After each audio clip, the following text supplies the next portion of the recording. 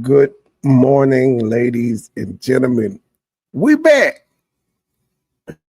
As far as I can tell, Umar has not he ain't responded yet. He done made a couple of posts and things. He did text the woman's son though, and I said it. I said, man, you did went to his top op. It ain't never coming. It ain't never crossing back over that line. He probably could have crossed back over that line. But yeah, he texted the son and was like, man, your mama, she went to my top op. And I guess he unblocked it to send it. But speaking of which, I had a epiphany after the whole receipts thing and stuff of that nature. Remember that was October, November of last year. Remember the infamous video dropped December 28th, and people was like, "What Joy is Joy? Why you just doing what she been doing? Shit like that." That shit like that. But even before then, this shit old as hell. Why is this bitch talking now? Like she just won't stop. So yeah, that was kind of what I meant when like, and I'm sure you've seen it too, Monica. That's kind of what I meant. Like the bitch just wouldn't stop. She just wouldn't stop. She still ain't stopped. But I'm saying that's why shit like that happened, because the motherfucker just won't stop. You ain't got to know, even though I knew, you ain't got to know. This is what the fuck you do. I was with her long enough to know how this bitch brain works. And she's obsessed with YouTube. Like most of these motherfuckers on here.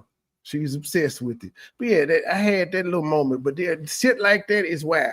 And keep in mind, this for 2 years removed, motherfuckers is still, you know, I just, but yeah, that's how the video that pissed everybody off or whatever they did to people came about, because the motherfuckers still wouldn't just stop. Just all in the back scenes 2 years later. Yeah, I was popping my shit. I was, girl, move the fuck on. And that stands today. Girl, move the fuck on. You ain't gonna do nothing but get your feelings hurt over here. Like you've been doing since the nigga left you alone. You just constant feeling after feeling after feeling. That's how your feelings got hurt with the whole beating a cold in them thing. You was too busy over here watching us instead of watching your new folks. And look at you. Don't nobody fuck with you but that crazy bitch over there. Like, where's your day one J4K people at? They just is, everybody is disappointed in you. Your YouTube channel is disappointed in you. But I'm done talking about that wench. Yeah, they came back yesterday and did a 6 hour. Now I'm confused about, well, something must have happened yesterday where because this was the one that I listened to that was 2 hours. That was done in a live because he was reading the fucking questions and comments from the chat. But it's not on his live now. It's like an upload. So I think he had to cut part of the show out and he just re-uploaded it as a standalone thing. But yeah, she came back yesterday with 5 hours and she showed more receipts. So I'm gonna play what I can until the shit start messing up and crackle, snap, crackling, popping, and then I go to the audio. But I had wanted y'all to see some of these receipts that he showed. I don't know how much time we're gonna get with them, but we're gonna see some of the messages. One of them, I know one of the things, he went to his IG page and found some of the shit he was saying about it, but she showed text messages, and I think she may have showed flight receipts and all that shit, which I doesn't know what that prove other than he liked her and she liked him, and she kept going back. She's already said he didn't physically hit her. He just had a slick mouth. Hard to get everything together. I sent you an email. Okay. Hi, everybody. Yeah. Thank you so much for joining us, and we'll take our time. However much time you have, we'll take that time, and we don't have to get to everything. We get to what you want to get to today, and if you want to come back in the future, we can do that. Before we even do this, though, sis, how are you doing with everything that Umar has been up to over the last couple of days, including doxing you on his Instagram page? I'm doing really good. It's different. My family has been awesome. The city's been awesome. My family's been awesome. Job's been awesome. Nobody is really surprised, which is shocking. Like on his end, nobody was surprised. It's kind of been more of a I don't know. It's kind of like a way to show up for me, because I'm a very private person. So I think they've been using this as a way to show up for me, and I appreciate it. I'm okay though. I'm not like emotionally wound up or anything. I'm trying not to be a little too numb to it, because I know the severity. There are other people that are out there. He's done it too. So I know I have some respect for what they went through. I'm just I guess like a different breed. Yeah. I noticed that. I concur on that. So yeah, he's really trying, and he's doing a whole Good joke, lot Kyle. of Good showing joke. himself. I will say that it's also kind of a determining line, like, I don't want to say good and evil. It's just it's a lot. It's just a lot of different people have opinions on it. And I don't want to like drag anybody else into this, but there were a lot of people that felt very strongly, a lot of women that felt very strongly about what he was doing. It's taught me a whole lot, because some of the things I was kind of like, oh well, who cares? But they're like, no, you don't understand how serious. And I'm like, oh, okay. You're right. I never even thought about that. Yeah, can you explain what do you mean? I was about to say something about there are last some night women that have live, went but through this. then Mad They've told had me to men, leave it alone. revenge So I'm gonna porn, leave it gang alone. stalk, just doxing. A lot of people have, they can't do it publicly. They're scared to do it publicly because they don't want the backlash to fall on them. But I've gotten a ton of inboxes, a ton of DMs, just like, he's crazy. Something's wrong with him. How did you stay in that space? How do you deal with someone like that? And I just say I've dealt with it. I'm kind of numb to it. After a certain point, I got my head right about what it was, why I was in the space, and I didn't pay him a whole lot of attention. But it's woken me up to a lot of things that happen against women. And I've worked in that space before, but it was always physical, like the physical abuse. Never really paid attention to like the psychological abuse. Then there's a whole nother capstone of men that can create narratives for women, and them having power to create these narratives. Like there's a lot of people that think I'm like a sex worker because of, the type of stuff that he put out, and my personality is not even that. I don't even have that type of reputation in, my city or anything.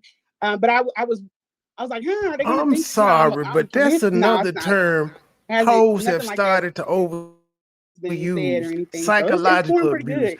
I think two people in a relationship psychologically abuse each other when they're talking shit to each other. That's psychological and verbal that you abuse. received the text message. They won't point Umar, it out. thought that All this shit talking they say directly ain't physical, but psychological abuse, just what the man can you explain says. that? Well, I can pull it up too, but can you explain that to niggas the is listening too audience? grown for this so shit. I have How you psychologically phones. One phone, and verbally abuse phones you? is jailbroken. That motherfucker talk to you. Leave. Somebody like me should never have a jailbroken phone, but I have one. It's explain what that means. So basically, it does more than a normal phone is supposed to be able to do, and that is to accommodate some of the work that I do on the side of out of town. Some way, so I had to get a Philadelphia phone number. When I got the Philadelphia phone number, I just dedicated that phone to Philadelphia, like to him, because I couldn't really use it anywhere else. I didn't want anybody to really have that phone number. And then I have two other phones. I have one that's for, my job, and then I have another phone for something else. But yeah, he thought one of the phone numbers that I gave him when we were doing the event, he thought that was my son's number. And my son has a completely different number. So he texted that to my son. My son never reached out to him. He just brought him into the situation. Like he was looking for somebody to kind of allyship with, which that was the wrong person. We are a very close-knit family. And he sent the text to my phone, and I was like, wow, if my son would have gotten it, I wouldn't have liked him to get, yanked into this. But my kids are barely on social media. Like they go on there. They're not like social media kids. None of us are really. But he sent and you can show it if you have it. I'll pull it up. I figure you just had it. But it's scary. Like, why would you send that to a young man? Yeah, especially where his mother's concerned. Yeah, let me read. I'll read a little bit of it, and then let's get your response. So, this was sent at 11:22 p.m. and it says, "Good evening, sir. Your mother attacked me on YouTube by going on my #1 haters platform and discussing my mother's personal business. My mother is innocent, and your mother had no right to target my disabled mother by conspiring with my haters." Essentially, that he says he's suggesting that you targeted his disabled mother. You were the one taking care of her, right? Now, I don't like Umar at all, but the nigga got a point. If you want to talk about how nasty I was living and how bad I was, fine. Why in the fuck are you sitting here telling the internet that my mama got multiple sclerosis and that she got the pee burning through her leg and all of this other shit? Like, why is you went too goddamn far? This bitch don't seem to think she got that far. Now, Leonard, he just doing content. That's what he been doing for 5 years. And like, I have a up and down relationship with Leonard, because when I first started off, the content was funny, it was good. Then I realized this all he did. And I had asked him, well, no, I didn't know. I didn't ask him. I typed it in his chat and I got blocked. But he was saying he was doing it to make awareness and all of that. Like, I respect the motherfucker. Like, that's not why the fuck he doing this. This nigga don't care about everybody that done donated and all that shit. The nigga cares about it because it changed his life for him and his family. If you see how he was living when he first came on and started talking about Umar to now, the nigga life has drastically changed. He got almost 100,000 subscribers from talking about Umar. Umar is a lightning rod. He's infamous, so that's why he does it. I just keep it real. It pays his bills. People watch. When he talk about non-Umar stuff, he ain't like the result. So niggas do what we go to what we know best. He won't just admit that. That's fine, but I gotta agree with Umar. He sent it to. Maybe he sent it to the son because the son is who introduced y'all. You said that the son introduced y'all and stuff. And you also claimed that he had blocked your son. And this was his way of letting him know, well, this is why you got blocked in the first place, because your mama was doing shit. Now she done took it upon herself to go on my top op panel and do 7 hours worth of interviews on me. This will be addressed one way. Okay. Y'all can see that though, right? That's what I want to do. Let's see. That's what I'll do. I'm gonna leave that pause right there. And I'm gonna go to the audio so that way I can stop some of the buffering. What am I? 5750. Hold on, with my speaker. Cause this is some good shit.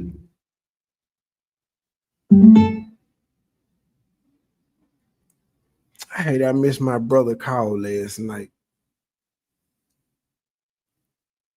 Because I remember him being on the phone with Joy and I. He was talking to her because I was telling him how this motherfucker was jealous that bitches in the chat was flirting with me and stuff of that nature. And he was having a conversation with her. I hate he missed the call because I could have asked him some questions. This the one that living in the city. How this motherfucker didn't know I had 2 brothers? We engaged, but she didn't know I had 2 brothers. That's crazy, but whatever. What am I looking for? Oh, the video, 5758. Right, and this had nothing to do with his mother. His mother was,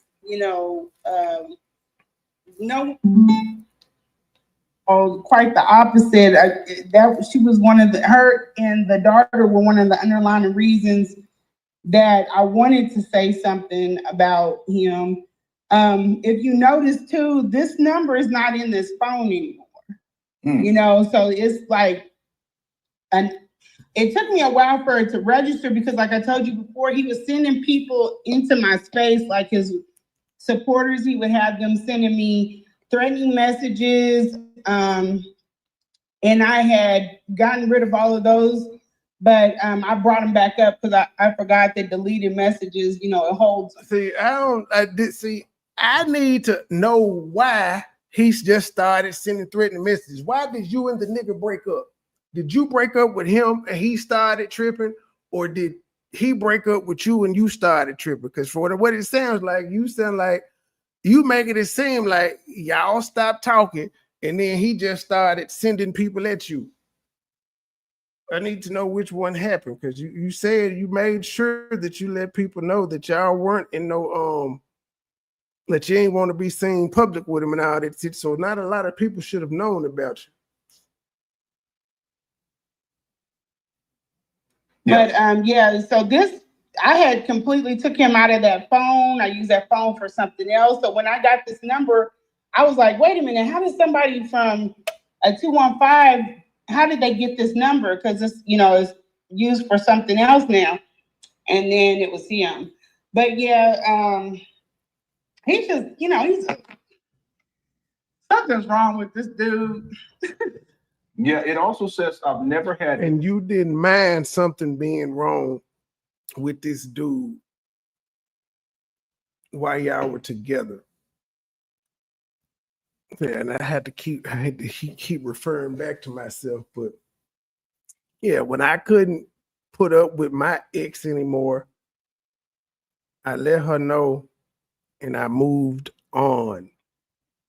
She was worried about public perception, so I continued to pretend after I moved on.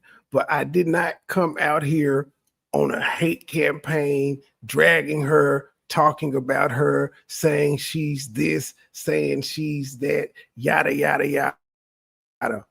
I'm not retroactively complaining about what she did.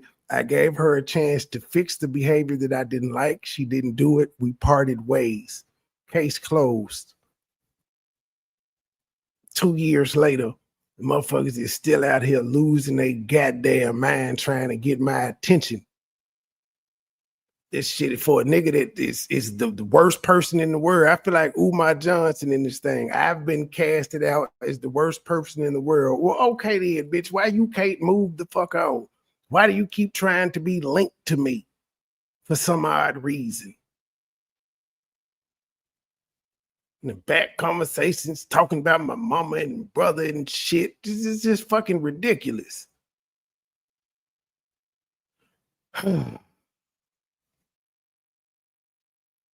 Violate my mother in my life. It's not that you violated her, you were taking care of her. Yeah, I didn't violate her, and he's just trying to manipulate. No, you did, ma'am. And Lennon, as a grown ass man, you should have. Well, in the middle of, I understand you getting the content. I would have got the content too, but right now, you can understand what the fuck Umar talking about. Bitch, why is you bringing my mama into this shit? Talk about me.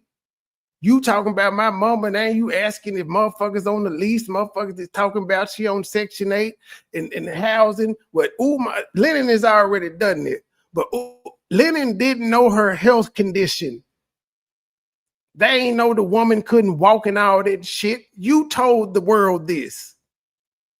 And you talking about, you don't think that was wrong? You don't think that's wrong? I also think it was wrong that he put up your autistic son IEP papers, but he was proving the point saying that you cared more about dick than your son's IEP thing, but I disagree with him putting that shit up too. You see how that works? Both of y'all did some fucked up shit. I don't know how the beginning of it started, so I can't say who's to blame. But I do know this text message to your son is in response to something you did. And whatever he was doing, if people were just calling you, the shit wasn't public. Because for some reason, 2 days ago, he decided to just go nuclear on your ass on IG. Whatever the hell happened between y'all, I don't know if he knew you was going on this interview. You told him. I don't know how it happened, but he decided to bring the fight to your ass.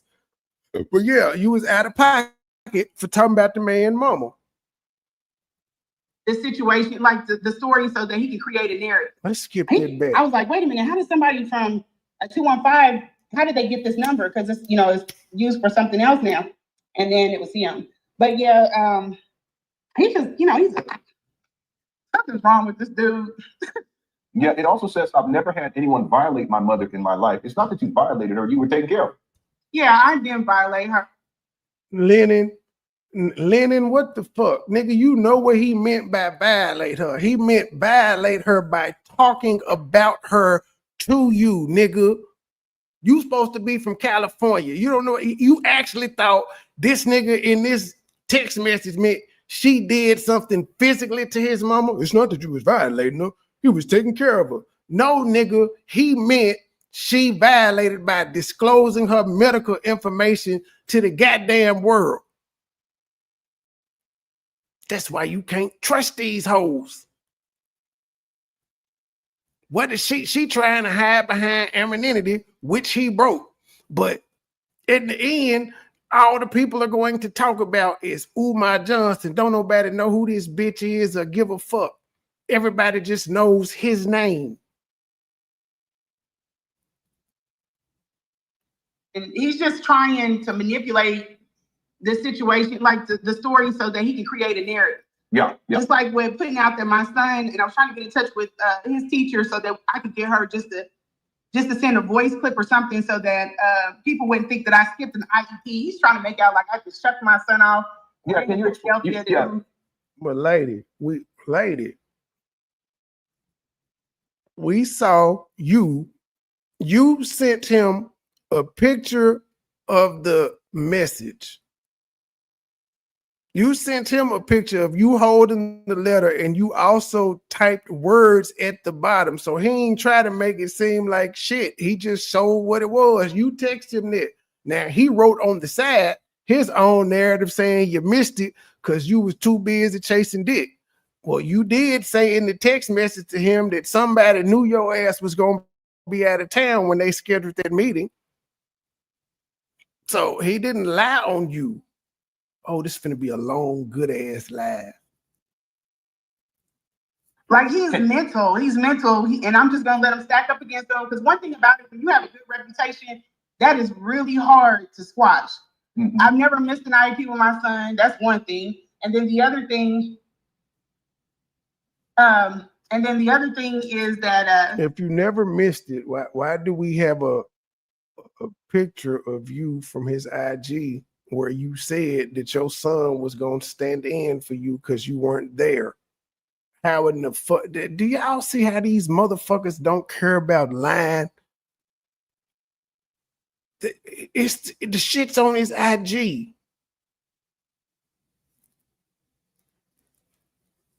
The way had happened, my son had picked up a phone in the classroom. They have certain phones that are in classrooms and it goes straight to 911. So he was trying to call his brother to get picked up. There was nobody in the class. He walked up to the phone and he picked it up. Mm-hmm. And he's in a different type of, school setting. So they have. That message he put up didn't say nothing about that. Well, I don't know what the note said. He's in a smaller class size and everything. So he picked up the phone and it caused the paramedics, the fire, everybody came out. And he got in trouble for it. But he didn't know.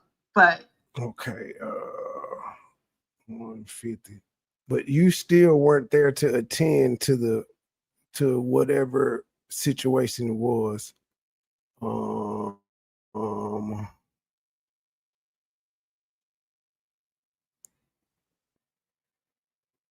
me know when y'all can see that.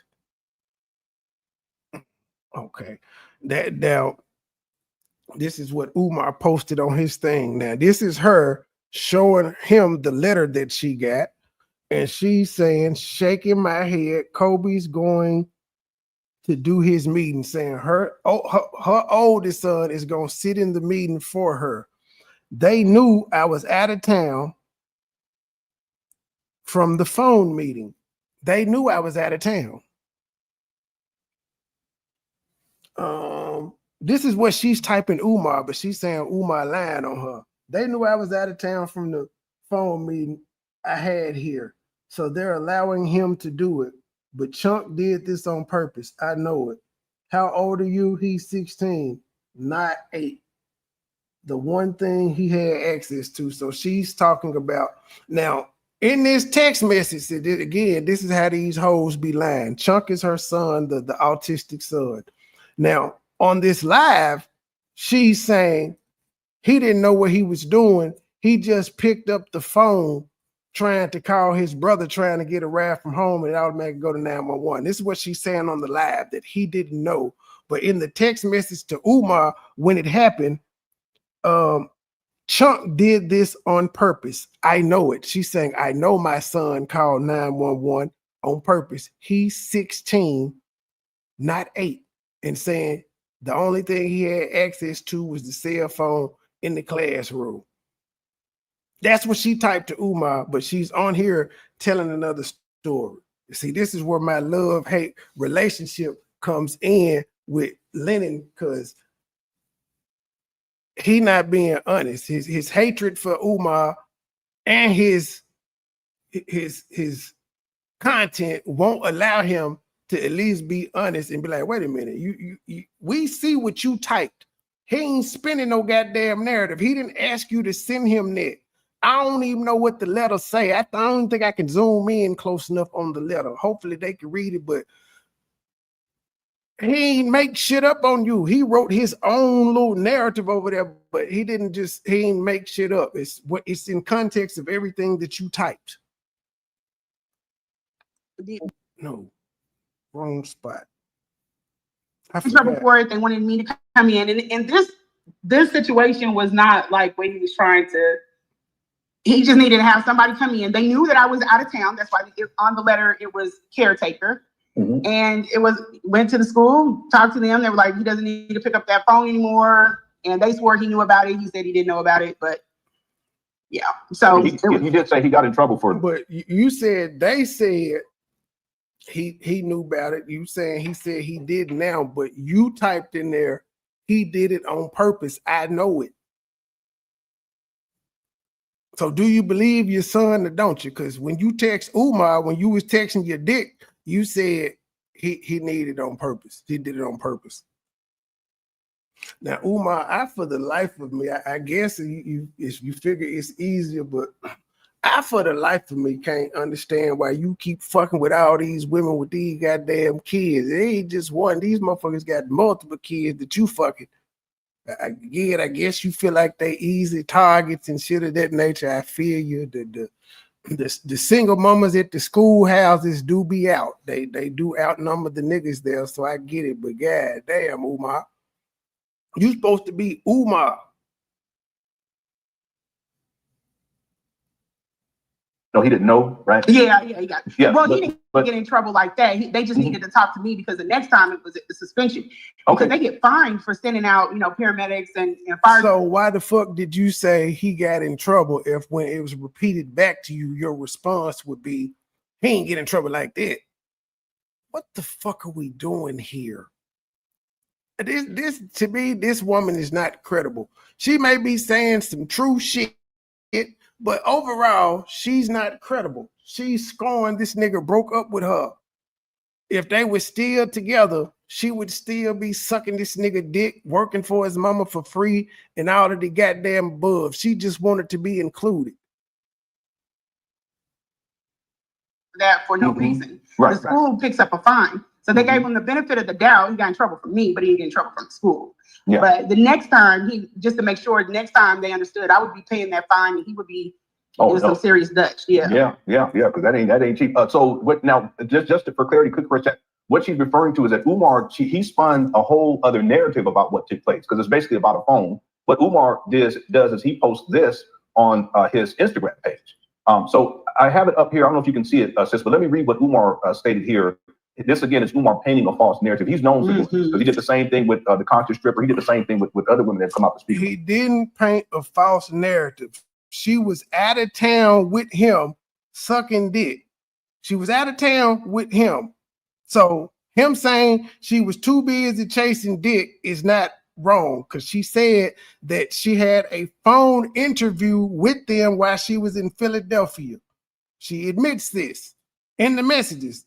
I had the phone interview with them here. That's how they know I was out of town.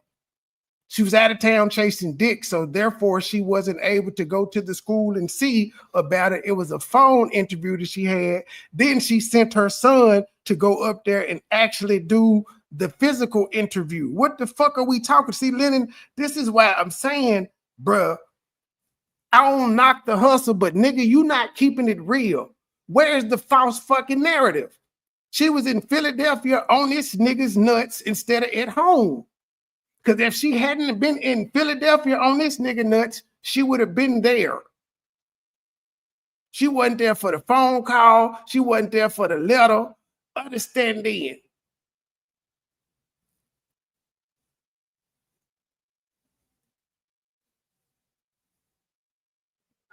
Umar says this woman, and then he gives your information.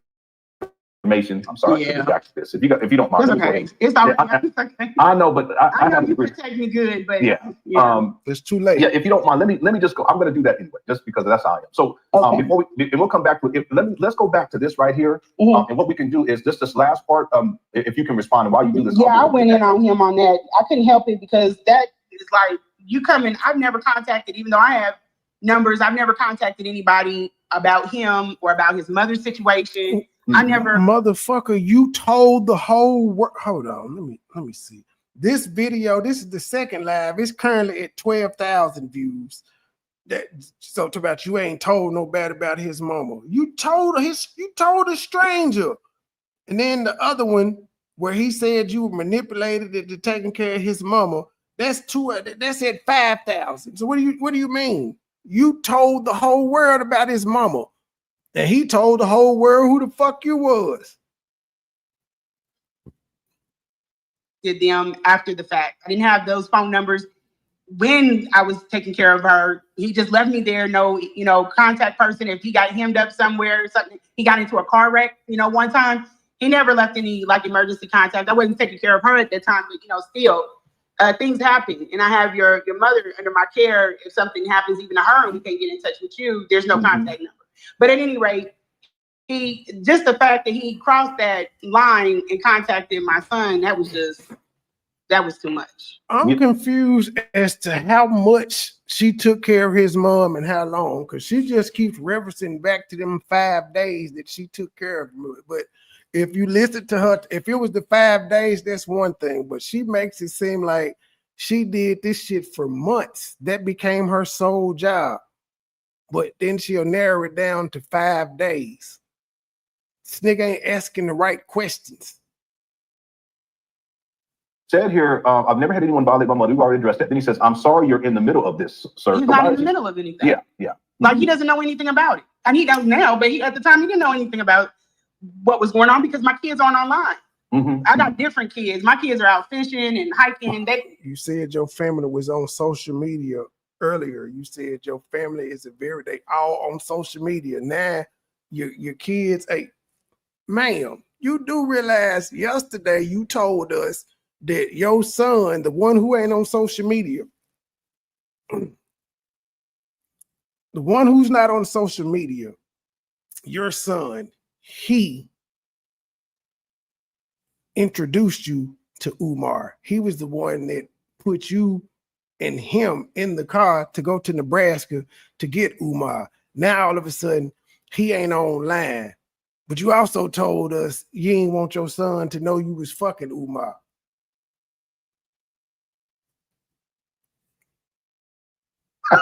My kids be touching real good. They be hugging trees and touching grass. They be not caring about what's going on. Yeah, that's awesome because kids do. My kids too. This whole lie.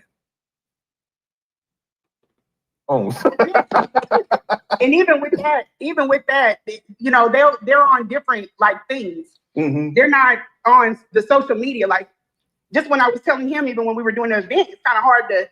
We had a whole theater, that someone trusted me with, and I appreciate, them letting us use it. But we had a theater; it was hard to fill up those seats, and he was, his ego. She be making herself seem so important, but Umar got the ego, which he does. But ma'am, look in the mirror.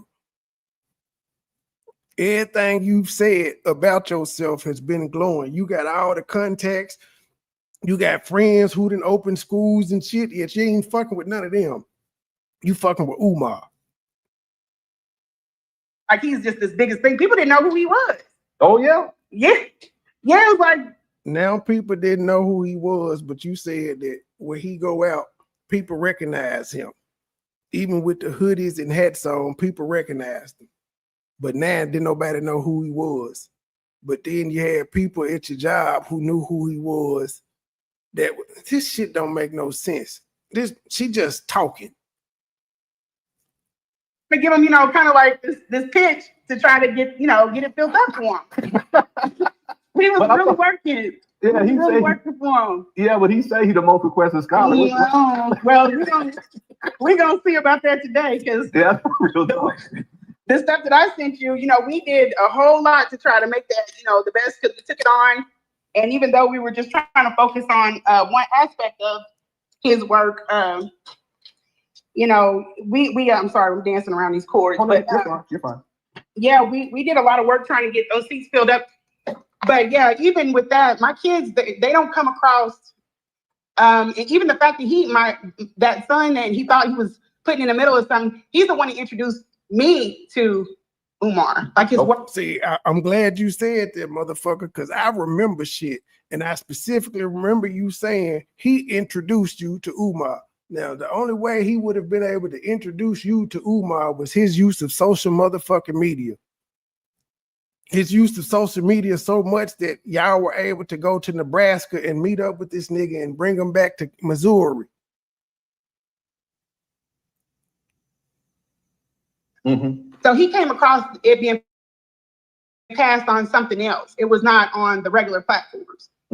So. And then the last thing he says, my family is very angry. This will be addressed one way or another. That's almost like a veiled threat. Yeah, I'm not worried about none of them. That ain't no threat. They're saying it'll be addressed one way or other. And he doxed her. That's one way of addressing it. That's not a veiled threat. So again, you be sipping too hard for these hoes just because you don't like this man. You act like these motherfuckers ain't said shit wrong or nothing. It'll be addressed. That ain't no damn threat. The nigga did several fucking videos about several upload or several things on his IG. And he may go live on it too. That's addressed. Why would you automatically go to, oh, that sounds like a threat? He threat violence. Why? You heard how he talked to Seti and them, so he don't have no problem saying what the fuck he gonna do when he want to do it. When he threatened you, he ain't had no problem saying, Goonie Goon Squad, pull up. I need y'all to take him out. That wasn't thinly veiled at all. When he said, Lyndon Honor, I'm in your ass, he was speaking directly to you.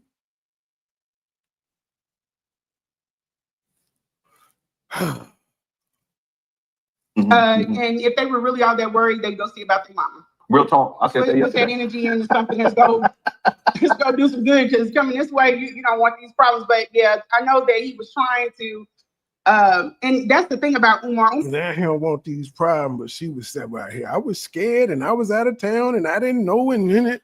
Now it's you don't want these problems.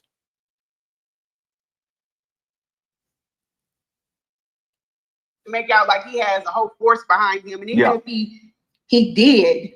One thing about dictatorship, it's like death by 1,000 cuts. You have nicked so many people and hurt so many people and done so much crime.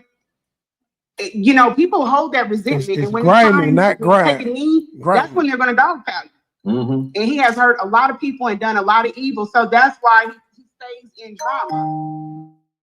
It's still people that are in Philadelphia that have issues with him. He's not loved in that city. No, I ain't calming down. Hey, no, I ain't calming down. This nigga ain't being right. He not being fair. Again, I get the content, but nigga, at least be real. You ain't even challenging this bitch. You just agreeing with everything she said. I had an issue with the motherfucking title you had talking about he manipulated this bitch. No, he didn't. He didn't reach out to her. She reached out to him. And if the shit was such on the up and innocent, she wouldn't have felt the need to hide the relationship part from her son who introduced them. She went out her way to hide that she was fucking Umar because she knew her son was probably gonna look at her crazy. And while she was still fucking Umar, the son started saying shit about Umar that didn't add up, and she ain't even stopped. The son stopped fucking with Umar before she did. He realized Umar was full of shit before she did, but he wasn't fucking Umar, so he wasn't digmatized. She thought she was gonna be Mrs. Johnson. She thought she was gonna be the first lady of FDMG. By what I didn't go out there even when I was in my. I hope Lennon. I hope I tagged him in this title because I want him to hear this shit, nigga. You is not being fair.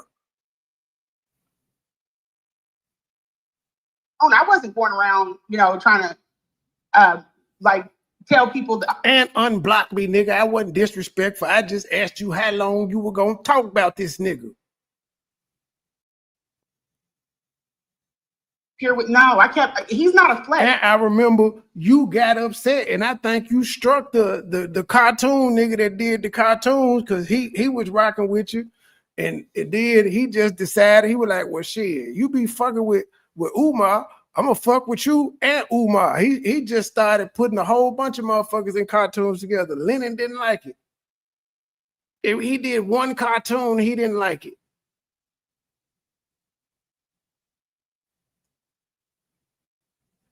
Or to be around or to be up on, he's not that guy. So I kept all of our dealings and everything. And I've even told the guy that filmed the video that you showed, I asked him if me and my son could get removed from it. And even Jarrell get us removed from it because we didn't want to be publicly aligned with him. I never posted him or my pictures. I don't want to be publicly aligned with you, but I will privately suck your dick. But I won't be publicly aligned with you, though. I'll be seen in public at hotels and reap the benefits of your name, but I don't want to be publicly aligned with you. If you didn't want to be publicly aligned with him, why in the fuck were you and your son at an event to be put in the video any fucking way? Do you see these motherfuckers just is talking for no goddamn reason? Just truth, give me some coffee.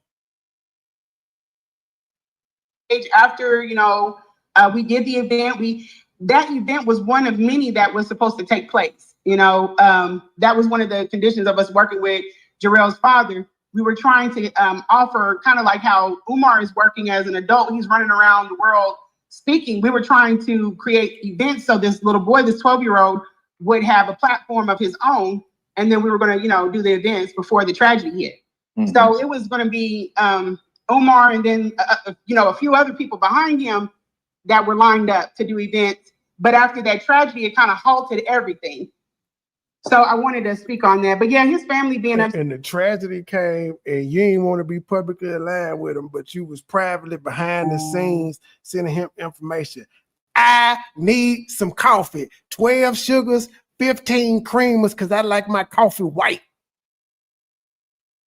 About that. Yeah, but he may just be saying that may not even be true because he's painting possibly so. Because I just can't see unless they're immune to it. Where I was talking to my girlfriend, she was like, some people live like that and they're immune. But I don't think that he is based off of the video that you showed before because he was trying to say he was moving. He's in a process of moving. That shows like, you kind of know that this space is messed up. So are you just lazy or maybe he doesn't? I don't know. No, yeah, and some of that I have follow maybe a page and a half of follow-up questions. So, and that was one of the questions, and we'll get to that a little bit later on. Okay. But I think with Umar in that scenario, he was exposed, and he wanted to come up with an excuse as to why he was living in filth. Yeah. Now, if he wasn't exposed, I think he's perfectly comfortable in that because that's a pattern of behavior for him, living in filth. Yeah. So it may not. He may just be immune to it in the sense that it doesn't register in his mind. And like you had said in the first interview, he may have been raised in that type of scenario anyway. And it's just something that doesn't register in his mind. Yeah, because just even looking at some of the stuff in the house, I was just like, it's been a long time since, some things have been turned over in this home. So yeah. What do you mean? So what do you mean by that? So, some of the things in the house? Just walking into it and looking at like the condition of the sofa, the condition of the chairs. He did tell me that he needed to have like he wanted me to decorate or he wanted me to come in and fix things up and everything.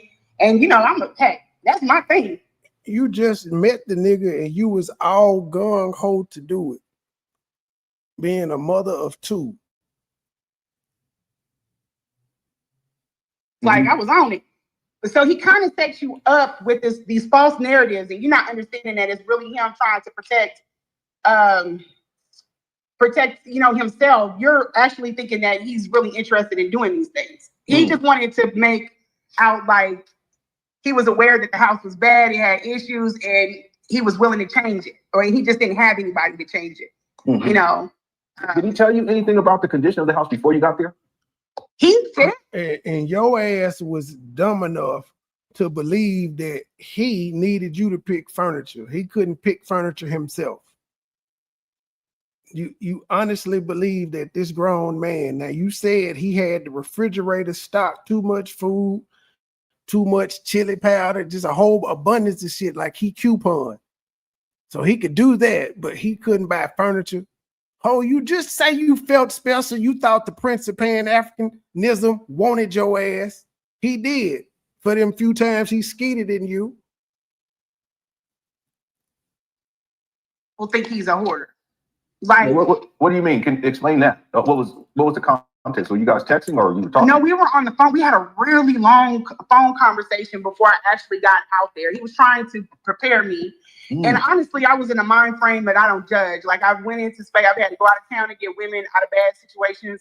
I've been in all kinds of different types of homes. This bitch is Superwoman, but she worked for the government. I don't know if she worked for the government. She said she worked for other famous people. This bitch is Superwoman. I think she's an Avenger.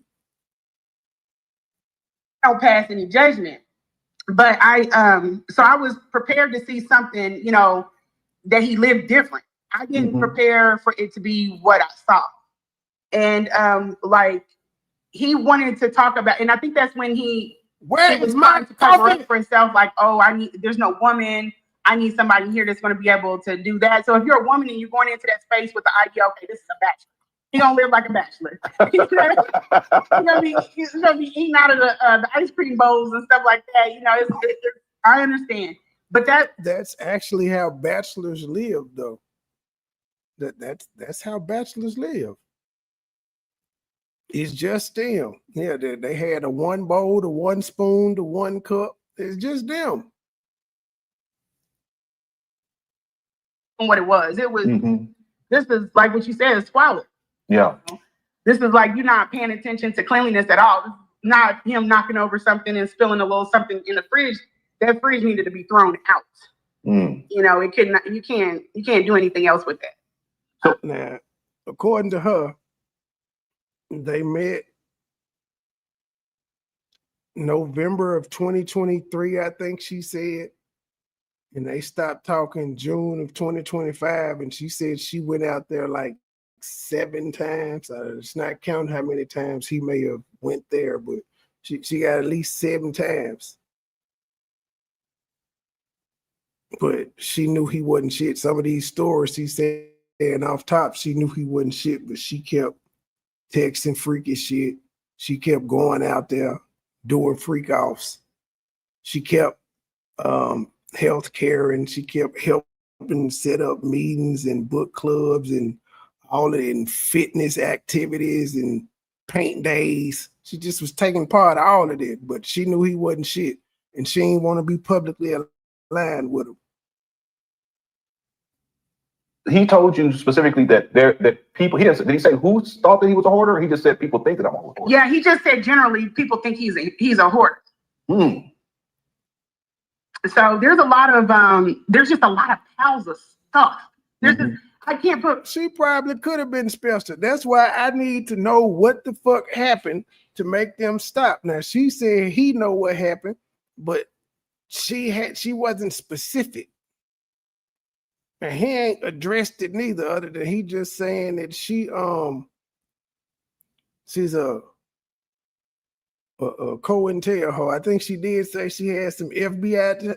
Oh no, I think she said something about having FBI ties and the NOI contacting her after Umar had left and some shit. So that's why he calling her and say she working for them folks, trying to take him down. Maybe that's what it was.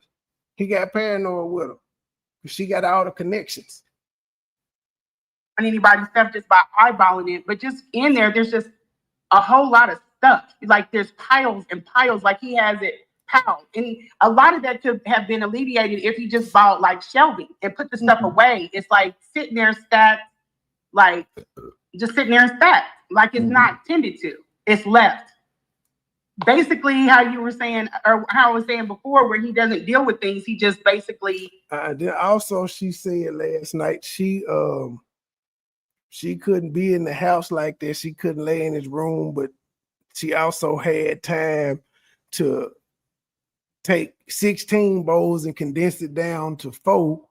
And he was like, no, you ain't gonna throw that away. I'm like, when would y'all spending all this time together? I'm confused. Was he there or were y'all gone? Was the house nasty and you couldn't do it? Or was you trying to help the nigga clean up? And he was like, no, because you said all of these things. If they don't stop with this fucking group message. Sit. And then more, and I'll tell you something else. He has a ton of in the house. You know those donations, well, in bulk mail, when you work for the post office, they allow you to pick up like fan mail and stuff like that. You can have their crates. So they say United States Postal Service on it. He had an unusual amount of those things in his house, which you're supposed to return them, but he's using them as caddies. Oh my goodness. So that is what I found the juice and the cleaner mixed in together. Like it was like in there just like you had just put out juice and cleaner in a caddy and stuck it underneath a dirty sink. Okay, so real quick, when you say caddy, you're talking about the mail caddy for mails? Yes, there's like these bulk containers. They are made out of plastic. We have a ton of them at our job where they hold bulk mail. And like sometimes small packages or whatever, they're white bins.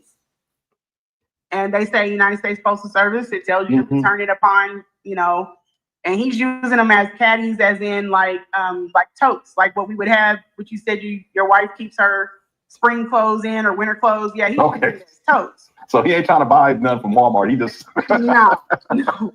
Now, this is something that I was concerned about during your first interview. You had said that he had mixed, I guess, in one of these totes or some of these totes, his mother's juice and cleaning supplies. Yes, and I'm gonna tell you how bad the ego on this guy is. I separated it. I took it. I wiped it down. I separated. I pulled all her juice out of there. Wiped them down with a rag, and I wiped them down and separated it. I set them on the edge of the table. Now, mind you, I didn't went home and I didn't came back, but it's like a matter of a couple of days. When I came back out, he went and put it right back to where. She went home for a couple of days and flew right back out.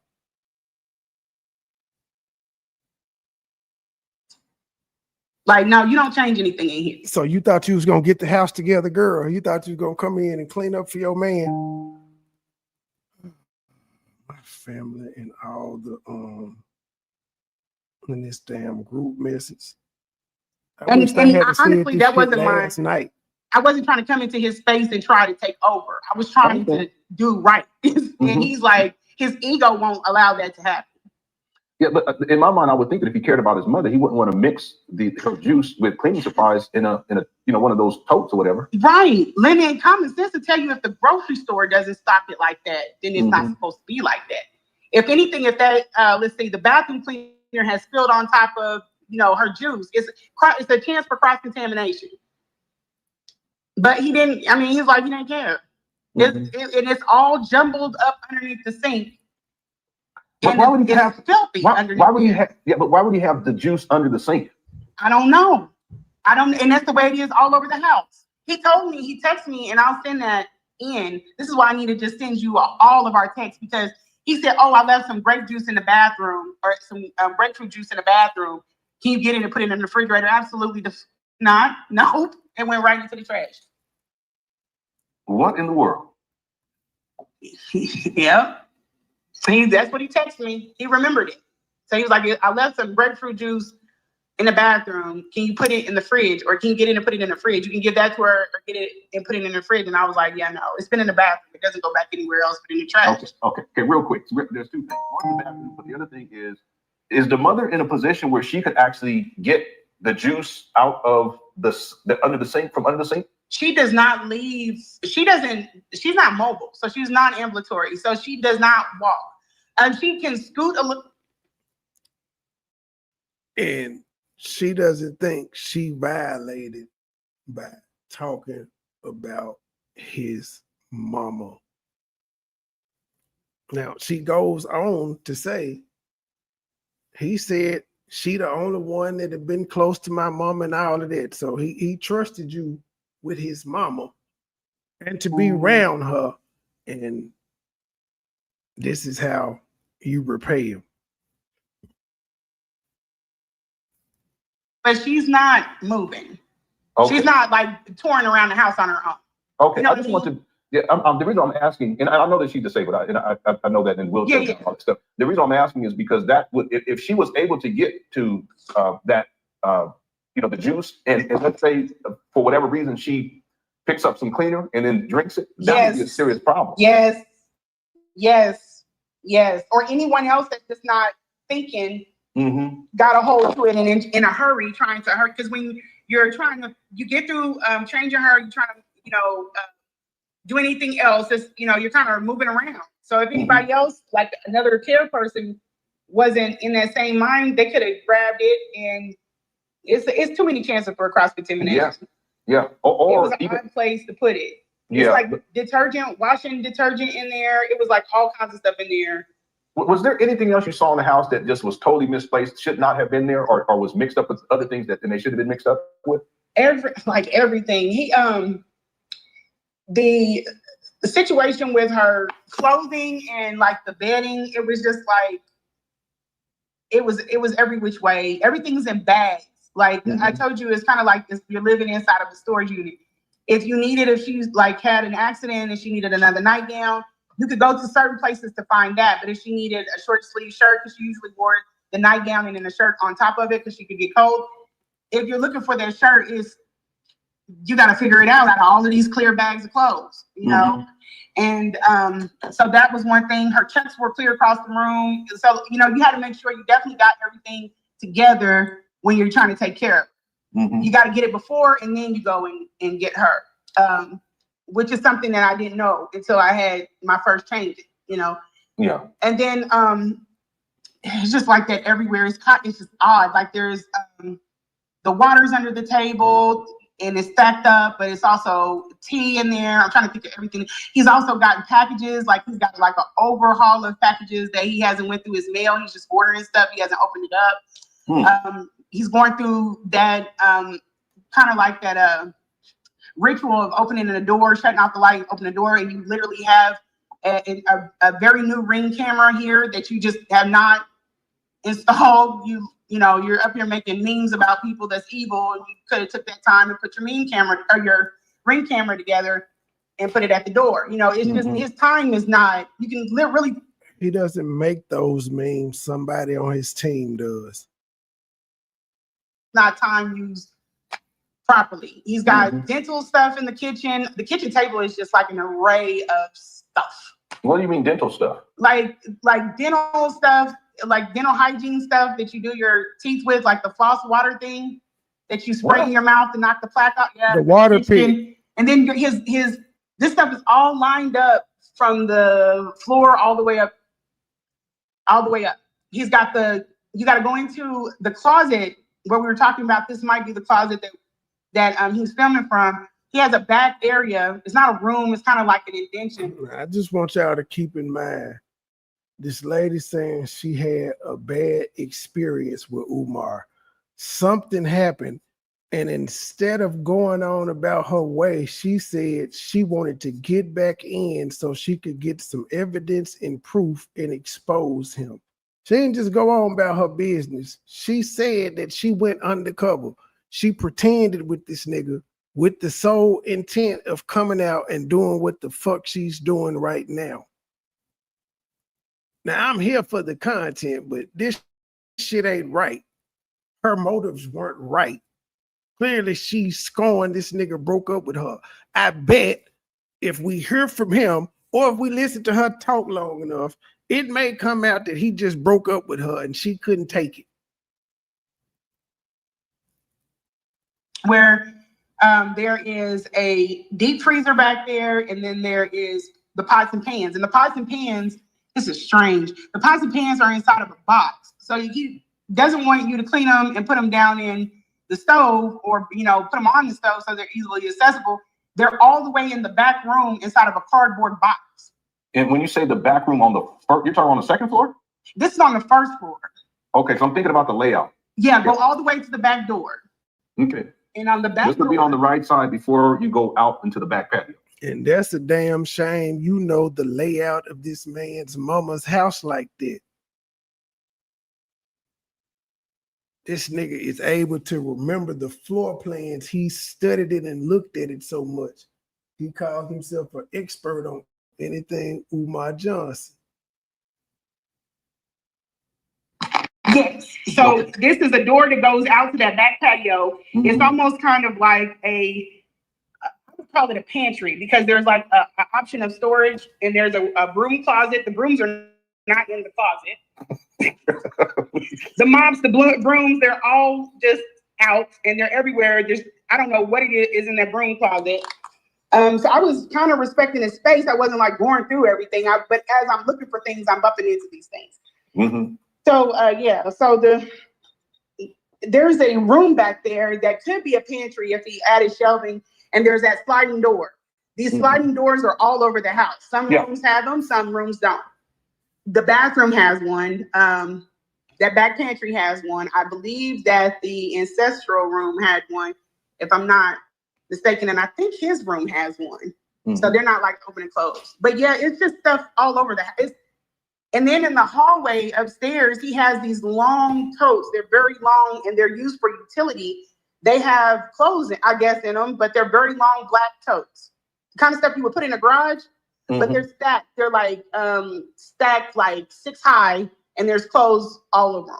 And that's on the second floor? That's on the second floor of the hallway. Mm-hmm.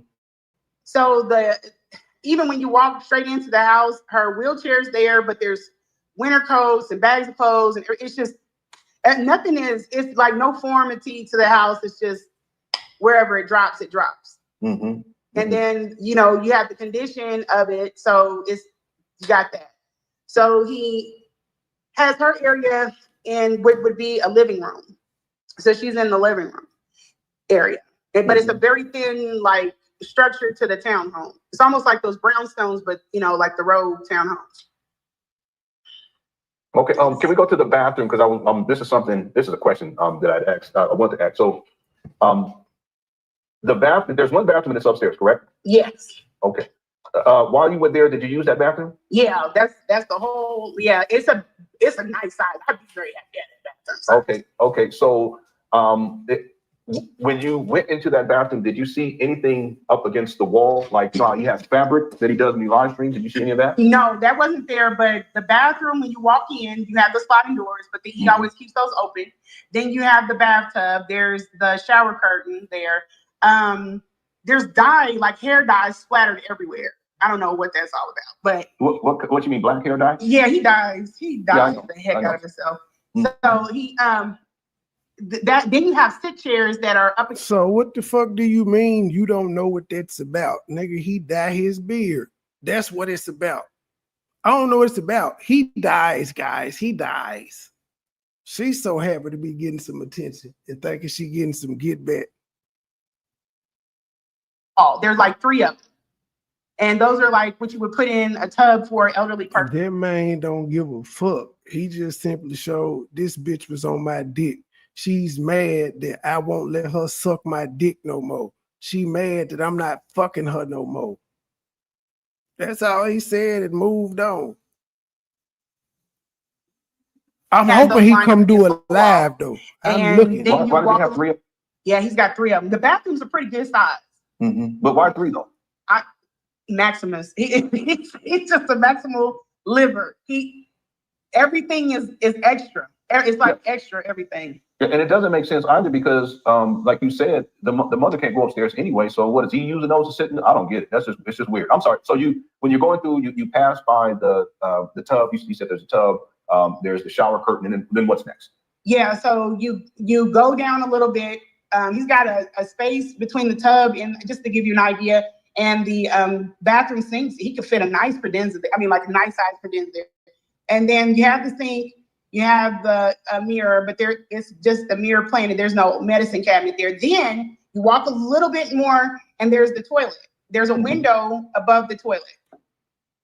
And then to the side of that, and this is on the right side, you know, the baker's racks that they use in restaurants, what they keep, what he should actually have his pots and pans on, it is actually upstairs in the bathroom holding all of his hygiene stuff.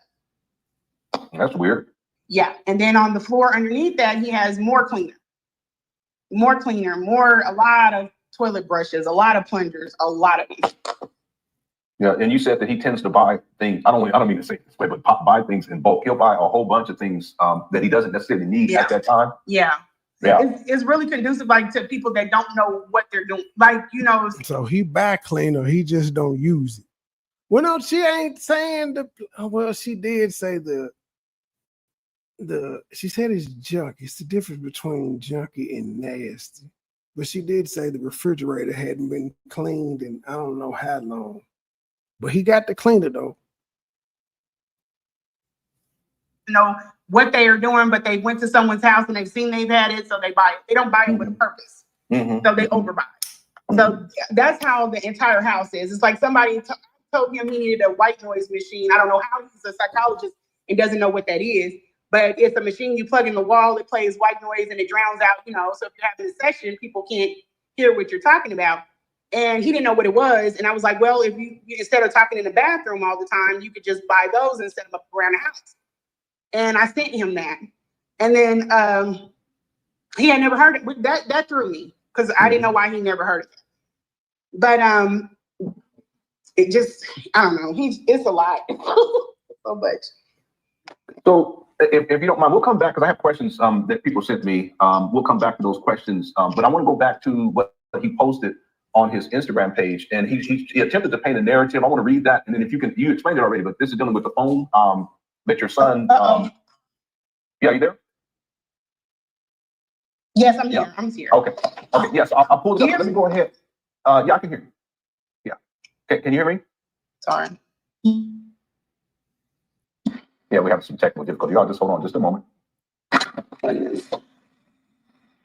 Okay. Yeah, it sounds like, are you in a car? I'm sorry? It sounds like a car in the background. No, I don't know what that is. Yeah, it may just be static. It might be, let me see if I can, hold on. It might be this. Did it get better? Yeah, that sounds a lot better. Okay, that was my fan. Okay. Oh, That's my desk fan. it was loud. It sounded like an airplane. I wish it worked like an airplane. It was just sputtering. Okay. Okay, so what I want to do is I want to go back to the situation with the phone, and your son got in some trouble about that. But Umar, he takes that as an opportunity to spin a false narrative. Yeah, right? that was. So, she came after him first. What the fuck? Y'all is complaining about this nigga reaction to what this heifer did. So if I'm going to pull it up now, and then if you can give us, I'll read it, and then if you can break down what is it about it that is basically Umar, he's painting a false narrative. He's basically lying on you, right? Yeah, he needs something. I don't have nothing. He needs something. I don't really have nothing. But he knows He definitely didn't lie on her. In fact, the text me, she Give me one moment. okay. Yeah, there's some feedback too. I'm getting some feedback from you. Okay, so let me pull this up here.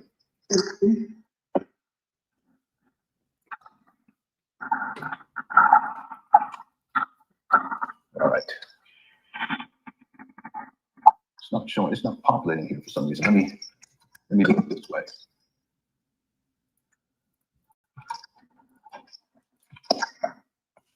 Yeah, I apologize. For some reason, it's not coming up. Yeah, I think it'll work this time. Here we go. Okay, so this is something that he posted yesterday. He was very active yesterday on his Instagram page while we were live streaming. So he posted a picture, and it's a picture you're holding a letter, And then that's my son holding the letter. Okay, it's your son. Okay. Yeah, my oldest son. His son sent her the picture, and she sent it to Umar. The son sent her the picture because she was out of town with Umar. Okay, oldest son. Okay, so this is what Umar said. He said this woman, and he docs your information. Most likely, I'm sorry, I'm getting feedback from you or some sound. I'm going to mute you just as I read this. It says, this woman, and it gave your name, is so trifling. She missed her son's IEP meeting to come to Philadelphia. She had the nerve to tell me that her other son, who is a young adult, was going to stand in for her at, I don't know what that means. That's an IEP meeting. Are you serious? Your son has, well, he's even telling the business. It's always in trouble. Motherfucker, she told the business about his mama. He can't tell the business about her. See, that's what I'm saying, Lennon. You ain't being fair. You acting like she's shocked, but this bitch came out and talked about his mama first. As you just said, he was busy on his IG while y'all were live. So I'm fucking behind on this shit. So apparently what I seen was done 2 days ago, because that's what Umar started posting. That's why it's an upload. He cut it out one of his live streams. She must have popped up. And then she came back yesterday for a part 2. And so while he's on this live, he's saying, well, he was busy on his IG while we was doing this live stream. So while she's talking about his mama, he decided to point out, bitch, you missed your son meeting to come suck this dick. She texted him, they knew I was out of town from the phone meeting that I had here. Trouble, and you're willingly missed the meeting to chase Shango Stick in Philadelphia. If you live such and such and know such and such father, please have him call Dr. Umar. I will help the man get his son's IEP services in order for free. He needs to get custody of his son from this woman. Wow, this is Umar, you know that nigga don't care. You have a lawsuit against that school. Wait a minute, what did he say? Wow, what? I will help the man get his son's IEP services in order for free. He needs to get custody of his son from this woman. Wow, this is very vindictive. You have a lawsuit. Wow, this is very vindictive, but her talking about his mama ain't vindictive. Motherfuckers in the chat asking why she didn't report him for elderly abuse, and if she was gonna report and she thought about it and shit of that nature. That's not vindictive. You're not being fair, Lennon. That school. However, and he gives your name, I forgot Rebecca, is too thirsty chasing the P word to help her son. Can you break this down? Oh, he is so misled. This is why I always feed hungry people bullshit. So, nigga, why didn't you read her part of the text messages that she sent to Umar? Why didn't you read that part? Because that gives context to what the fuck he said. You just ignored what she said. You ain't gonna read that part, huh? Let me pull it. Hold on. Let me go to IG. I read the shit. I showed it yesterday. Shaking my head because she said that's her son holding the letter. And then she's texting Umar, shaking my head. Kobe's going to do his meeting. They knew I was out of town from the phone meeting I had here. She had a phone meeting in Philadelphia. So they are allowing him to do it. But her son, and she said the son's name, Chunk, but Chunk did this on purpose. I know it. Like, how old are you? He's 16, not 8. The one thing he had access to. I don't know why he didn't read that and then read what Umar wrote on the side. So for context, this is what she texted Umar. I'm gonna read it again. I'm gonna be fair. I'm gonna give y'all the whole context. She out of town with Umar. Her son sent her a letter about what the hell happened at the school, with something about dialing 911. I can't really read it. It just has his name, the date, and the time. And she says to Umar, shaking my head, Kobe's going to do his meeting, meaning her oldest son. She left her oldest son at home with the 16-year-old autistic son. For Umar, let's not get that twisted. She left her, I'm assuming the other son, 18, 19, he's an adult, but she left her older, younger son at home to deal with an autistic 16-year-old who called 911. This woman, and she says, they knew I was out of town from the phone meeting I had there, so they're allowing him to do it. But Chunk did this on purpose. I know it. Like, how old are you? He's 16, not 8. The one thing he had access to. Umar, because she talking shit about him, posts this and says, this woman, Siobhan Stone, aka Lenae Stacks of Kansas City, Missouri, is so trifling, she missed her son's IEP meeting to come to Philadelphia. She had the nerve to tell me that her other son, who was a young adult, was going to stand in for her at Chunk's IEP meeting. Are you serious? Your son has autism, is always in trouble, and you willingly missed the meeting to chase Shango Stick in Philadelphia. Now, what part of that was a lie? Now, the child may not always be in trouble. I'll say that's a lie, because he don't, unless she'd have just spilled her guts to him, which she said she couldn't talk to him about her son. I don't think that he would know if he was always in trouble. So that part could be a lie, but she missed her son's meeting because she was in Philadelphia with him. And then she sends the picture and says that her son is going to stand in. What part of that is a lie? Then he goes on to say, if you live in Kansas City, Missouri, and know his father, please have him call Umar. I will help him get that man there. That's just him talking shit right there.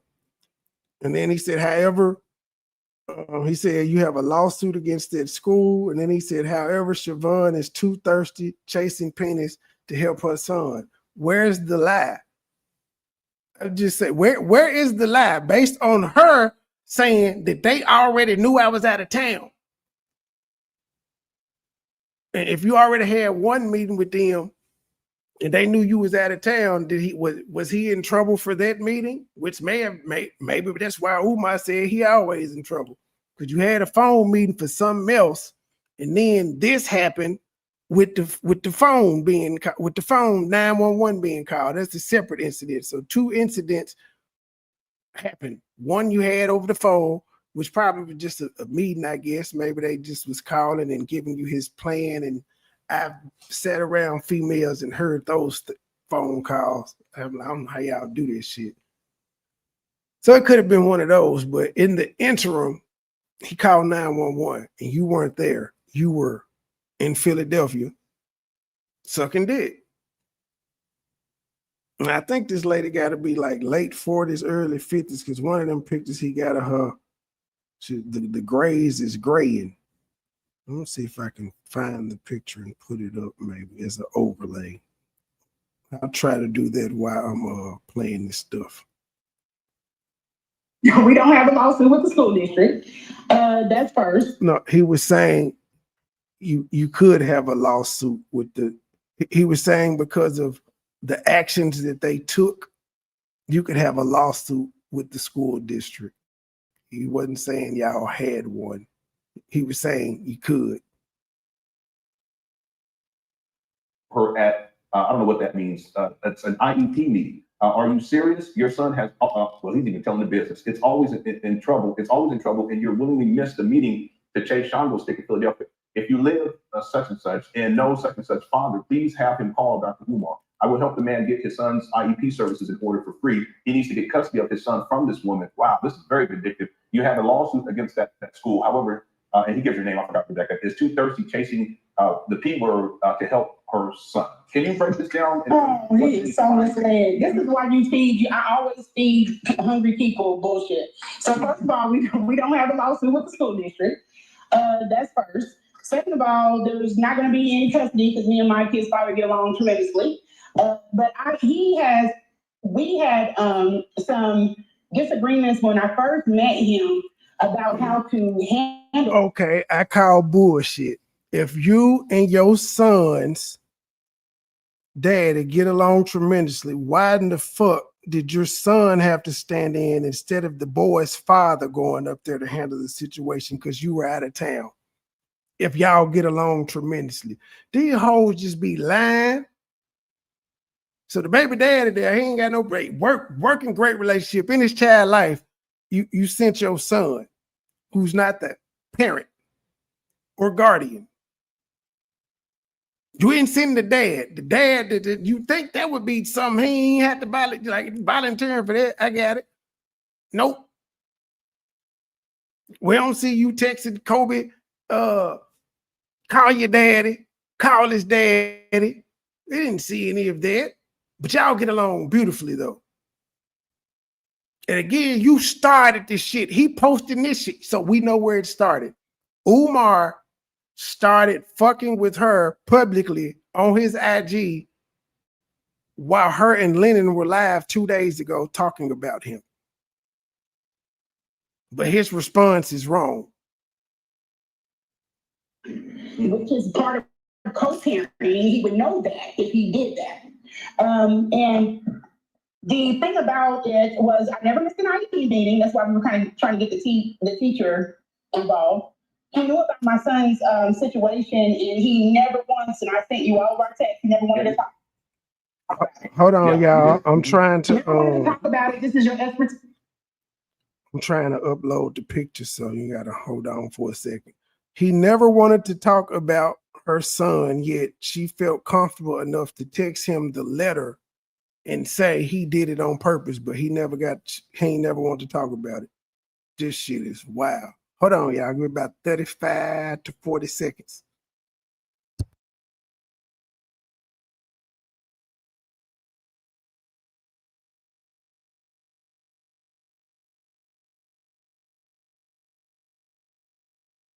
It's gonna take longer than that because somehow my phone is moving slow. Why I say I ain't got no fuck? Ooh. May have made a boo-boo.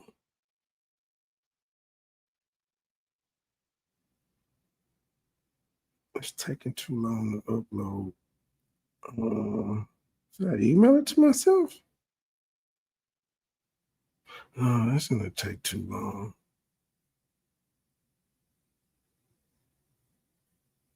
I don't know why this shit is moving slow like this. It's pissing me off though.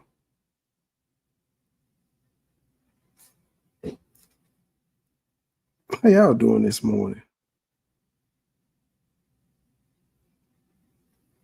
You haven't completed any.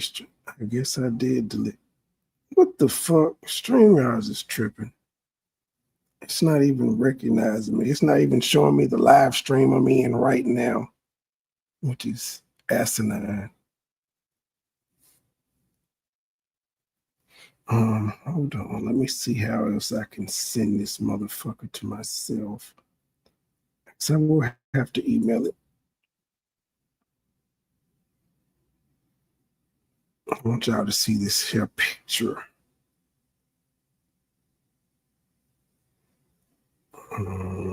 Photos.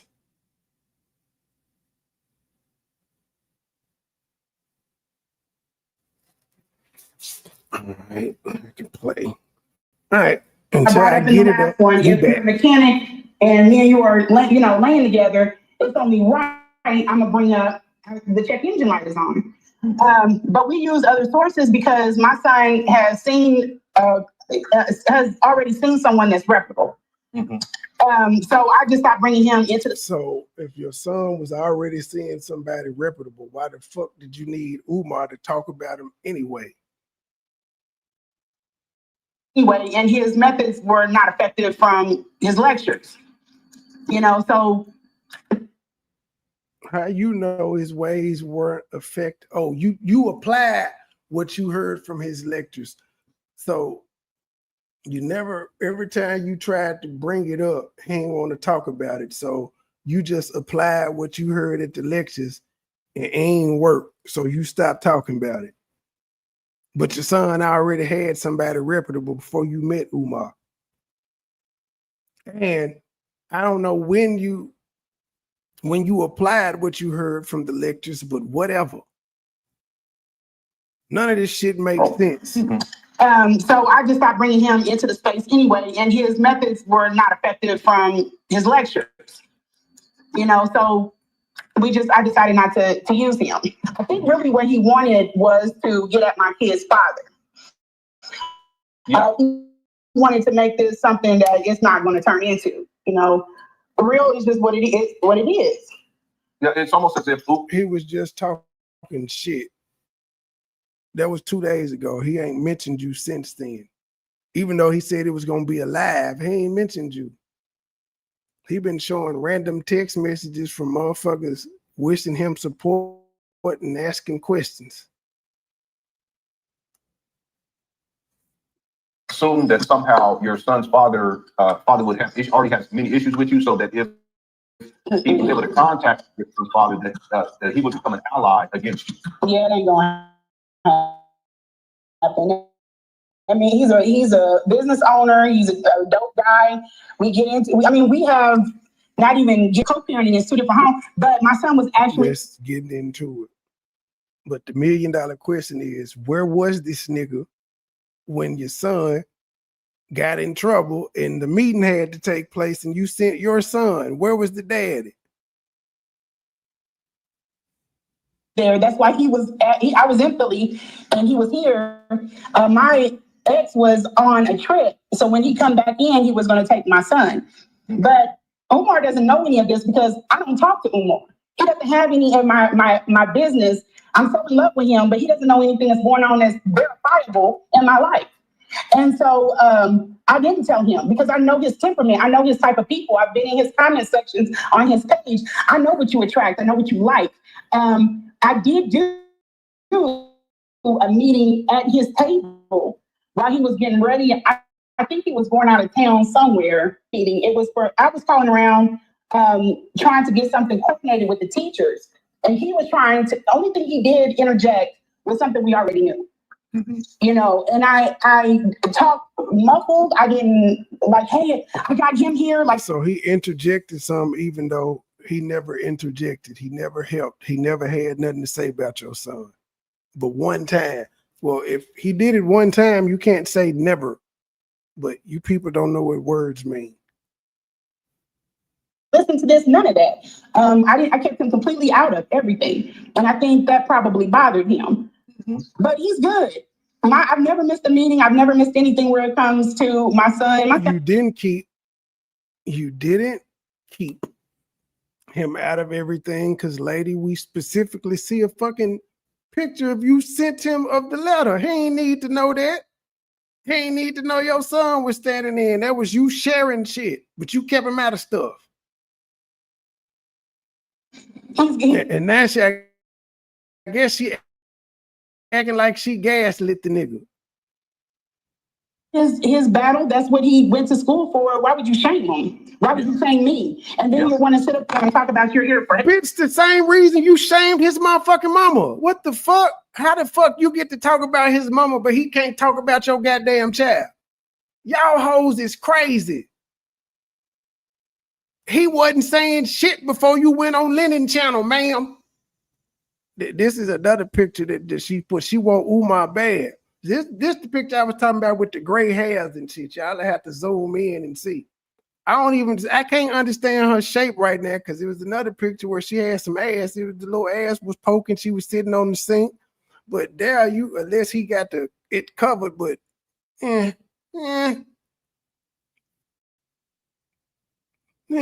that's her. She talking that shit out here. I hope people are paying attention to this. Yeah, there are people paying attention. I don't get it. You can talk about my mama and me. You can get in you brought up my daughter too. You got into my affairs with my daughters and my baby mamas. You talked about all this shit. As soon as I say something about your child, I'm wrong. I hope people are paying attention. The nerve of these hoes, I guess this touched home to me because I done been done like this by bitches that I done fucked. Ones I ain't fucked, ones I talked to, ones I never talked to. I done had a whole bunch of hoes say stupid shit like this.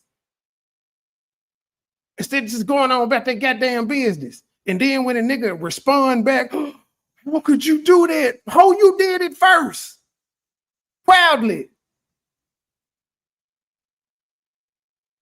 Just he's painting a false narrative, but he has a history of that type of behavior, and not just with the women that he's dealt with, but he tends to paint false narratives about himself too. That's Don't you put that man up? Y'all sent all of these people sent these resumes and sent your kids IEP. All you did was give him ammunition to work with you and to do scandalous stuff. And if it doesn't work out, then he's going to use that stuff and dox you. That's it. But you didn't send resumes in any of that. And the only reason you got doxed is because y'all's relationship didn't go where you wanted it to go. The other people that were sending resumes weren't trying to fuck him. You were, and you didn't send a resume. If they're not bothering him, there's no reason for him to dox them.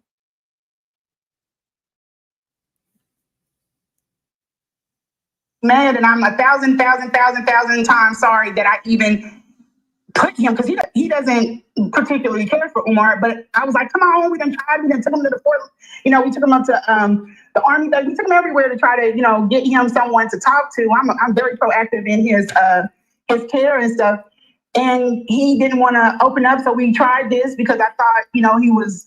Again, both of them skirted past the fact that she was too busy. She wasn't at home when this happened with her son. She was sucking Umar's dick. And if y'all listen to her, she stayed traveling across the country, leaving her 16-year-old autistic son at home to clean Umar's house. She left her autistic son at home to go be Umar mama, a caretaker for 5 days while he was traveling the road.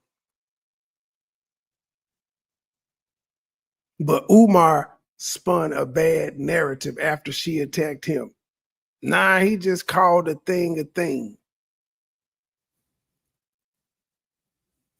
Because my son is 16, but he's 6'2". So he's got some, things that he's dealing with as far as with being that tall. He's the tallest kid in the school. And plus he does have a form of autism. I don't know why he's trying to put that out to like shame. But yeah. He wasn't putting it out to shame. Just like you were saying his mama need help, he was saying your son need help. He has issues and conditions he's dealing with the same way you tried to put out what his mama going through and what he's going through. Because you pretty much diagnosed this nigga.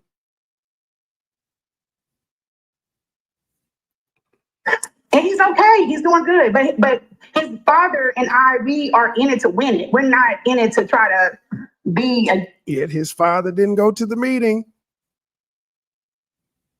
His father has a girlfriend, and I'm seeing someone. So, we still get along good. I talked to him at least 2 or 3 times. What does that have to do with anything? Now she just throwing shit on thick. Because again, you out of town, unless daddy doesn't live in the state with his out of town girlfriend, but we didn't need to know that he had a girlfriend, nor you having a boyfriend. This is just a whole bunch of fluff to run away from the fact the nigga said you was chasing his dick and you missed your son meeting. She clearly missed the fucking meeting because she wasn't there. She sent somebody to fill in, but she's sitting on this live saying, I never missed one of his meetings. And we see her type this to Umar.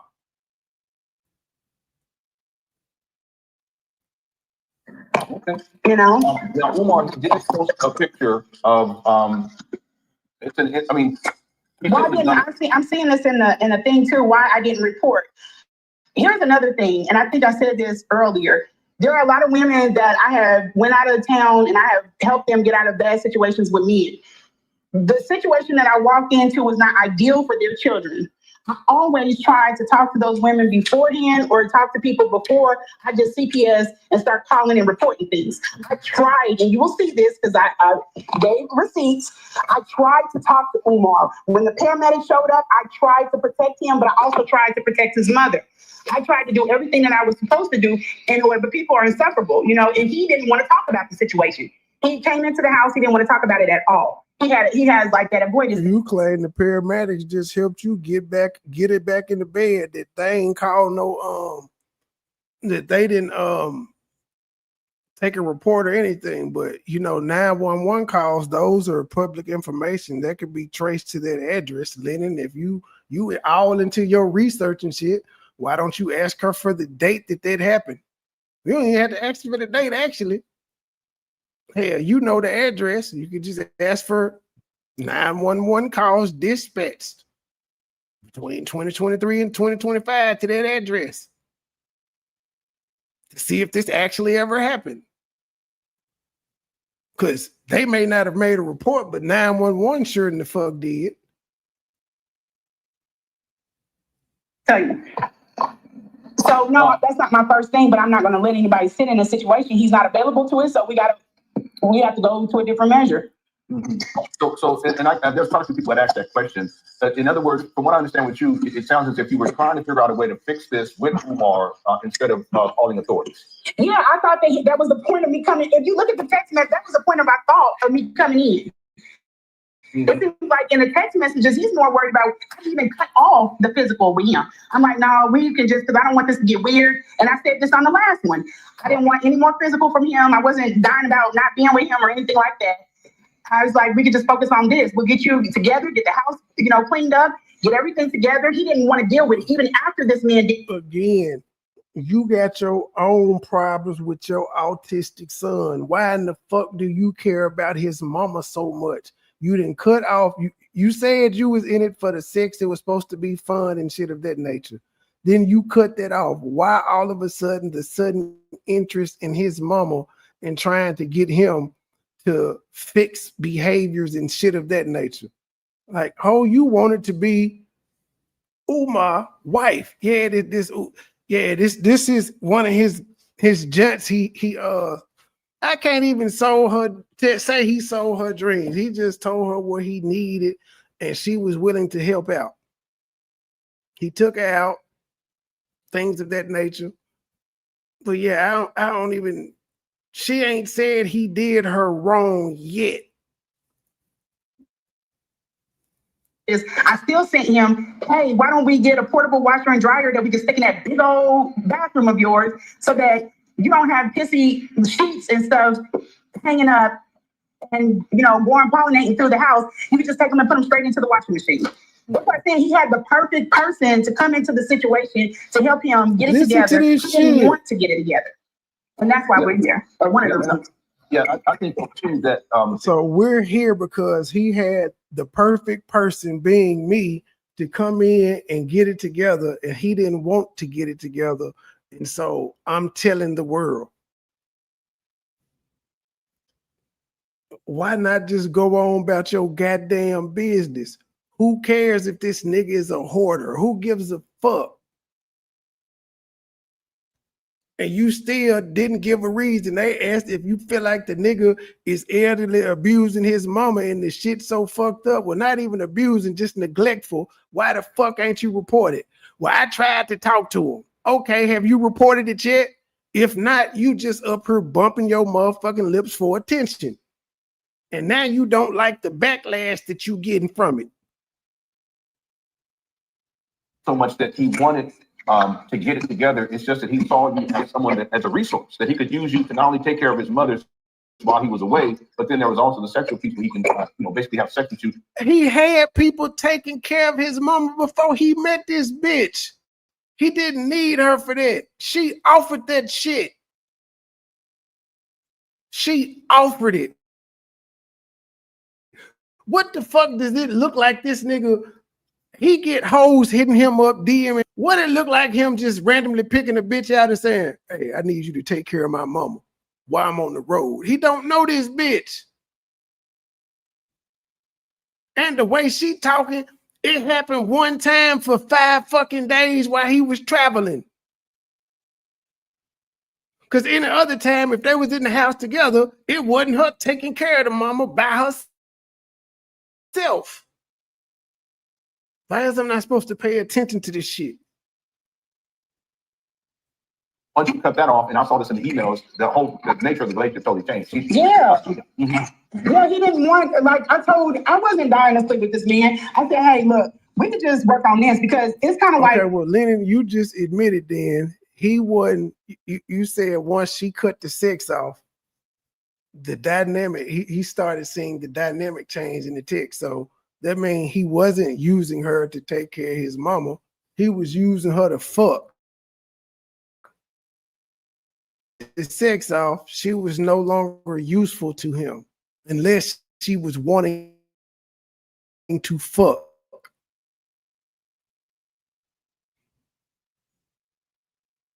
But she had already fucked. My son, you know, and I'm running out of town trying to be up under some men. I wasn't dying to sleep with this man. I said, hey, look, we could just work on this because it's kind of like I got my son, you know, and I'm running out of town trying to be up under some man. But that's not how it was. Motherfucker, that is how it was. Motherfucker, you literally was constantly leaving your son to go get up with this nigga, whether you was fucking him or not. Actually, in my opinion, it make it worse that you left your son to not even fuck. You went to go take care of somebody else's mama instead of your child. At least you could have got the dick. At least you would have busted a nut. Niggas would have understood a little bit more. Going to take care of his mama. You were saying you got $1,200 a couple times, $600. We need to know specifically how long you took care of this nigga mama. I got questions. My kids' entire life, I didn't date or anything. I focused on raising my children. That was my choice. Before I met Umar, I was 4 years celibate, or not celibate, but I was 4 years. All these hoes, boy, they all ain't had sex in forever when you get up with them. Yeah, this how long did you had sex? 10 months. I'm celibate. Well, at least she called herself and said she wasn't celibate. So what other word is she trying to use? His entire life, I didn't date or anything. I focused on raising my children. That was my choice. Before I met Umar, I was 4 years celibate, or not celibate, but I was 4 years sustaining, because I wanted to sit. Well, if you were you meant abstaining, which is the same thing as being celibate. She said not celibate, and she meant to say abstaining, but she said sustaining. That little thing plump though. I don't know what's going on the other picture, but that little thing plump. That's why Umar was like, hell yeah. Umar like, I will crack that joint. That little old joint, she got a little cuff on the booty. But this what she was sending Umar. That what she was sending him.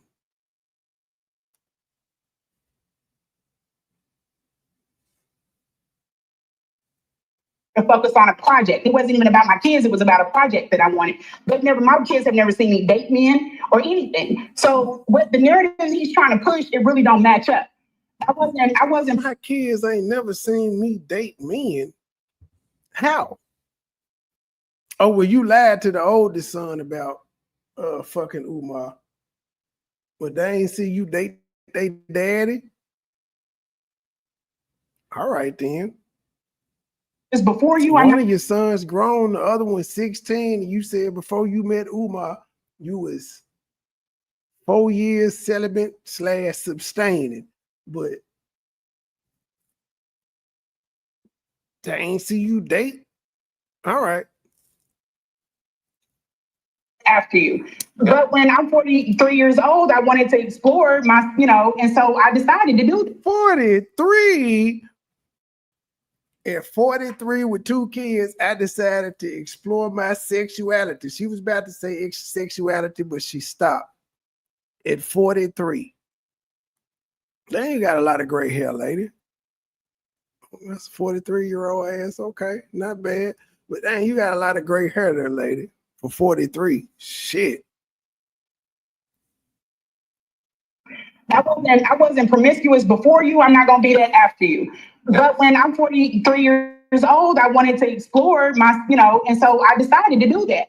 And with the wrong person. I thought he was more mature because he had this education. I thought he was a different type of man. You thought he was Umar Johnson, but y'all say all men and dogs. It's amazing how women are supposed to be smarter than men, yet they get tricked by us, or so they claim they tricked. This bitch wasn't tricked. She just thought she was finna get in with Umar Johnson, a nigga with clout. She just thought she was gonna get in. She thought he had a whole bunch of money and shit too. Cause she was also, she said that in the story. The neighbor was saying, "Oh, he handsome, and girl, he gonna give you some money." And she was like, "I was playing, okay." You were 43, knowing you nearing the wall. You was like, "Man, I will never meet a nigga like Umar Johnson again. Everybody else just gonna be Tom, Dick, and Harry. This is my shot." And you took your shot. So if she was 43 then, okay, she's 45 now. It's 45-year-old booty. Could have been 43 in the picture. This is my point. My point was I was not running out, trying to fly out of town just to be up under him and neglect my children. My son has an active father who was in the picture taking care of him, and my son was straight. Well, he wasn't active that day. And no matter if the daddy is there or not, ma'am, again, you're trying to run from the truth. It don't make you a bad person, but it is the truth. You left your child to go get some dick. It's okay. Yes, you had somebody taking care of your child. Your child was not at want or need for anything, but it doesn't take away the fact that you got flown out by Umar. He paid for the hotel and he fucked you. You left your son to go get some dick. It don't make you a bad person, but it's the fucking truth. Hoes cannot stand in their shit. I don't know why. He's straight. This was mommy time. So I went out of town and I had whatever I had. So you went out of town for some dick. It was mommy time. They got to try to use nice words to butt up the motherfucking truth. Do you think that maybe the idea of you said this before, it's almost like you wanted to help or save Umar? I tried. Yeah, but don't you think that that's, I just have to say, don't you think that's unreasonable? Yeah, it is. Let me tell you, I'm looking back at those texts on Lenae, from every point, and this is my problem too in real life. I see she didn't realize it until he broke up with her. I guarantee this nigga broke up with her first. She didn't break up with him. Hence her saying she wanted to get back in and get some evidence to get back at him. He broke up with her. Because if you broke up with him, why the fuck do you need, and he ain't bothering you, why the fuck do you need to make your way back in to get evidence? Evidence of what? You broke up with him. Leave it alone. He wasn't the nigga for you. What did you lose out of the situation? Seemed like you gained.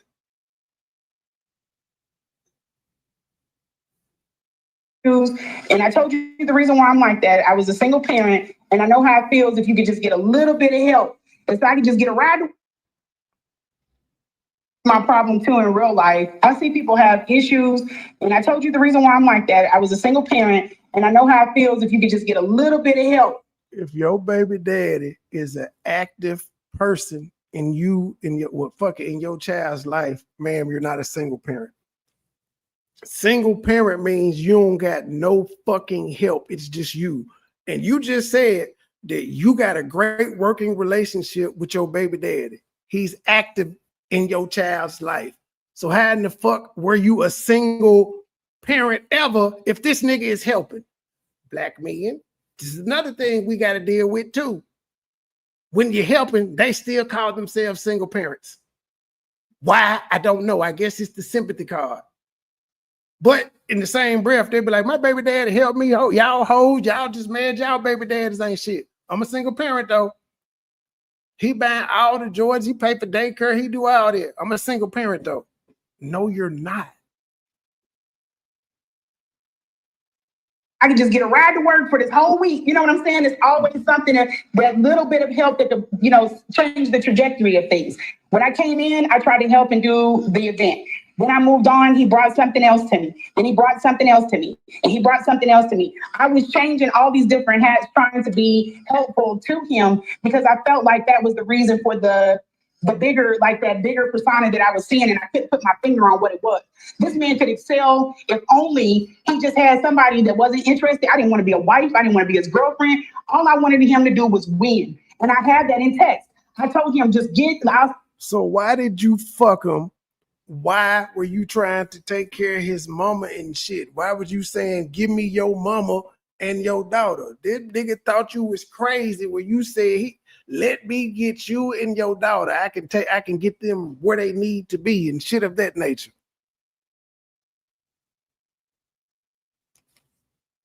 Now you give off obsessive vibes, take over vibes. I'll take care of her. Just go out there and run it. Just get it. And that's not what he wanted. That's not what he wanted. So there's no other supporter that he has that was more down for him than I was. Oh my goodness. Oh yeah, I'm sorry. I just think it's all the supporters this nigga had in the years, and you was the best one. Nobody else, even though he had the Tiffany girl that they kept asking you about, you the best one. Ain't that some narcissistic shit? She ain't met all his goddamn supporters or know what these motherfuckers have done for him, but she the best one that was there for. This shit is crazy. All because she gave him some pussy and she was willing to do what other women have done. It is too much. It's too much. It got to be, when I saw that house, I said, oh shit. I said, this is a mess. I said, okay, hey, but you kept going back. When you saw the house the first time, you kept going back. How would I take this large project and work it all the way down to the details? Yeah, why would you take that? That's just, it's too much. Deflecting. I'm like that though. I'm a person. I take on projects. Even the project I'm working on now is massive. One of my investors pulled me in. He said, you have to get a think tank. You cannot do this on your own. Just the same way Umar is about the school. And I told him, you have one of her investors again, this bitch here. She a millionaire, government worker, investor. She just all types of shit. But so you shouldn't have had, you laughing at Umar saying y'all had a problem getting the seats filled. You know all these motherfuckers and shit. How come you ain't had them buy the tickets and come? Or at least give them comp tickets to make it look full? Where are all these people you know? Delegate responsibilities. You got to pass things off. You cannot take everything at your own. But I feel like my approach to things being methodical, that would be the way to not get, knock things down, get things done. But you can't work with somebody who doesn't work in a methodical approach. He jumps all over the place. He's chaos. Mm-hmm. He's like an agent for chaos. And I felt like and you loved it. We could just start. I ain't want to be his girlfriend and none of that, but he was telling me to pick out a girl and all of that, and you was willing to do it. But I ain't want to be his girlfriend or nothing. So she was letting y'all know she was a 43-year-old thought. No. At 43, not 23, 43, she decides to be a thought with that old ass pussy. Problem that he brought to me, I was like, we can fix it. We can fix it. We can fix it. I think you learned an important lesson though. No, you can't fix him. He needs professional help. I don't have the letters behind my name to help him. Now, I am getting a little feedback from my phone. Oh, yeah, this might be because we're on a thing. Sorry. Yeah. Okay, so what I'd like to do is, there are some follow-up questions. I want to start asking you some of these follow-up questions. And if you're in the chat, if you have any follow-up questions from the first interview or even from anything that we talked about here, you can ask inside the chat. Okay. Is the feedback better? Let me see. Let me talk. No. Yeah, I'm still hearing a little bit. Oh man. What you could do is you can call back in, and sometimes that'll correct the problem. Okay, let me see too if I have the laptop really close. Is it better now? Okay. Let me listen. Yeah, I'm still hearing in the background. Okay, I can call back in. Yeah, give it a try. I'll be here. Okay. All right. All right. Before she comes back in, I have the questions, and then I'll take any other questions inside the chat. We have plenty of questions to cover here. I just want to reiterate that this is not an interrogation. All right. Some of y'all came in here thinking that it was going to be, and I'm going to tell you now, check yourself. Okay, just check yourself. Listen, it's just not necessary. All right. If you have a question, a legitimate question, type it in there. Okay, we don't have to disparage anyone, and we shouldn't be. We shouldn't do that. Whatever you may think. Real talk, I don't give a shit. Okay, it's about respect. Okay, if you have a story and you come up on here, you want to tell your story and do it courageously, you should be able to tell that story without people disrespecting you inside the chat room. And if anyone in here, if you can't deal with that, okay, you know what to do. Okay. And on the other hand, if you have a legitimate question, type it in all caps. I'll put it in a document and I'll ask it. It's really that simple. All right. All right. I'm going to wait here for her to call back in. I want to thank everyone for tuning on in. I didn't put a poll up. If there's a poll question that anyone thinks, I could, let me know inside the chat room and I can put a poll question. I don't think I put a poll question up here. Let me check real quick. Yeah. And I just want to say this. Women, it's not even a black woman issue. It's a woman issue. It's not your responsibility to try to save somebody, some grown ass man who's 50 living in mama closet. That's not your responsibility. It's just too much. First of all, it's too much. The other thing is that you have to look at the situation for what it is. And in Umar's case, first of all, he doesn't want to get himself fixed. He doesn't want to fix his life. That's not what he wants. He wants to continue to get people to do things for him that really he should be doing for himself.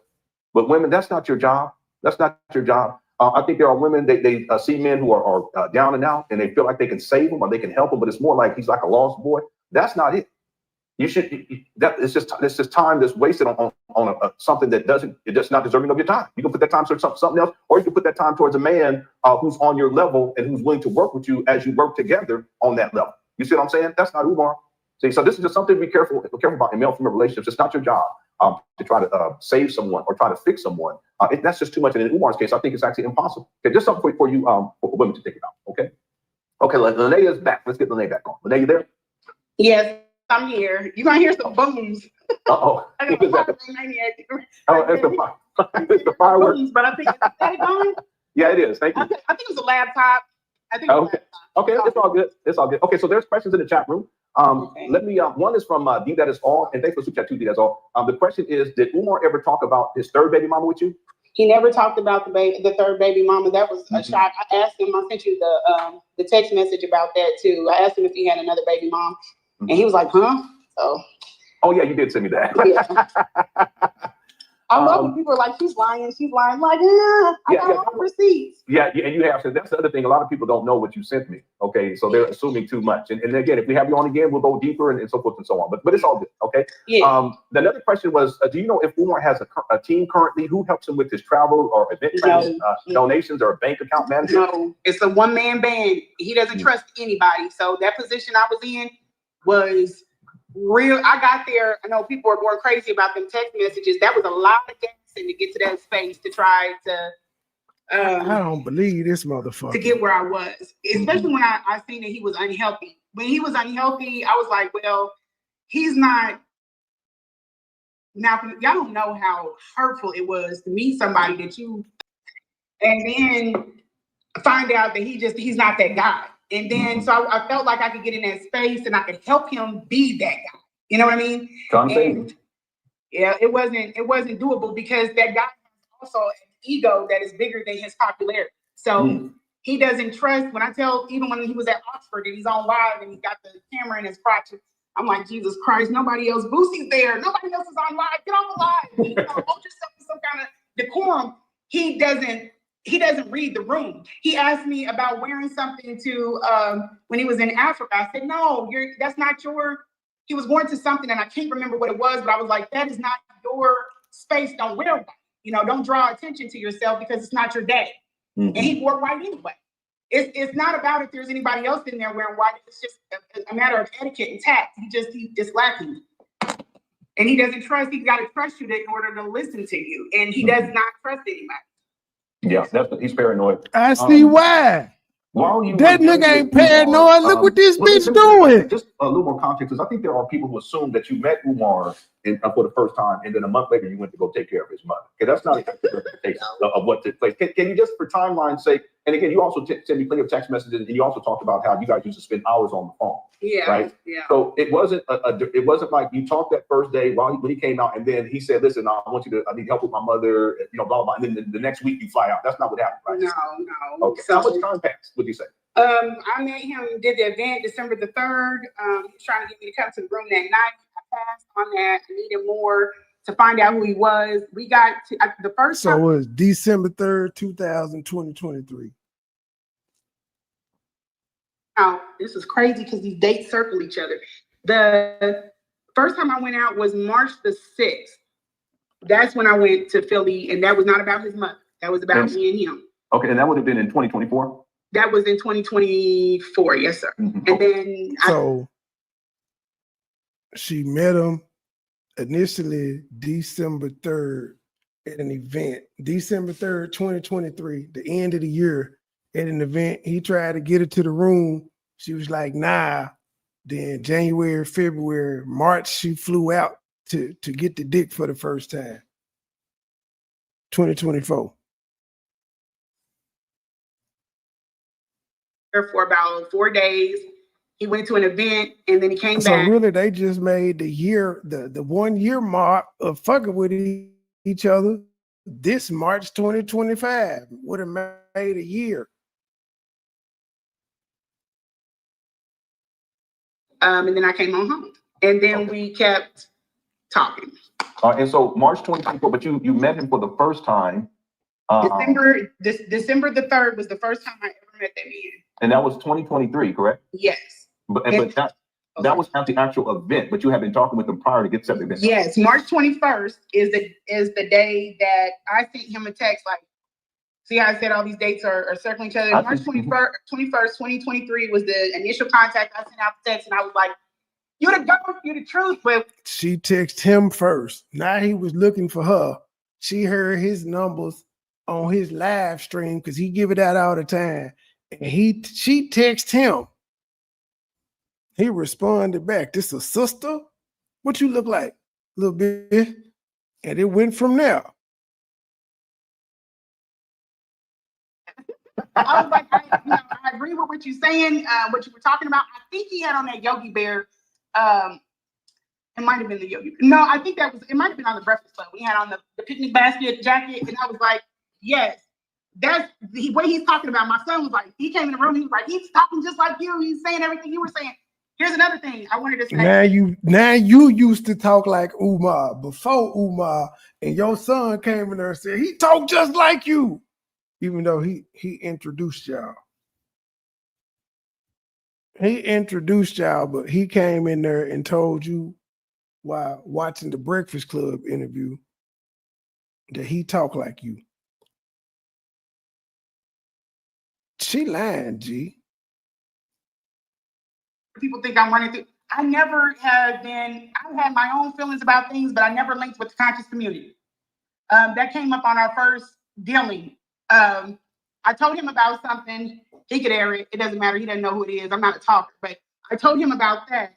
He said, if you told him about it, you are a talker because you ain't had no business telling him about it because it wasn't his fucking business. In the conscious community, I told him no. Not in the conscious community, but I wanted to let him know because he's around a lot of known people that there was something going on there, and it wasn't sexual. But after that, that makes a lot of sense why he asked me that, because the guy in the UNIA is actually an ex-Chiefs player, and I did not know that. So I don't even know. It's a lot of stuff that's unveiling to me that I wondered why he even contacted me to come to my city. Because we don't have a woke, we're not really woke here. They're like, we're speckled about, but this is. Well, he contacted you because you had seen him on the Breakfast Club and said you the GOAT. I agree with what you saying. That's why he contacted you. Y'all was talking, and he was like, I ain't never been to Kansas City. What's up? See if you could get me booked. kumbaya state, you know, and we're on a Bible belt. So when he reached back out, he was like, can I do an event? That's why I said we were scrambling. When he asked you, you just booked him a place. You ain't asked none of these questions.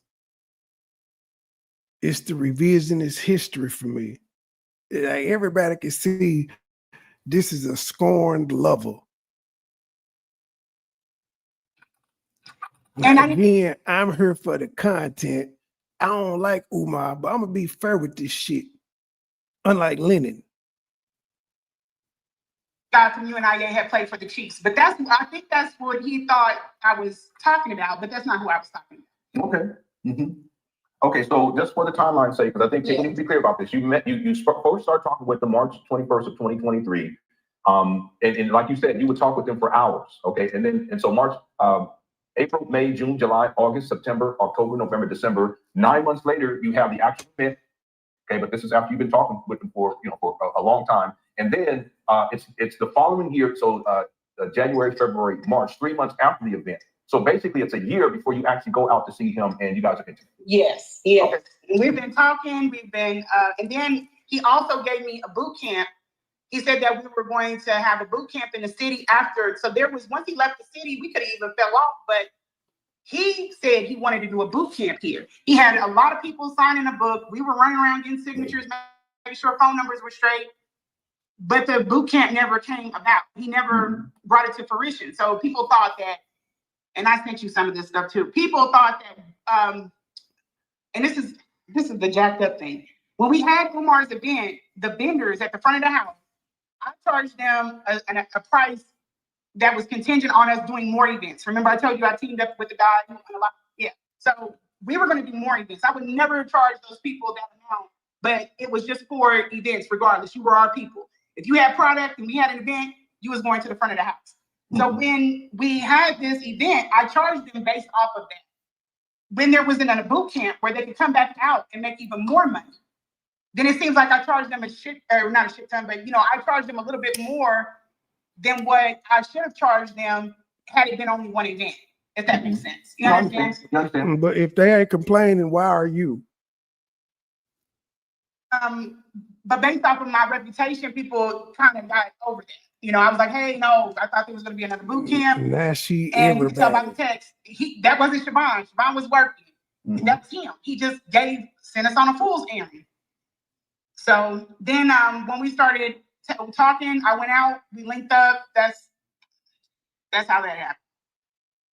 So after he made you look bad for the boot camp, you still decided to link up with him. He didn't give you no explanation for why the boot camp didn't happen. You didn't express to him that it made you look bad, that the boot camp didn't happen. You just went on to suck his dick. All right, just making sure we got the timeline in order. I just want to make that clear, and I already knew because of the text messages that you sent me. It's not like I said, you met him for the first time at the actual event. I think people are assuming that, or at least there have been people who assume that. That's because there's a lot of women that are out here doing that, but that's not me. And no respect to them, it's just that's not how this happens. Man, Melissa, I gotta keep y'all on y'all toes. I gotta keep y'all on y'all damn toes. I would never put nobody alone in my home. Yes, it was on purpose. COINTELPRO, FBI, EA, everybody. She was saying he don't trust nobody. I was like, goddamn right. That's why the fuck he don't trust no motherfucking body. Man, if she's so wonderful and successful, why the fuck was she chasing my dick? It's supposed to be plenty of niggas in Kansas City that want to smash that. Plenty. She was chasing after Umar. She texted him, you the GOAT. She set up events for him. I wouldn't just take somebody snatch him. But he knew. Now my character ain't nothing, but he knew what my character was. That's why he put me next to his mother. I see. Motherfuckers, the same thing goes for the shit you saying about him. You knew his goddamn character. You texted nigga for a year, and then you fucked him for a year. You knew his character too, and you kept taking your black ass back out there. Now if the house was nasty, they was hoarding, you wasn't saying that shit when you was in that nasty motherfucker. Why would you keep taking your ass back to a nasty house? I would have been like, hotel, bro. I ain't no motherfucking housekeeper. But you wanted to be his fucking girlfriend. That's why you did it. Let's not pretend. So let me This just shit is some of these questions. retarded. Okay. And These hoes always doing this shit. I'll probably get everyone. This one is from Jessica. She had asked, who takes care of the mother when Umar's mother when no one is there? Someone needs to report this. I'm behind on the screen. Where? Let's see. Okay, so basically, to the best of your knowledge, when no one is there, who's taking care of the mother?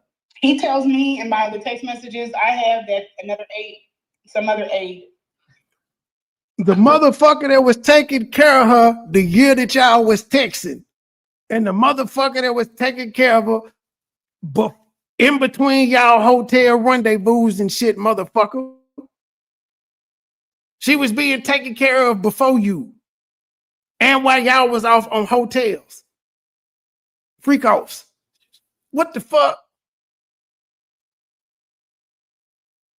This is I have a problem with that. I'm not saying with you, I'm saying with what he's telling you. Because there is another aide. Would that be someone who is professional doing that? Or someone that he just brings in? The condition that I got her when I got her, and it's kind of like where I start getting like almost attached. The condition when I got her, she was not. And then you ain't know how to take care. You talking about you was Googling shit. How in the fuck you gonna go into some type of field that you have no training in, and you just say this is what I'm gonna do, and I'm willing to do it for free. For free. So just understand this, ladies and gentlemen. How in the fuck was she gonna full-time take care of this nigga mama for free? And she got a 16-year-old back at home? Answer that.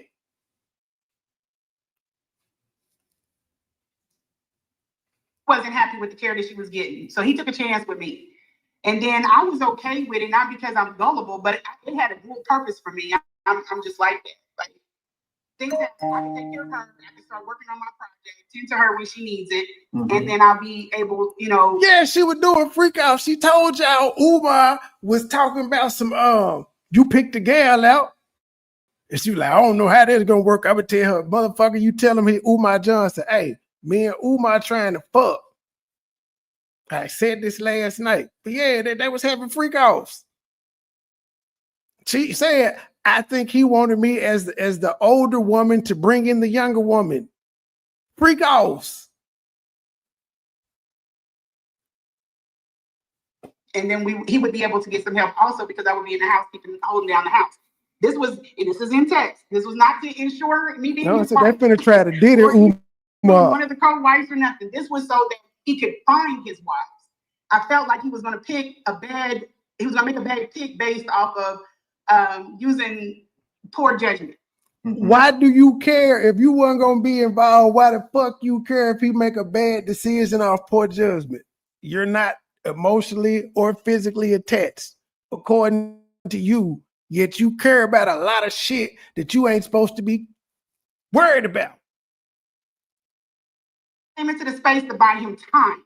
And it's in text message. I don't know what he's trying to push off. I think it's the fact that I never wanted to marry him. I never wanted him as husband. I never wanted anything with him other than we were just kicking it and linking, but I did. So why are you out here talking? What did Umar do to make you talk?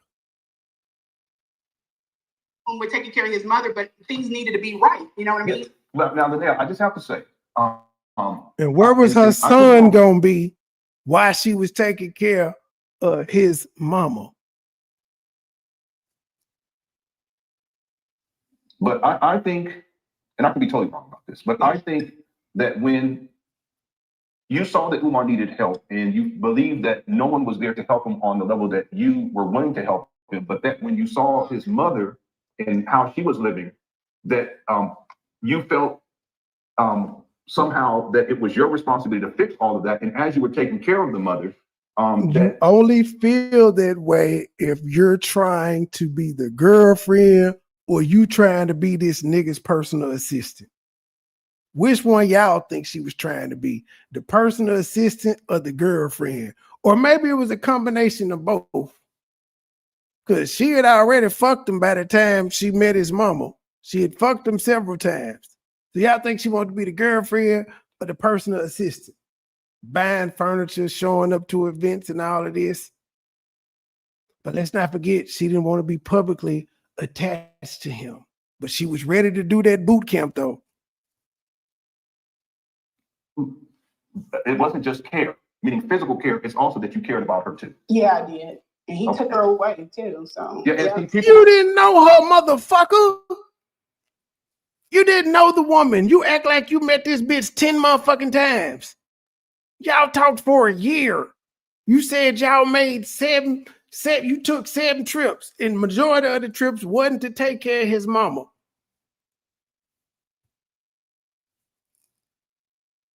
We're asking, like, what do you mean by taking her away? This is from the last one. And that's why when you said that, I could tell, even in your voice when you were talking about that you were hurt by that. It's his mama. Motherfucker, it's his mama. He can break up with you. What the fuck you mean he took her away? So you still supposed to have access to his mama where he ain't talking to you no more.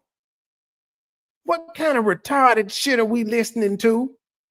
Fuck you need to be around my mama for? I don't fuck with you no more. Maybe that's a wrong way of saying it but that's his personality. If he sees, I told you that before, like the boot camp, he snatched that, Brendan Depp, he snatched that. I mean, there were anything that I showed passion in, he would snatch it. I mean, I'm sitting up here trying to do research on how to take care of her. I don't like people that do that. It's like where I keep saying the fool's errand. I get my mind geared up. Now, I'm not tripping off of him, but he's got me looking for houses. I'm looking trying to figure out what houses. I'm looking for like, how do I lift somebody her size, be in my height? That is stuff that I do not have time. I have things on my. You had so many things on your plate, yet you was willing to do it for a nigga that you ain't like, you ain't want to fuck, you couldn't see yourself marrying, yet you was willing to look for houses and find out how to lift his mama up and shit. And again, if they're looking for houses and shit, was she gonna uproot her son to go up there and live in Philadelphia?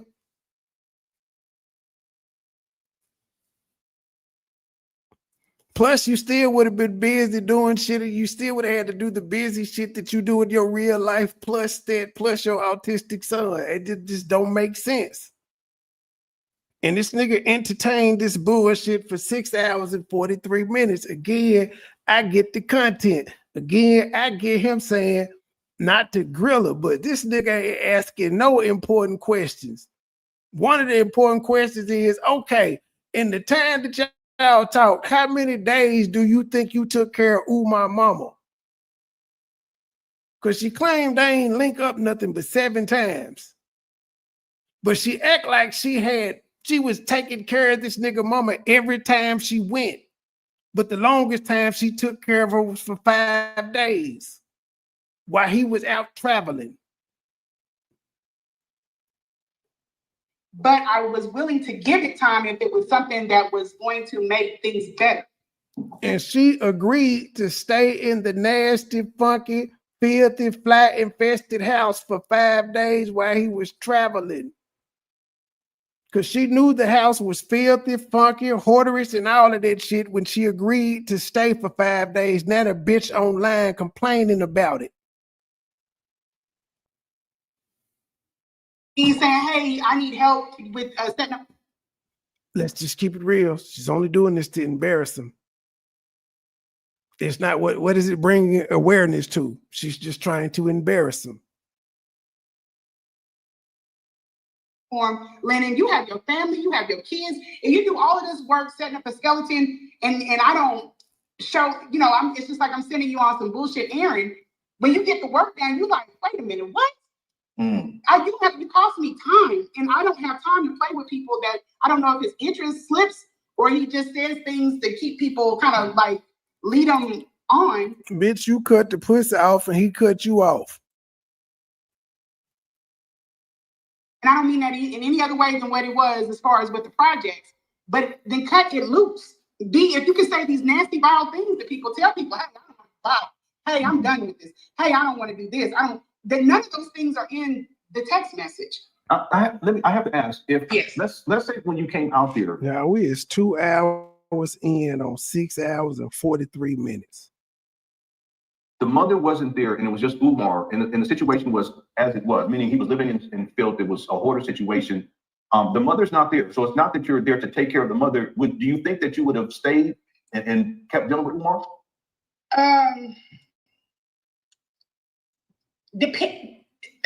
It depends on how bad his mental health was, if that makes any sense. If I felt like he could manage, he just needed to find, it's not my problem, he just needs to find a female to help him come in here and get this stuff together. If he was actively showing, look, hey, I'm looking for a wife, I'm trying to find somebody to come in here and get my home together, get my travel together, do all of this stuff. Yeah, but maybe not, because his mouth is atrocious, and I've just been like, you know what, it's all on you, buddy, you got to do it. But when the mom was in the mix, she was cool. Me and her was cool. It was when he came back, that's when shit went like, it tanked. It's like he was like the dark cloud that resurfaced. It was kind of okay because he was gone, he was on the road. And I was thinking, if I'm in a home situation like this, he ain't gonna be around nobody. It'll just be me and her. And whatever he did out on the road, there's never no text messages about me. Hey, why you hugged up with that girl? Oh, it was never about anything he did. Have fun. I told him have fun. But it's when it came down to her, when he started slipping, I was like, yeah, this is weird. I can't do it. So I think possibly it was the fact that I had gotten my sights set on like caring for her, maybe. You wanted to, but also seeing some type of progress before it was just like halted. Mm-hmm. Yeah, the reason why I asked is because I think that there was a party that felt like you could fix Umar. And again, you had been speaking with him, and you told me for hours on the phone, but also a lot of text messages for about a year before you actually met him in person. I think that on some level you felt like you could fix him, but then on the other hand, I think that you seeing how the mother was living, that extended this sense that somehow you were going to fix all of this. I just think it's just way too much. Yeah, I think I was just, and then my kids are grown. Maybe I did borrow it, and I just wanted to. I don't like leaving people that are not in a better space than where I found them. You know what I mean? I understand. I totally understand. But again, sis, but no, that's not my mom. I didn't mean it like he could do whatever he wanted to do. That's his mama. But I'm just not, Yeah. You saying he took her away? Well, what do you mean take her away? But I see what you're saying. That it wasn't just a job for you. That you really wanted to turn things around, not just for Umar, but for the mama too. Okay. But I haven't even gotten to this level with my own mother yet. I was like feeding her and everything, we were talking. She's funny. She's hilarious. I think Umar or something. She is hilarious. But yeah, so there is maybe even that bond. And I know there are people that have done CNA and then they come in and something's happened with their people and they feel some type of way. But this is why I work with numbers. I don't work with people because numbers is the same. They don't change. People, it's heart wrenching. Mm-hmm. So. Okay, so let's get to these questions if you don't mind. Okay. Sure. So I'm going to pull them up. And again, there's a lot inside the chat. I tried my best to archive those, and we'll do our best to get through all of them. Okay. Thanks everyone too for being patient during this live stream. I'll go in reverse order. And I asked this before, but I asked again: did you ever see Umar being violent? No. Okay. No. Okay. Another question was: Have you ever been to FMG? And if so, how much work was getting done when you? And you did say you went to go see it. Was there any work getting done? I just saw the outside of it. I didn't go, and he didn't know about it or anything. I didn't say, hey, I'm going up to FMG. I went from my own, because to be quite honest, I was really passionate in that too. Mm-hmm. That's where I wanted to. There's text messages. I wanted to go to paint day. He wouldn't let me go to anything. Says if you're doing too much, I'm telling you, just too much. And I can tell you're good people. You're good people. You my kind of people, but you was trying to fix everything. Yeah. And he's not worthy of that. He's not even receptive to that. Let alone be worthy of it. You know what I'm saying? That's some hating ass shit to say. He wouldn't let me, like, I couldn't. He was like, was there for everybody. He noticed this bitch was crazy. But you don't want me to come paint? I can't paint? Yeah, but that's probably because he had other people that he was dealing with. You know what I'm saying? He told me. Yeah, and that's the whole thing. I told him, I'm like, I'm not, didn't let me, like, I couldn't. He was like, was there for everybody. You scheduled me to link up for hooking up, but you don't want me to come paint? I can't paint? Yeah, but that's probably because he had other people that he was doing. You didn't want to be associated publicly with him, but when you couldn't come to paint day, you was like, why I can't paint? You can fly me out to fuck me. You don't want nobody to see me? But she didn't want to be publicly linked with him. This lady is all over the fucking place. You know what I'm saying? He told me, and that's the whole thing. I told him, I was like, I have a good way of compartmentalizing that. I didn't want him, so I wanted him. I loved seeing him with taking pictures with women. I wanted him to find somebody good for him. I didn't want him. I think I just wanted. I was on the mission. I was not on him. You know what I mean? But you were fucking him. And there's putting it in the chat. Follow the mission, not the man.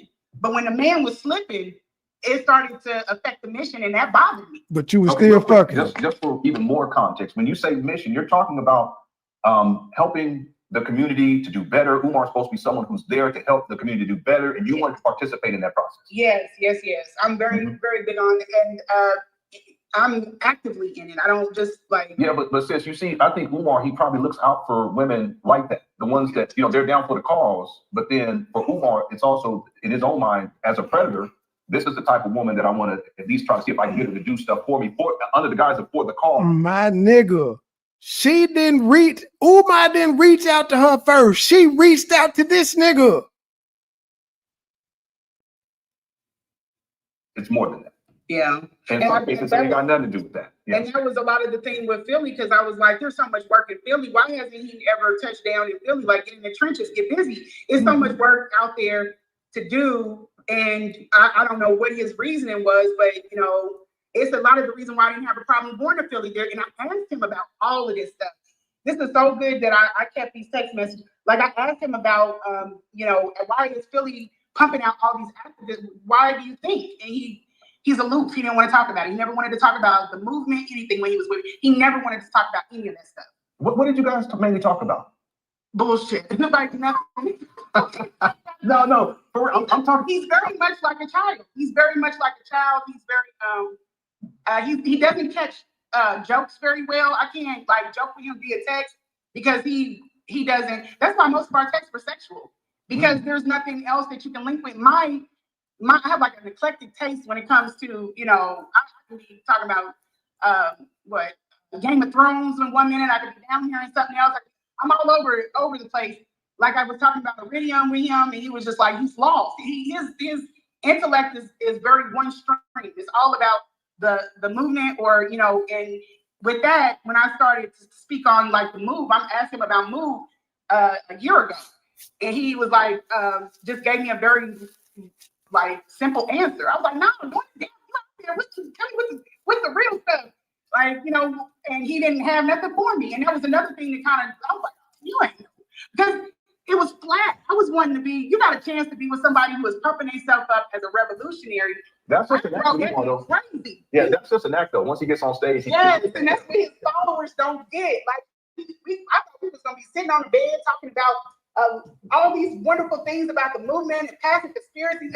He don't want to talk about that stuff. He want to talk about ordering DoorDash. He want to watch. If that's his job, why in the fuck you think he want to come home and talk about it? The CEO of any fucking business don't want to come home and talk to his wife about the ins and outs of the workings of the day. Unless they complain and saying they had a long day, but just talking about what I do every day. Who the fuck wants to do that? Especially when you're only here for a limited time. But you can text me all the time and talk to me about this shit.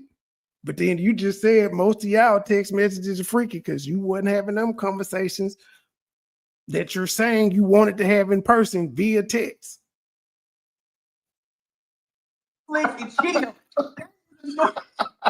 You being gassed. I'm not Hey, Lenae, once I was out there and I figured it out from them 4 days, because it was like, what you gonna do? Because I don't want you laying up in a hotel room. I was like, I'm about to get out here and see Philly. What are you talking about? And then I tested it. 4 I said, I'm days going or to the 5 Money Back days? Yo concert. He was like, oh, what is that? I was like, you don't know who? I was like, never mind. Because there's a lot of stuff you don't know. And I was just testing it. I wasn't born, I'm not a child. I wasn't born in that. But I was just testing it. And I played a lot of drill music when we were in that hotel. Yeah. Why the fuck would you test him? You tested him to see what was the test? Whether he knew Moneybag Yo, or was he gonna be like, you don't need to be going out? Which test was it? And why would you be testing him? For what? What was the purpose of the test? Hoes just be doing shit. I was literally in the bathroom rapping, curling my hair. He's like, he didn't have nothing to say about it. I'm listening to K Camp, and he's just like, I don't even know who that is. I listen to a lot. I listen to but you did say Lennon don't know who it is either. In the either. last interview that Umar, he's really just a regular person. He is. He's playing a character. People do not understand. Like, I thought he was vegan. Oh, I meant to send you the picture of the hotel room after he left. I thought he was vegan. He wants his mother to be vegan. Why in the world he wants his mother to be vegan? Because he's sick and he thinks she's sick and he thinks that'll reverse everything. Why would he care about K Camp? Why would he care that you listening to music? What are you supposed to tell you? Cut it off? All of this stuff. It's like he talked to a vegan and just bought all this stuff. He didn't even care if I knew how to fix vegan food or anything. He was just like, that's vegan stuff. And then here's a cabinet, 2 cabinets full of all of his snack stuff. He didn't like try to say, hey, do you know how to prepare it? This is how I want her to eat. He didn't have a meal plan. He didn't have a schedule. And even when we were at the room, I was like, oh, well, I can't order that because I know he ain't going to eat it. I was like, well, what do you want to get to eat? He's like, I want chicken nuggets and pizza. And I was like, he's such a faker. Like, when he came back from Atlanta, he was fasting. He was like, I was like, what are we going to eat? He's like, Chinese food. I'm like, oh, wait a minute, hold up. The principle that you want to eat, even I got a text when I was at the vending machine and I said, pick something, Papa. And he said, Twix. I was like, he's just a normal person. He's not, and I think that's probably why things got a little, and then I dialed back on because I can be a little bit militant in my thoughts. So I dialed back a little bit on that.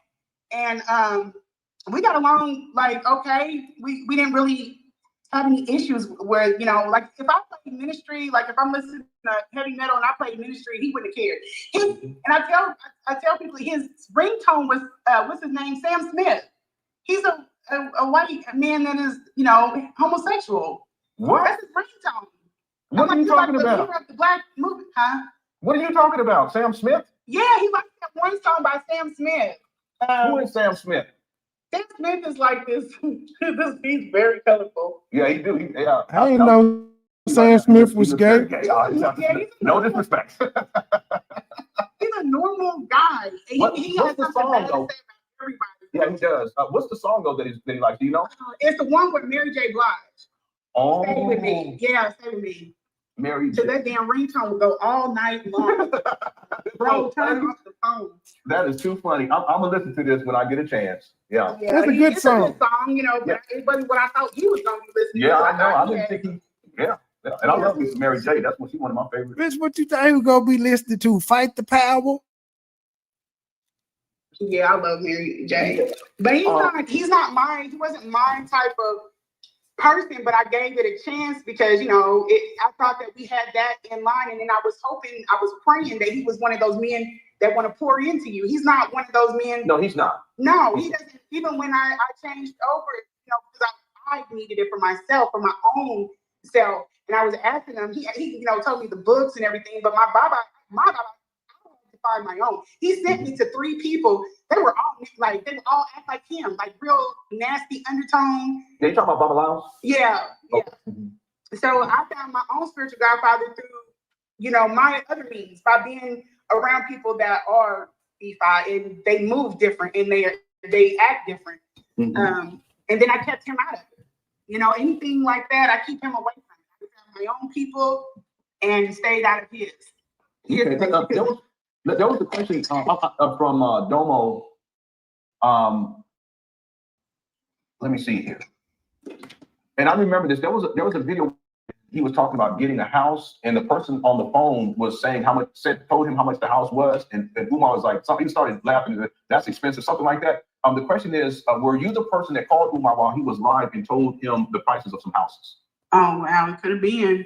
I'm the person that he's done dropped a lot of stuff on me. And this is another reason why I'm not, he's a very emotional person. So if you are one of the 2 wives, you better believe if he's mad about something, your business is gonna go out there. And it's not even where it's whatever he determines the narrative is. Because I was upset. It was something I wasn't. You did it first, little bitch. You did it first. He just got a bigger platform. You went to Lenae, who got like 79, 80,000 subs, but Umar got like 1 million between YouTube and IG. And he got access to a whole bunch of other damn platforms if he wanted to just come out here and wear your ass out. Yeah, but I was just like, it was something that happened. Oh no, this is about the name.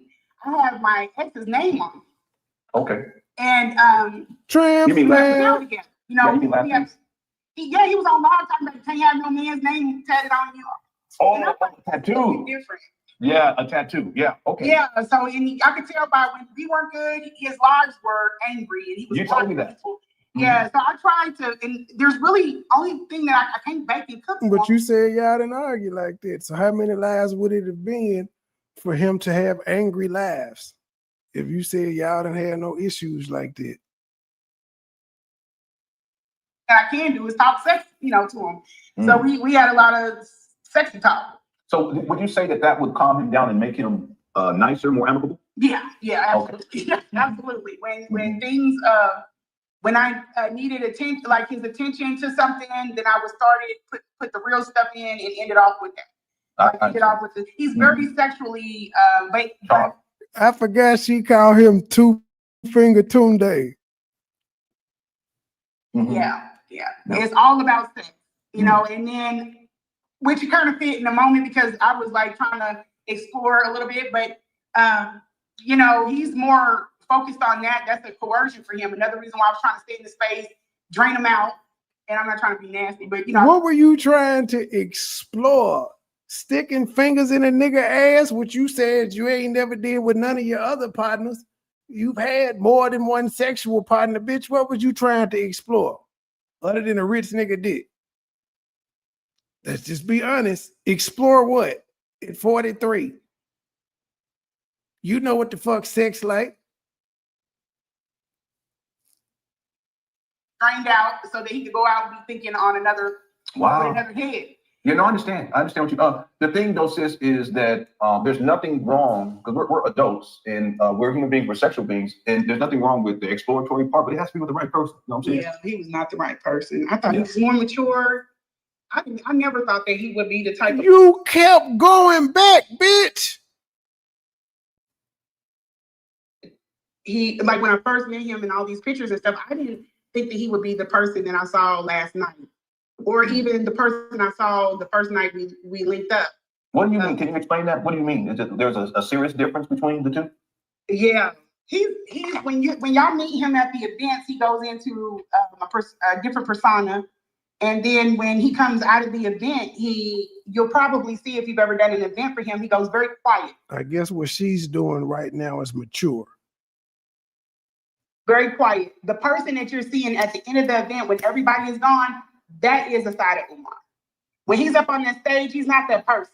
He's not cracking jokes and and all of that. He's not when he says powerful. When you're talking, it's his job. Keanu Reeves ain't motherfucking John Wick when he not filming that fucking movie. What you're saying is stupid. You want him to be his character all goddamn day. Robert Downey Jr. is not walking around in an Iron Man suit every day, bitch. He's not listening to you. Yeah, I know that. He's not. I'm just gonna keep it 1,000 with you. He's not. I'm gonna keep it a full beam with you. That man is not listening to you. He's thinking about something way else. He doesn't have the right response, so he has a handful of responses that he leans on. Because I was talking to him from the bathroom, and I'm like, he's like, yeah, powerful queen, and I'm like, what? you was like, I was thinking about doing my hair this way. What do you think? You don't care about them wigs. And I was going to try to be on camera or whatever, but he doesn't care about. I'll probably do it for the next time. But I got people running in and out. Yeah, you don't have to do that. Yeah. No, it was the only thing was for the kids. Like the kids were running in and out there outside, popping firecrackers. Oh, yeah, I understand. It's all good. Don't even worry about it. Okay. But he doesn't care about blonde hair. He doesn't care about. And I'm not trying to encourage women to wear anything or to do anything other than how you express yourself. But yeah, he's not worried about a weave. He's not worried about blonde hair. Did you wear weave or blonde hair or anything like that? Or? I never wear weave. He don't care about that for women he fucking, but for one of his wives, apparently he don't, which is why you ain't make the cut. All the shit you saying he wanted from a wife, you saying you did the opposite, but you also saying he wanted to marry you. He wanted to look at you as a wife. Who believes she wouldn't have said yes?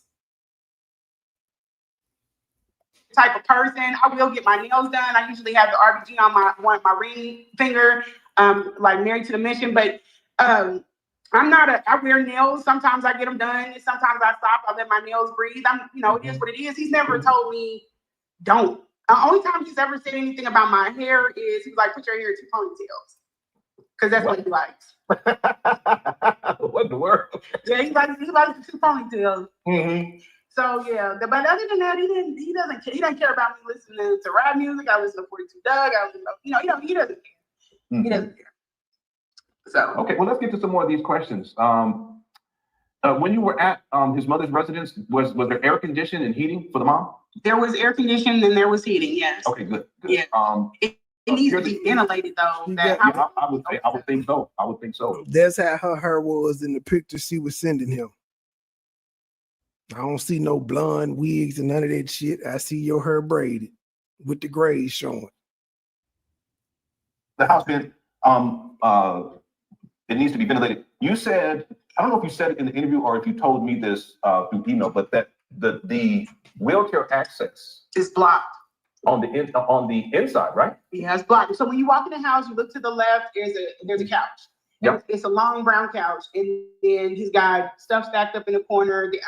There's no way he's moving that stuff out of the way every time he's taking her out of the house. And then there's 2 recliners. One is her lift chair. Then her bed is there. And then on the other side, on your right side, if you're going in a circle, then that's where the TV is. And all of her hygiene stuff is like out. And then you keep walking down, that's the kitchen.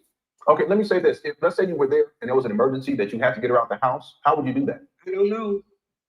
Because I couldn't get her off of the floor. So now, I'm sorry, real quick. Hold that thought. This is why I don't think that Umar has professionals coming to help her. Because if he did, they're mandated reporters, and if they come in here and they see that they can't even get the woman out of there, if there's an emergency, there's an egress issue, they would have to report that. I honestly think. But she claimed the paramedics showed up after she called 911, and they would have seen the same thing. And she said they didn't make no report; they just took her.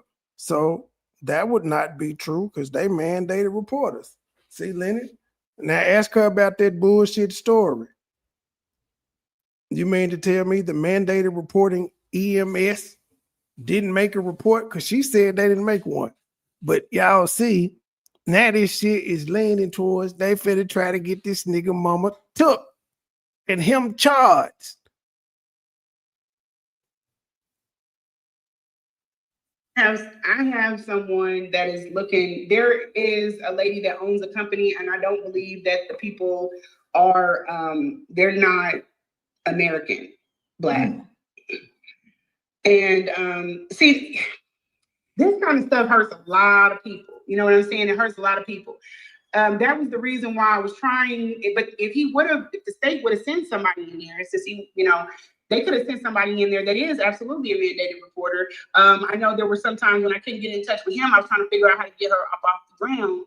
I tried to protect him the best that I could because I was not in a space to make things worse. But when the paramedics came and I was sitting there, I was talking to her because she was on the ground. I felt bad, couldn't get her up. She's like, I couldn't get her. So the paramedics came. I'm like, oh, can you help me get her up? They didn't take a name. They didn't do anything. But I mean, if we could, it had to be pulled up. It could, but they didn't trip. They were young. The mandated reporters, they ain't take no report. And then she realized, well, I called 911 so it could be pulled up. But they ain't make no report, which would be pulled up as well as the 911 call. Because you had to tell 911 what the fuck was going on. But mandated reporters there, according to her, didn't say anything. They weren't tripping. Good looking. Now she could possibly be putting their jobs in jeopardy because the motherfucker gonna ask them, why didn't y'all do y'all job? Oh, because this bitch want to get back at her. Because she want to get back at him. Stupid shit. So they were really good looking guys. Stop. They helped her up off the ground. Amazing dudes. He stood up on one side of the bed and he put the sheet in between her arms and they hoisted her up like she was an engine. And I was like, I wouldn't even like, yeah, you couldn't get her up off that ground. That's it's like, wait, she can't help you, Real quick, this is just how my mind works. I'm a little weird. Why are you always bringing up stuff dealing with like cars, mechanics, engines, that kind of stuff? Weird. I love cars. Let me tell you, I love cars. My son had a Hellcat, and he was like 18. He didn't have no business. No. That's right. Yeah, but I couldn't help it. He's spinning, I spin it. We was both spinning it. He was like, we gotta get rid of this. So we gonna go. He had like a ticket the first week. Me and the dad got on him, and then he came back. I had a ticket the next week. We gotta get rid of this car. That's right. Yeah, I knew it was something. That's how I love four-wheelers. I love just cars. I'm into mostly things like tomboy. I'm a tomboy. Guns, all of that stuff. I love it all. Okay. Now, real quick, I interrupted you. I apologize earlier. No. Remember what your train of thought was, but we were talking about the couch blocking off the exit from the inside, and that would be the exit that would allow her in a wheelchair to get onto out of the house onto the wheelchair ramp that actually would lower her down to the floor. Yeah. And then so you were explaining how that's blocked off, and you were talking about where things are at in the house, where her bed is. Next to that, there's the TV, and then there's the kitchen. Was there anything else you wanted to say about that? Yeah, I'm just really just what you said. If there was anything, he didn't show me how to work anything like any of those mechanical lifts.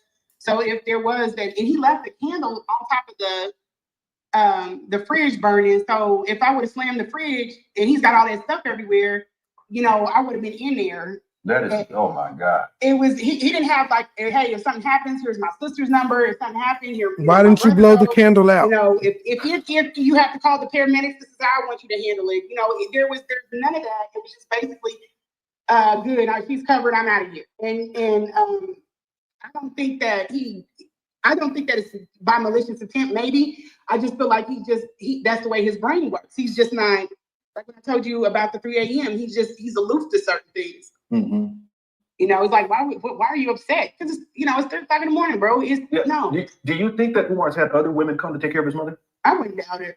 I would not doubt it. By what she says, I think that she was a Christian woman or is a Christian woman. Yeah. And I think that I didn't know because he had a Muslim. Now I didn't know she converted over or whatever. This nigga know her religion and everything. He was bringing, from just her mindset, he was bringing women probably that were into Voodoo or other arts, and she may not have agreed with it. You know what I mean? So she kept talking about witches, and and for somebody that's a devout Christian, bringing that into their home. Yeah, that's serious. That's serious. Yeah, and she's not going to say, because when she was eating, I told you she was like checking her food and stuff. I was like, I'm not gonna put none of your food. You good? Real quick, the candle on the refrigerator of all places, that's getting close to the ceiling. He's tall. What is that? Something related to EFA or something like that? No, it wasn't anything like that. But he's just tall, and that's like a countertop. My son does that because they're tall men. They just set things up high, and they don't consider it hard for midgets. Yeah. Do you know if Umar's ever been reported for the situation with his mother? Oh, so here's the deal with that. So this is why I came into the situation. The lady, Umar gets into it with everybody. The lady, I was going to ask you about that. And that's another reason why, like, he's a liability for people. The lady that was sending, I think she was, if it's anything like here, she was probably an African woman that owned her own business, that had agents that are home health aides that worked through her. And she dispatched them out possibly. But I think him and the lady got into it because, as I told you before, his mother is sundown, or she's going through dementia.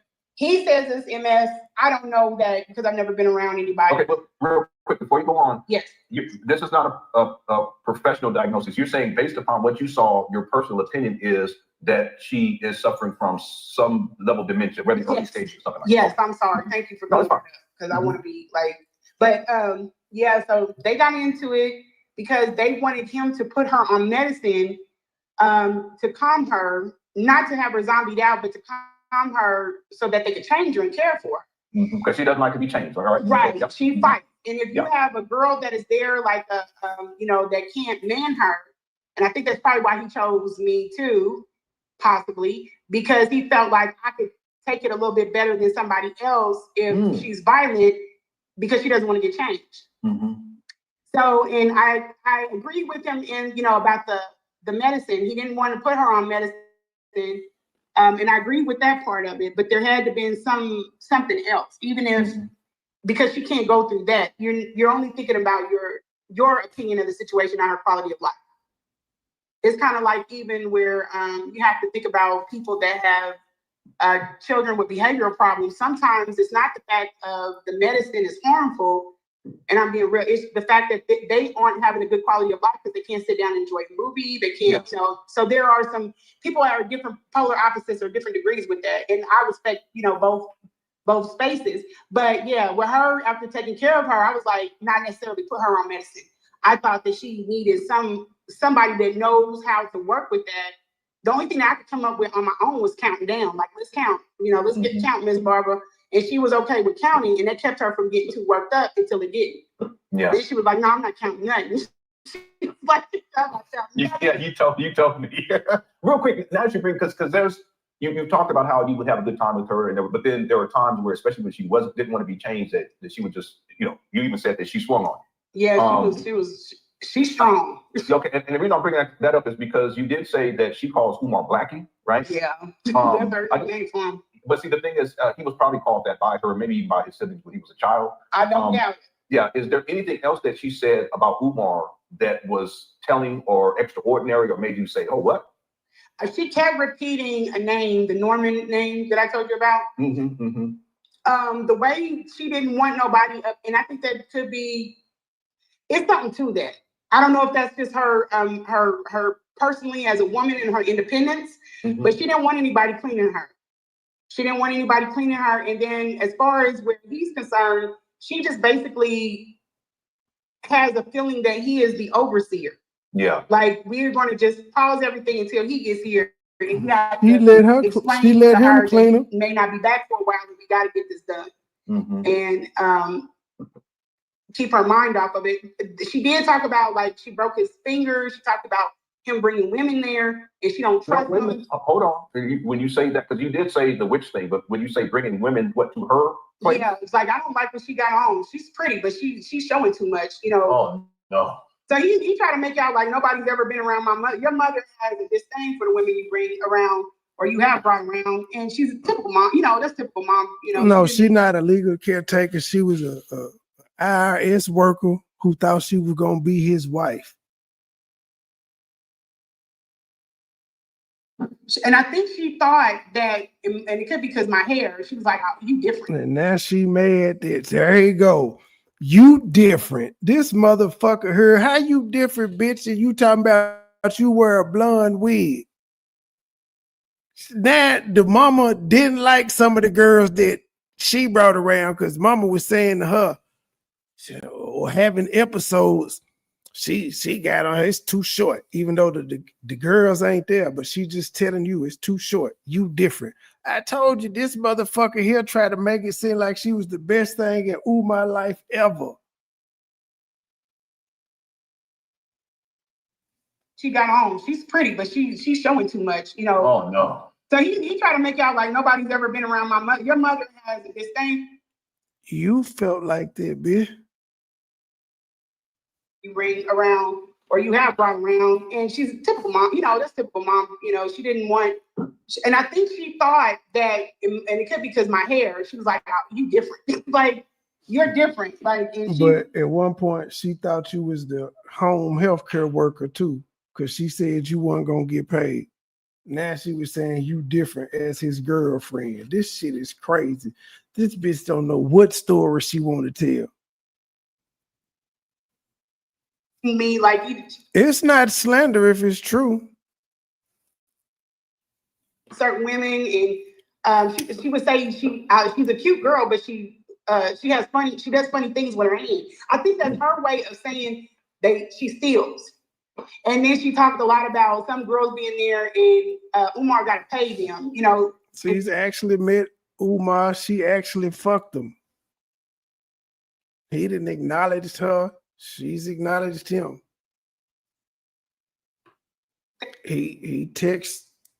She put the text up where he texts the son saying, your mama talked about my mama and she done went too far.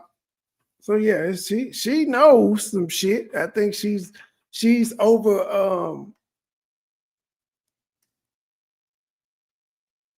she's overlooking the fact that no matter, she wanted to be his girlfriend and she felt like she tried hard and she put forth this and that and it wasn't enough. And she scorned, he broke up with her. That's the whole premise of the story. Everything else is just to embarrass him and possibly get his mama taken away or put in a home.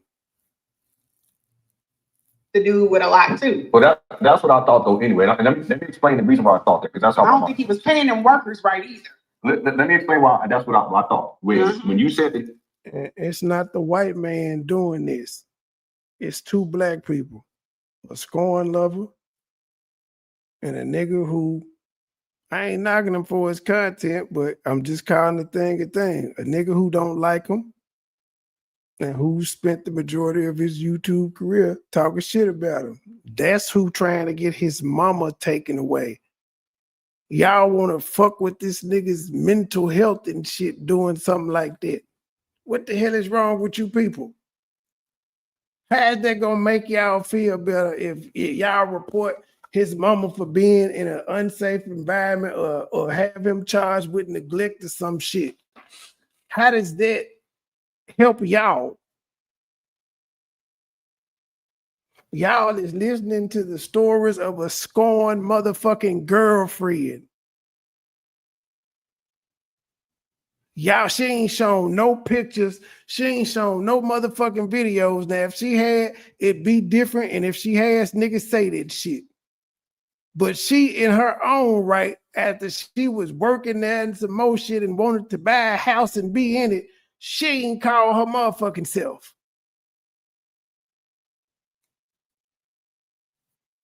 women there, if the place is filthy, most women ain't gonna want to be there. Right. Okay. Right. Furthermore, most people ain't gonna want to be there to be kicking it with Umar. So what I thought in my mind is that if he's paying people, quote unquote, paying people, you guys get my drift, they're not concerned about that. They're doing their job to get paid. That's what I thought you said. Yeah, and he was trying to get it on in the bathroom. I'm like, no, sir. And hold on, wait a minute. Hold on. You saying that Umar was trying to get it on with you in the upstairs bathroom? Yeah, he was like, I'm bending you over the sink, and I was like, no, you're not. Your mama's downstairs. Chill out. So you asking questions about where he having sex at and shit, but you won't ask a specific question like, how many days do you think you took care of Umar's mom during this relationship? I think that's more important than, hold up. You said he want to fuck upstairs in the bathroom? Women don't do that. No, that was your mom there. First, you don't put no women around her. And I'm just like, your mama's calling the neighbor a bullbiker. I don't think she's seasoned. You know what I'm saying? She's not, he said she never smoked, never drank, or anything like that.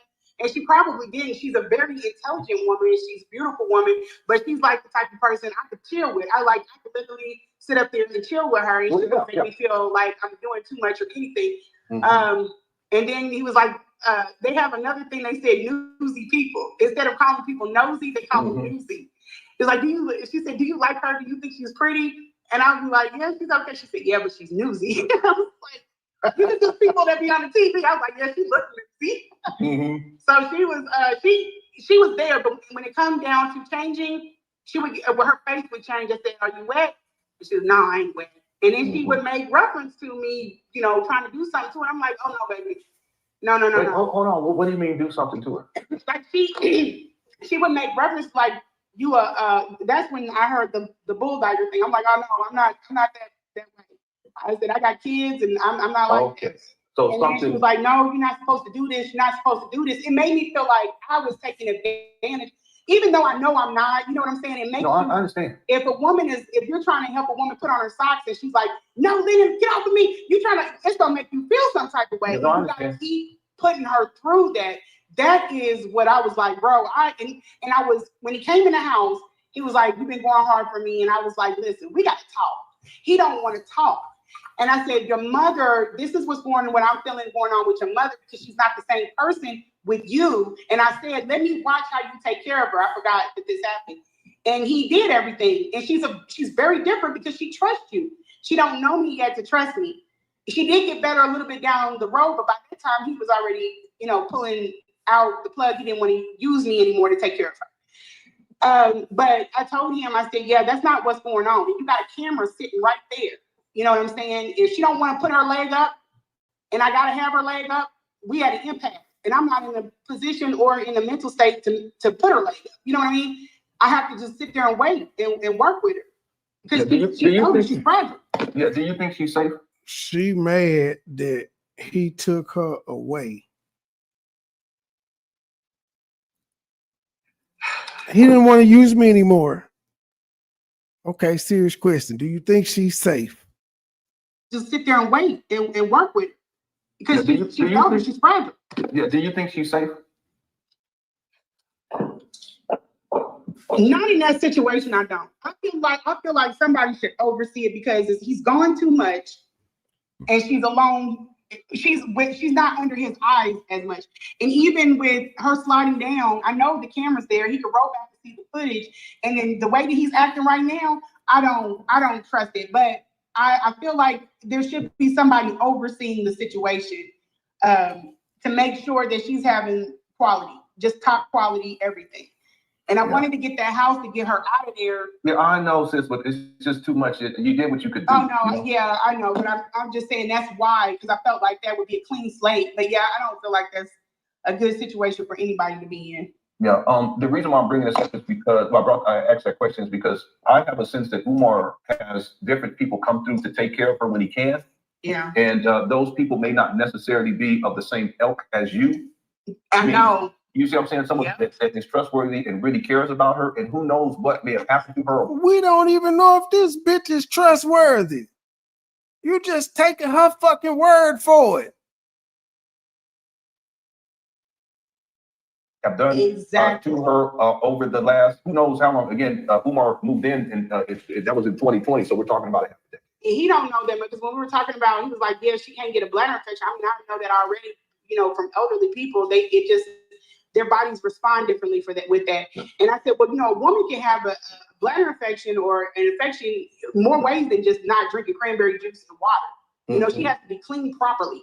She's got to stay clean. She can't have anybody just in there doing anything. They need to be skilled. And they have to be in an environment that shows, hey, we care about this woman. We don't play about her. This house is spotless. And you come up in here, you better bring your A game. But he's not, his mind ain't on that.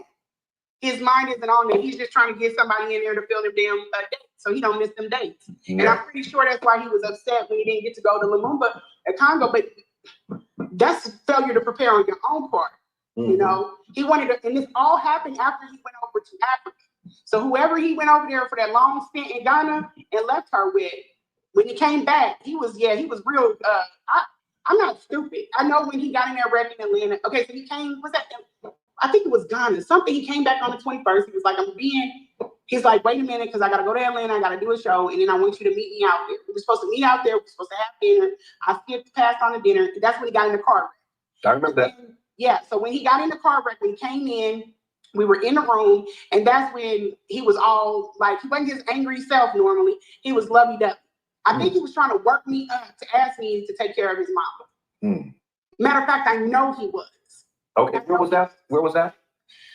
Oh, that was whenever he got in the car wreck in Atlanta. He came that day. I was in the Sheridan down in Philadelphia on 17th Street. He came in. He was whining about, well, I won't say whining because he probably was in a lot of pain. He was in pain. From the car accident. Yeah, he was like, my shoulder hurt, my shoulder hurt, my shoulder hurts. And All right, says if you don't mind, because this is a question that they raised. I think from the other video, and this deals with when and how did he ask you to yeah. But before you answer, I want you to if you can get like a date. Okay, if you can think of what I'm going to do is I need to take about a 4-minute break. Okay. Are you okay? No, I'm a lot. I'm talking. No, it's fine. Are you okay on time? Huh? Are you okay on time? Yeah. You got on Umar goddamn nerves just talking. Okay, so let's just do this. What I'm gonna do, I want you to think about that. It was at the Sheraton, 17th Street. If you can think of the date and then think about what led up to him actually asking you. This nigga sound like the Fed. Okay, I'll wait until you come back. All right, thank you. So I'm gonna play this video real quick, and thanks for asking that question. I'm gonna play a video, and I'll be back in about 4 minutes. And thank you so much, Lenae, for sharing all this information with us. We appreciate you, sis. You're fine. I just want to make sure y'all got a full scope. No, we're doing good. We're doing good. Okay, so I'll be back, everyone. Give me 1 moment. Lenae, thank you for your patience. Okay. Sure. All right. Seriously, even if he's feeling you like that, if he know you're not lesbianism, then you can't go that way. Now, women are raped by husbands and boys. Get raped on a date, your girls, your boys as well, have been exposed to it. You cannot do that. You got to get buck wild. Now they have a first entry for him to be convicted. Now, how does it? Thank y'all for your patience. Lenae, are you there? Yes, I'm here. Okay, thank you. Jabbar. Well, Jabbar. This is why he had to go and smash it though. This is why. That thing, it's a little plump. He was like, I'm gonna crack that jet. That's why he wanted to bend her over the sink, because she sent pictures like that. He said, it ain't your beauty, it's your booty. we can, whatever you're comfortable sharing, you're more than welcome to do. I think something happened to him a long time ago when he was a kid, and it jacked him up bad. It might have been sexual. I think that his mother has been through something sexual. Some fucked you up bad. Sometimes some people that just keeps rearing his ugly head. I think that's why he has an obsession with sex. I know that he has an obsession with sex because Jabbar, you were crack that jet. You were like, oh hell yeah, I hit that too. You want me to put it back on the screen? Hold on, let me put it back on the screen. Jabbar like, well, hell yeah, Prince of Pan Africanism. He shit.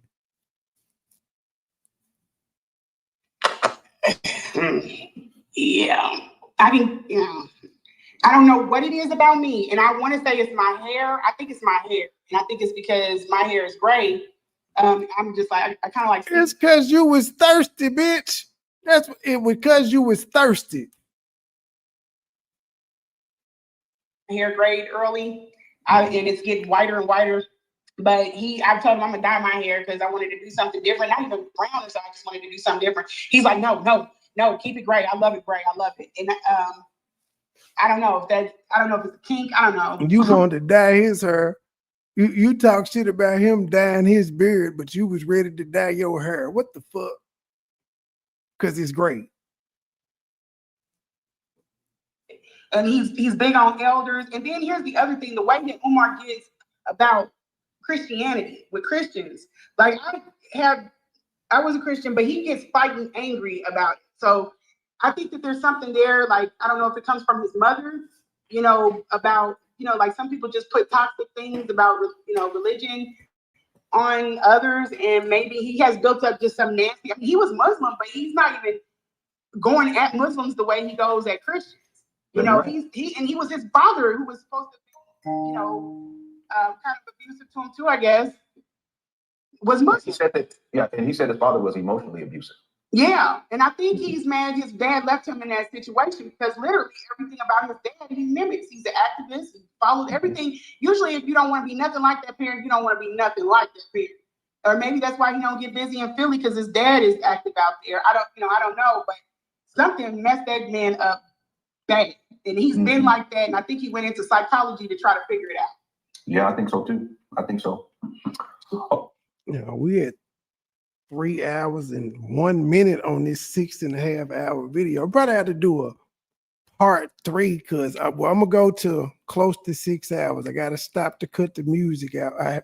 If I don't stop it after before 6 hours, I can't cut out the music and keep my shit monetized. So I'm gonna go to close to 6 hours. There'll be a part 3 later on tonight. Maybe she'll pop back up on Lenae's channel again with a part 3 herself. Oh, December 23rd was the day that he got into the wreck. Okay. That was the wreck. And that was the same day that he actually dealing with your mom, with his mom? So wait a minute, he said, "Good, go over there, you going home?" Okay, I'm trying to, December 23rd, he got to the hotel.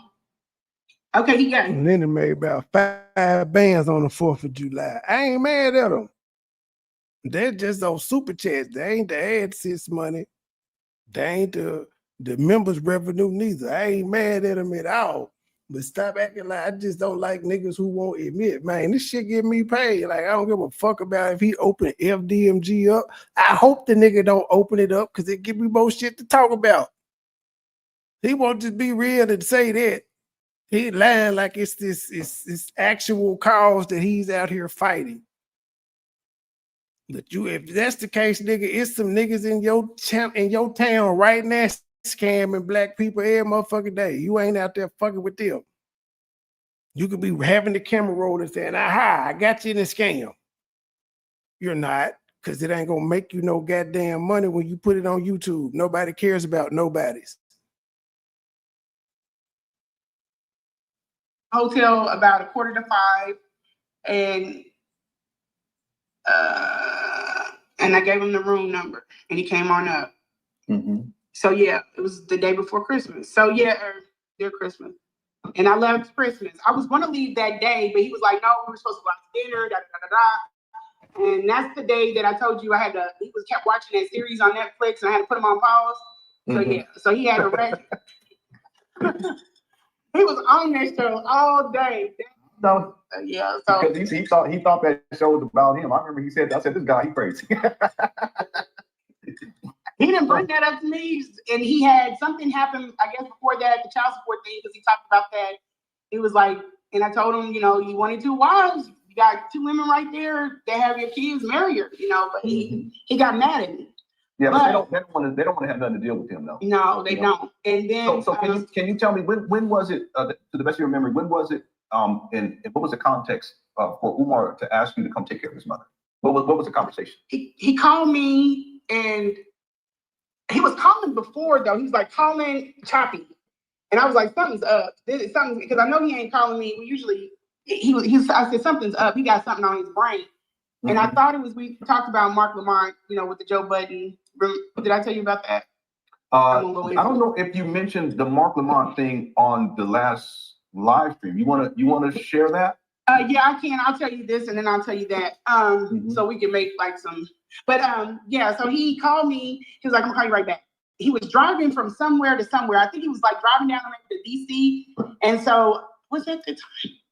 I'm trying to make sure I got my days in order. But because he kept calling, he called me. It was like 1 minute. He was like, "Hey, I'm gonna call you back." And then he called me back. And he was like, "Dang, I gotta call you back." And I didn't think none of it because I know how he is. So then we finally got on the phone, and we were talking, and he was like really talking low. And I was like, he must be with his mom. And he ain't never called me around his mom. So I'm listening, and he's like telling me all of this stuff. He told me about what happened with the UNIA. He said that he was dating 2 women that were in there. He didn't want to let them go, but they talked too much and they told on each other. And that's what caused the problem. So he was dating 2 women in there. And then I did not know that. Yeah, he was dating 2 women in the UNIA, and they kicked up some crap. Leah, I ain't even mad at her for being thirsty. I'm mad at her for being mad that the shit didn't work out. And she claims she was just supposed to be having fun. So, bitch, why is you out here doing all of this? You had fun. You got some money in the process. What are we doing here?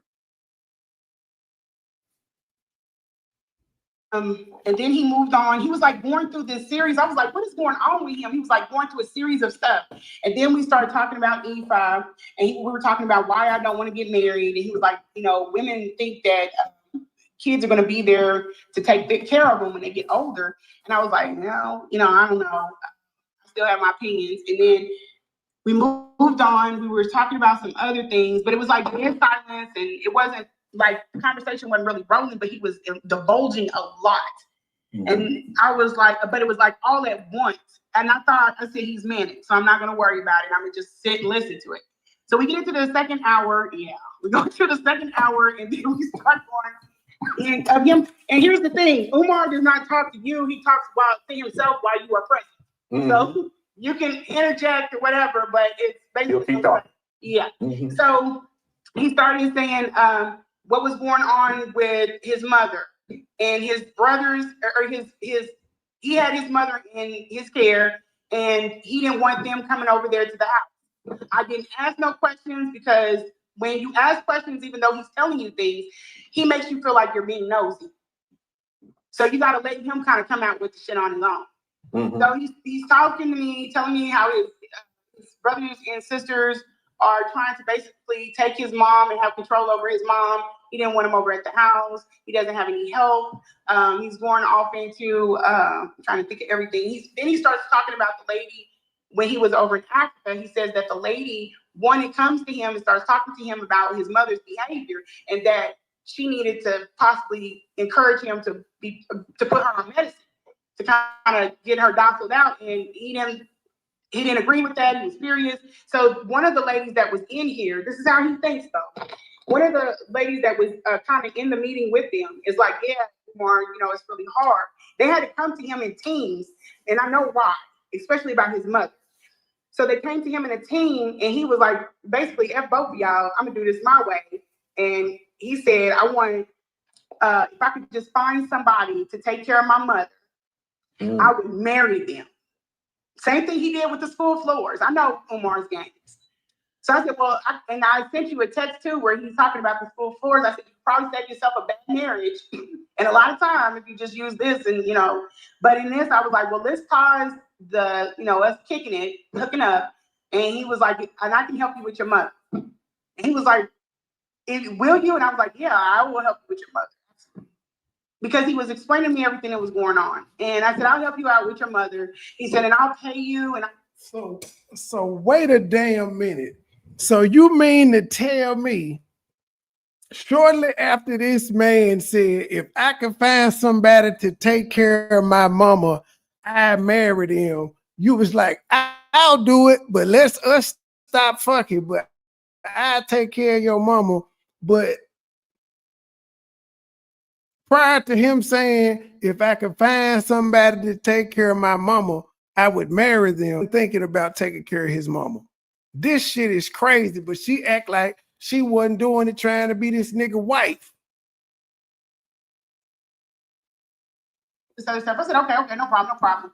I felt like it was going to be good for him because it was stressing him out, and he had already been acting weird on lives and calling me choppy. I felt like, take this off of his plate. He's going to get right back on his game. You know what I mean? And I said, yeah, anything, absolutely. I said, well, I'll do it, and then that'll be my contribution to the school getting up, because I hadn't sent Umar any money the whole time we've been sleeping together and all this other stuff. I never gave him any money. I sent him a $250, and that was for the books that he left behind from the event. He told me to get him off. I got him off. I sent him his change, or not the change, but the money. And I never gave him any like, this is for FDMG.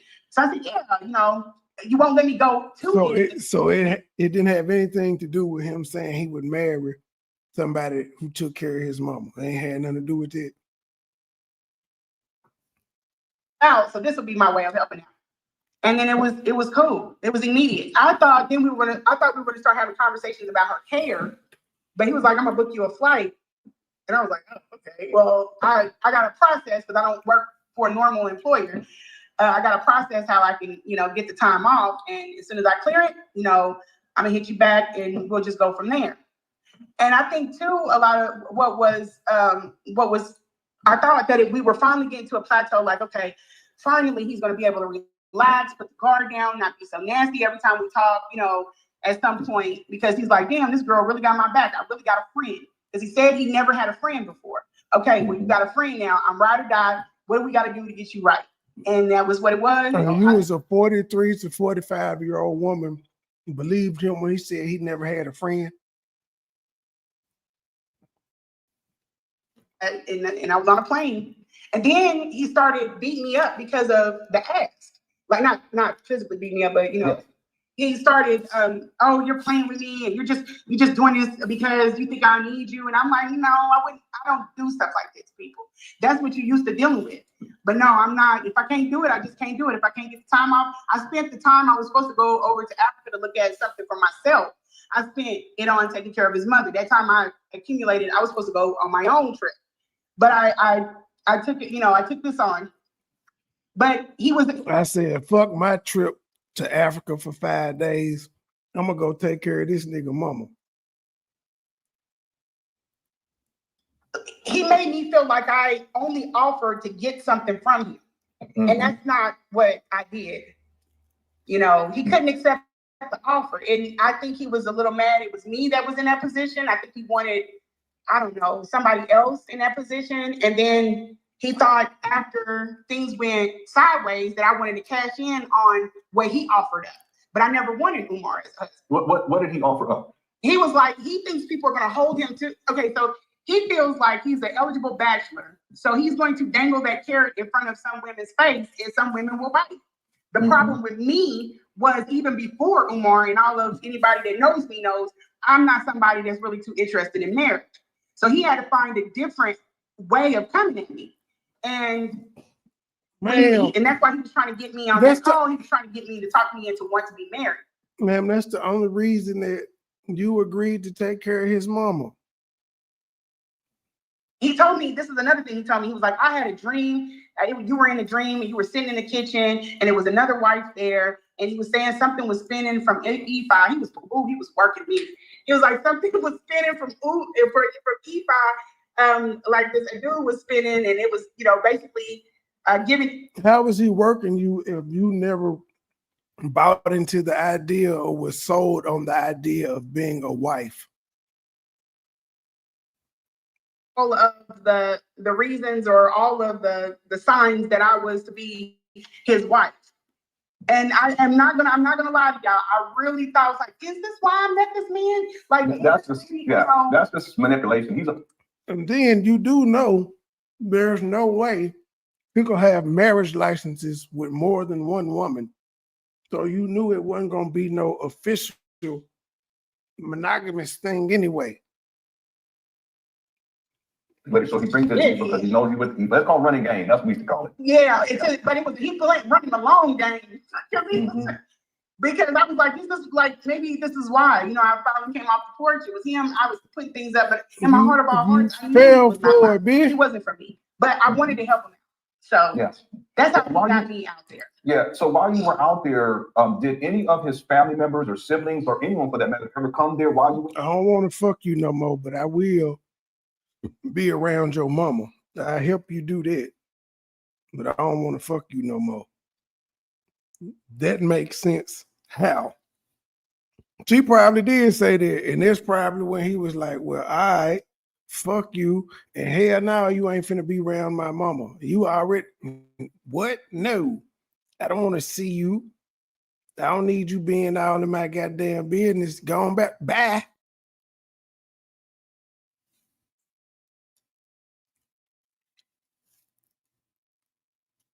Nope, I don't think they didn't want to come over there.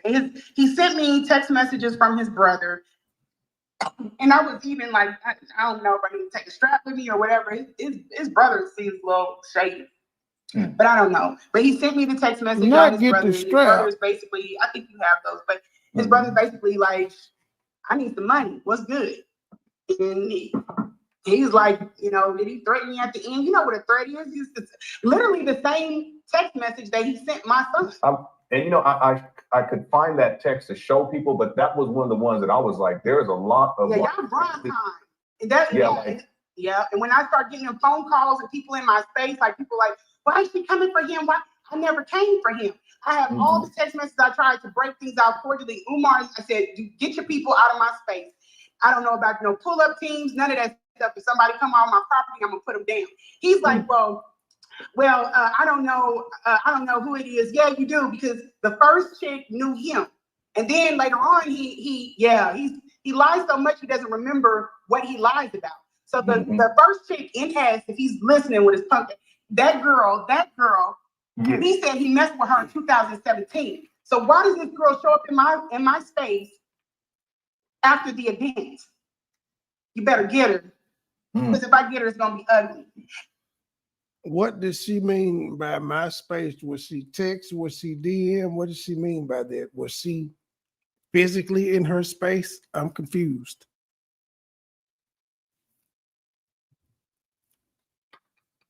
More people. I just got the phone. That's why I went into this, telling you about how the phone, I got the 267 number. I got that. I understand, oh, my bad, wrong number. Somebody else used to have this number. But I'm getting 10 and 15 calls from 215s and 267s. You put that number out there. And then the girl that was from an event, he got into it with the girl from the event, and she called me. She left a message on my phone. And the message was basically like she needs some help. She was trying to act like she was a DV, like somebody that's in DV. What DV? Like domestic violence situation. Okay. And so this is all starting to make sense. Oh, I'm sorry, DV. You said, yeah, sorry, DV, domestic violence. So she's a survivor. She's in a bad situation. So he knew that that's the time that I was on, because there was lives that he did when girls were in bad situations, and he would send me their number. So I have those text messages. I reach out to the girls, and they're just talking any kind of way because they want to talk to him. I said, oh, no, she don't need no help. She want to talk to you. And I throw them back out. But when I got this call, I didn't save an event in my phone. I was supposed to go to the very first time I went to Philly. I was supposed to go to an event, but him and the girl got into it. And he was like, I'm not even going to do the event. And I said, okay, so never mind. I paid $40 for the tickets, but so we ain't going? He's like, no, I'm not going. We're going to go back to the hotel. Okay, cool. So all of a sudden, this girl, the same girl, she comes calling me and leaving me a message on my phone because he forgot I've already met her. So now she's on my phone and she's like, oh, I need help. I need somebody to talk to. I saved the message and everything. And I said, I called her back. I called him immediately. I didn't even call her back. I called him immediately. I said, he didn't send them on you. You said that he would be talking about girls in tough situations, and he would send you their number. Not he would give them your number to call you. He gave you their number. You called these women. You gave them your number. You could have called private.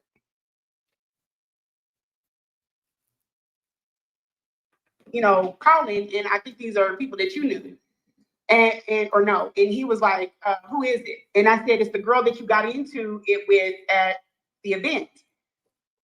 And I couldn't at that time download the voicemail to send it to him, but I called her back. And I didn't tell her who I was or anything. I didn't even tell her I was out of state. I just left you a voicemail? That's what you're saying? She left you a voicemail? Yeah, she left me a voicemail. I couldn't get in touch with Umar because he always thinks I'm calling him to cupcake. But I told him, if I call you, it's on business. Do you still have that? I'm sorry. Do you still have that voicemail? I think I do. I still think I can get it off. I will send it. Okay. Anything. Okay. All right. I got a ton of stuff. So it wasn't like, and I told Umar, I said, there are people that I'm protecting their privacy from what I just told you, like from dealing with survivors. And then there's people that I know that are also known. You're not the only person I know that's known. I need you to get these people away from me, because what if I would have answered the phone and just talked to her like, are you safe? Are you, what are we doing? Where are you? Do you need, help? Then somebody would have knew something about me. And I'm not interested in giving out that type of information. So I told him, get these people out of my space. Your supporters, your fans, whatever they are, get them up out of my space. If you don't want to deal, then don't deal. Go away. But they kept coming. And then he sends me a text message back, real just evil. So there it is. There it is, ladies and gentlemen. That nigga broke up with her. She said, if you don't want to deal, don't deal. Go away. Well, he ain't got no control of the women you call that you said initially was calling as DV survivors, but they just wanted to talk to him. You didn't even block these people that they're able to contact you back.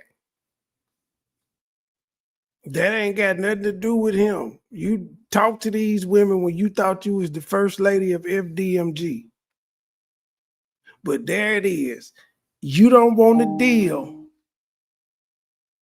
You don't want to deal. Just go away. Get these people out of my space. Get your supporters. hit the Cash App, hit the PayPal, hit the Super Chat, join the membership, buy an album. Out of my space. If you don't want to deal, then don't deal. Go away. But they kept coming. And then he sends me a text message back, real just evil, talking about my spies are what did he say? He said my spies. I saw that. Yeah, they're everywhere. They're very efficient. I saw that. Yeah, he didn't want me. I think he thought I was sleeping. It's so much. This is a rabbit hole. Yeah, it is. He didn't want me sleeping with anybody in the city that I'm in, or he did not want me. He wanted to know who I knew that was known because he's very big on name dropping.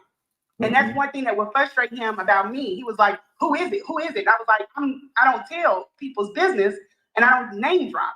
Well, you're doing it now. I said you're doing it now, though. Yeah, I'm dropping them off. I'm dropping them off. But here's that text. Let me read it to everyone. Okay. I can't see the top. It says, "I know a lot of people are going to regret choosing a different team, but I'm dope AF," and that was from you. And then he says, "My spies are excellent." And then you said, "Thank you for admitting to it. Respect that. If they are so good, then I'm sure they have let you know I was 1 to something." I can't see the end part right there. Yeah. Okay. I was probably talking some cash.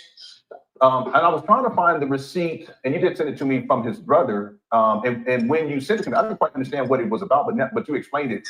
It almost sounds like his brother was trying to get money out of Umar. Yeah, I think his brother be punking him on like.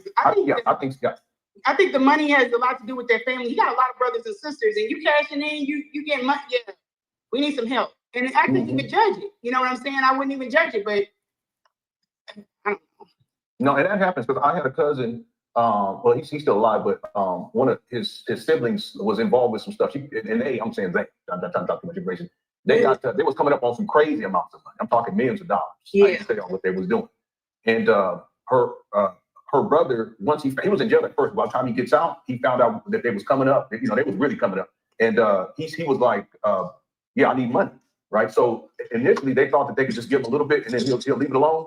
But as the money kept coming in, he kept asking more and more, and then he was like, "Well, if you don't give me money, I'm gonna go to the." Well, he didn't say feds, but we knew what he was talking about. And that was his way to continue to get money out his siblings, and he did it for a very long time until they finally all got hemmed up. But that's a whole other story. But yeah. Wow. And I think they was shaking him down left and right. I don't know what the dynamic is, but they're very, close mouth on a lot of things. And they were pretty much like, he took his mom, and they were like, okay with it, I guess. Now I think he did say that they come over and visit, but he specifically told me if anybody comes to that door, and I remember this about when Anissa came out, because I'm like, what I do? Like if the family like coming over, I know how my family is, they're gonna pull up and be like, hey, what's going on? Type. If they came over and was like, hey, where is Umar? What, whatever, what am I supposed to do? Just like not let them in, their mama's in here. You know what I'm saying? I don't want to be in that dynamic with the family, but I'm trying to protect your space too, her space. I don't know if they're good for her or good, bad, I don't know. But he was like, no, if nobody that comes here, don't answer the door for anybody. He bought me Valentine's. He's got me and his mom Valentine's. Yeah, you told me that real quick, because he's against all of that, right? But like you said, he's a regular guy. What year was that? He would buy me Christmas presents if I asked him to. He's really, I don't know like what his obsession is with me. But yeah, he was, if I wanted Christmas, he would. Man, he was obsessed with her, but he let her go. Yeah, what?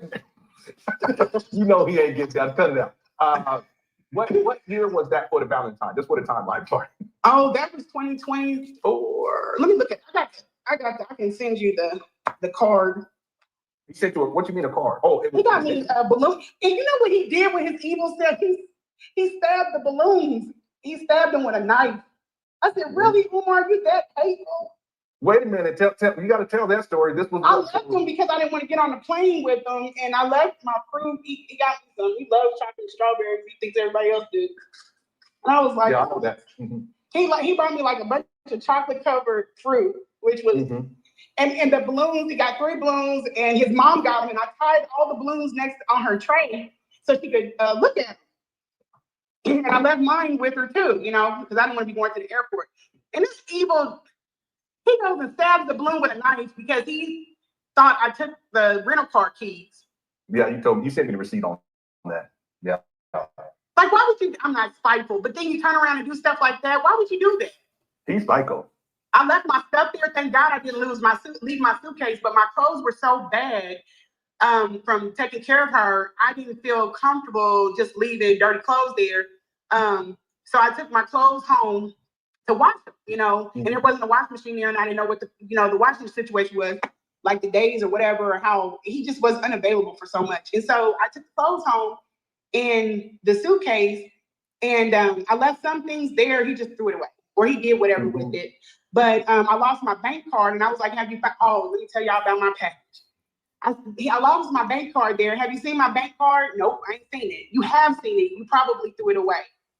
And then I had a package coming with iron pills. The first time I took care of her, my iron got real low. When we got into it in the kitchen, that was because I had a bloody nose, and I was getting dizzy. Yeah, my iron was stupid low. Yeah, but you don't even know, sis. It might not even been that. It could have just been being in that environment. Yeah.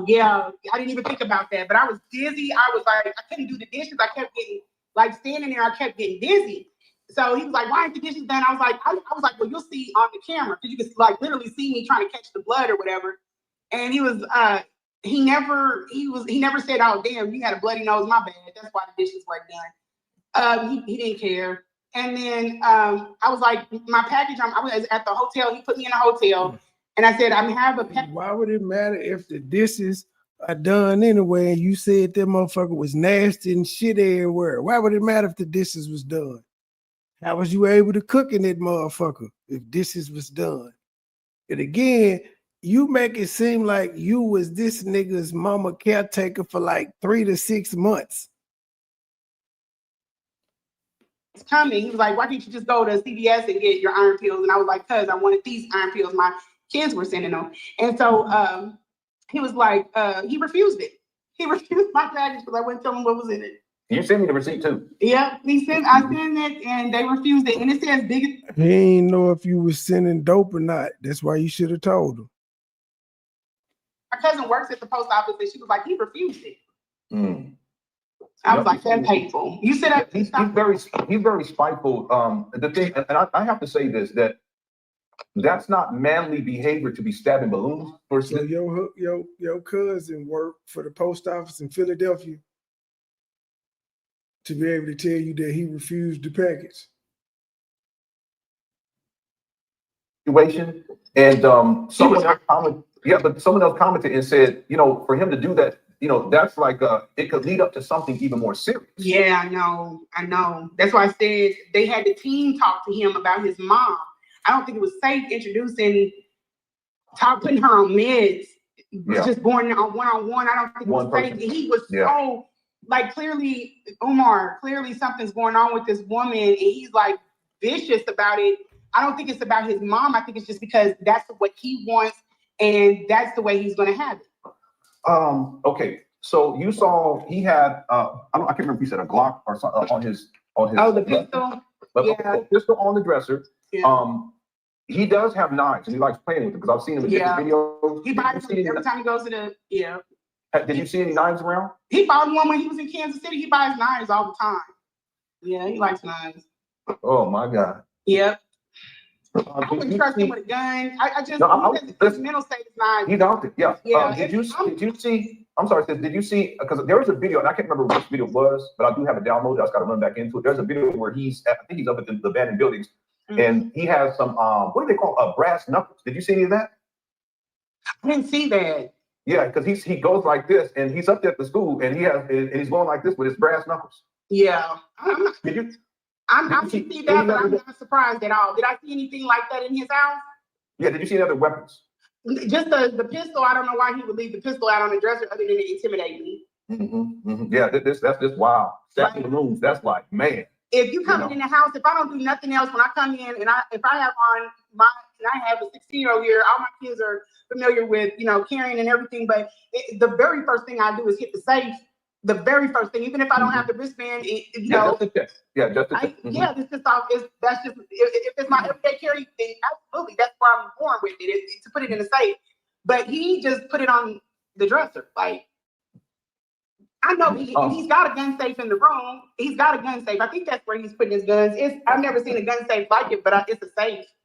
He's got a safe in there. Why not? Why would you just take it off and put it on top? Well, I don't know. Maybe if you don't have kids in the house, I don't know. But I think it was more for me. It could have been. Are you okay on time? Yeah. Okay. 'Cause I don't think we're going to get through all of it because I actually got to the questions that I typed out. These are all. I'm sorry, I'm long-winded. No, sis. I mean, for you to do this, a lot of respect to you for doing this in the first place. And if you have the time, we can get back together in the near future. I would hope. But I would like to at least get to the questions from the chat. Okay.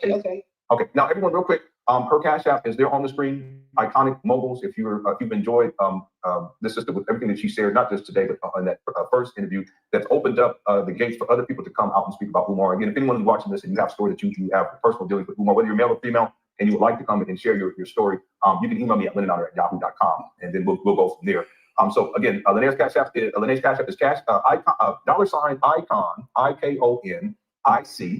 ICONICMOGULZ. Okay. All right. So let's get into some of these other questions. Did Umar act like he was financially struggling? Yes, because I had to rent the house. He's not doing well. He had to pay the phone bill, the deposit on a lot. I could have, but I made him do it because You had to rent what house? Y'all didn't have no house together. he's the one that invited me to come out, so I made him pay that. Okay. But he was like, "Oh, there's no more money on here. You think I'm rich?" Because the places that I don't know. I didn't, but this was before I knew how he was living. So I probably wouldn't have had him pay for a lot of that stuff. Okay. Another question is, did people pay for Umar's boot camp? And if they did he refund them? He did. Nobody paid. He just, had it stuck with. I'm coming back, and a lot of people paid extra to be a vendor because if they had anything that we did, they were going to be my vendors. You know what I'm saying? Yeah. So. Okay. I probably wouldn't charge them that much. Just $50. I thought that was crazy for an Umar lecture. But. Okay. Speaking of how much they charge, when you had him out for the event, how much did he charge you guys to come out and speak? He didn't. He requested himself. That's what I was going to try to get to. He requested himself. We flipped the bill on that event. The gym, the theater that we used, they were gracious. They were helpful. We had to pay for the sound, the lighting. I didn't have to pay for the videography. The first one, I had two of them. The first one, because he just wanted to get in with Umar. We spent the gas to go up there to get him. He did take us. This is how he paid us. He took us out to eat. Yeah, he does that. That was how he made his little. Yeah, he took us out to eat, and he acted a damn fool in the restaurant, so we don't even get to go back there. Okay, what happened in the restaurant? Oh my God! I tell you, this man is out of. He was just talking to the waiter. He was talking to the waiter like he was trash. We had an incident with a black guy. I think we were. I don't know where we were, but we were on the road. I told this one guy, I was like, "Hey, I like your wigs." He had some cute fat wigs, and I said, "I like your wigs." He was like, "Oh, thank you." He said, "Is that?" I was like, "Yeah, that's him." Because I didn't know no better. He was like, "Oh, he was showing him love," and there were a lot of white people in there. They didn't know who he was, but he was eating it up. But then when he got in the car, he was like, "Why would he come up and put me out there like that?" He was like, and then he was rude to the guy when we were pulling off. But here's the thing. They had a line going out of the gas station just because he was just standing up there buying stuff. He was buying small little liquor things and buying pocket knives and buying. Okay, whoa. Wait a minute. You're saying that Umar was buying liquor things? Yeah, he was buying like little liquor things. I don't know. He was just buying like little liquors and all this other stuff. Okay, back up. Where is this exactly?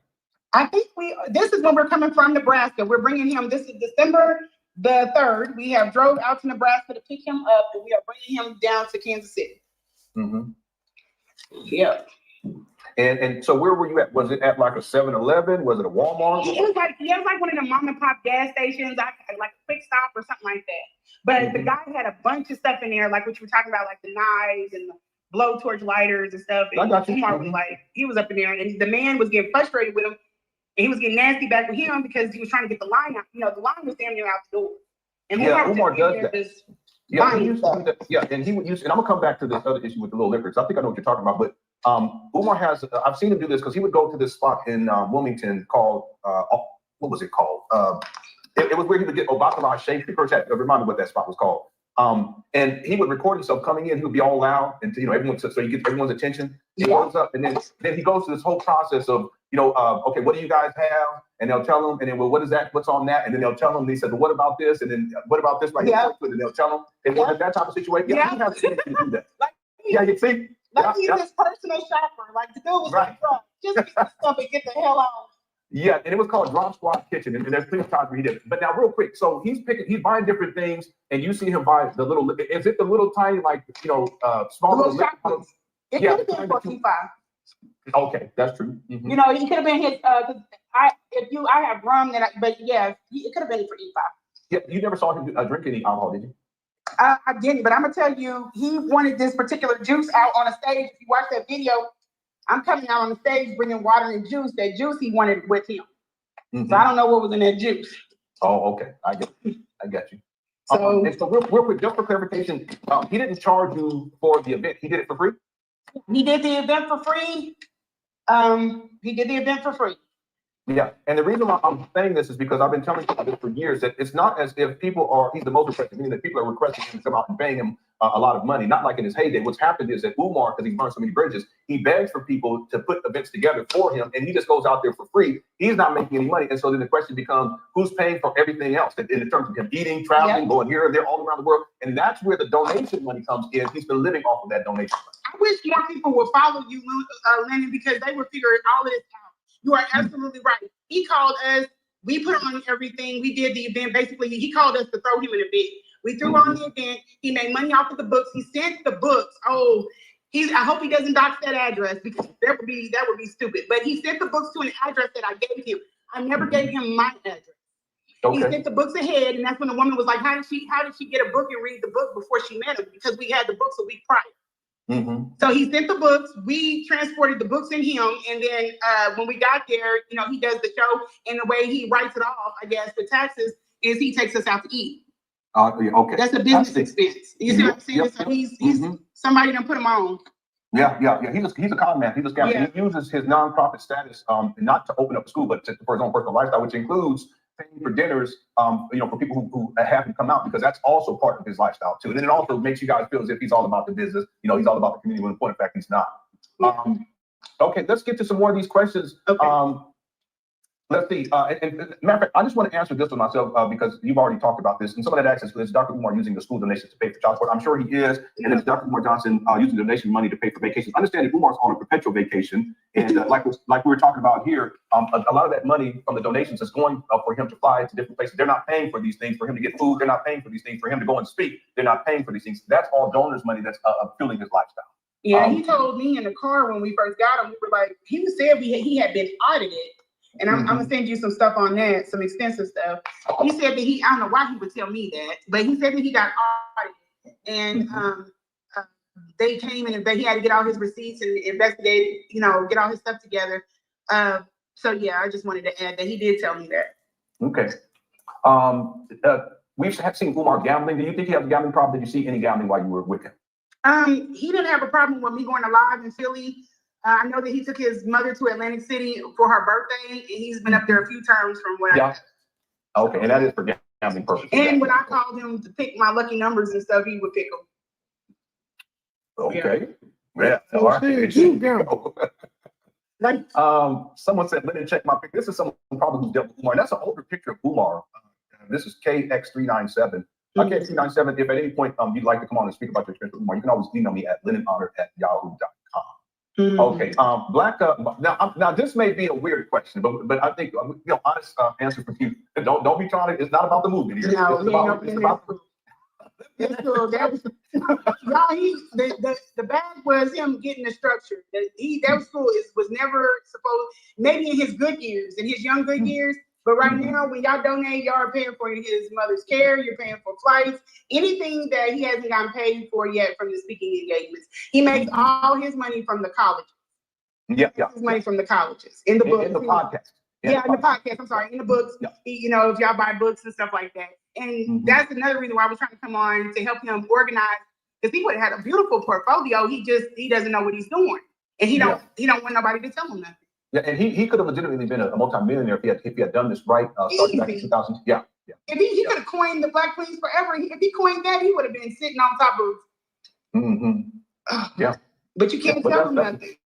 That's right. That's Umar. He could have sold his curriculum. He could have bought that land. He could have put up a fabricated building and added, and then did a building fund and get one. There's so many ways that man could have done this correctly, and he just no. Yeah.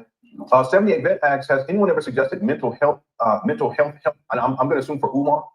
Yes, I have. I sent all the text messages. I have, just like I'm talking to y'all, I have talked to Umar, but this is what he does. He will go quiet on me. The way that I wake him up is I talk sexual to me or send a booty pic because he will respond to that because he feels he's like a child. If you go in on him and you tell him all of these things that you are saying, he feels like you are not giving him kudos. Anything that's not a kudos is you're being negative.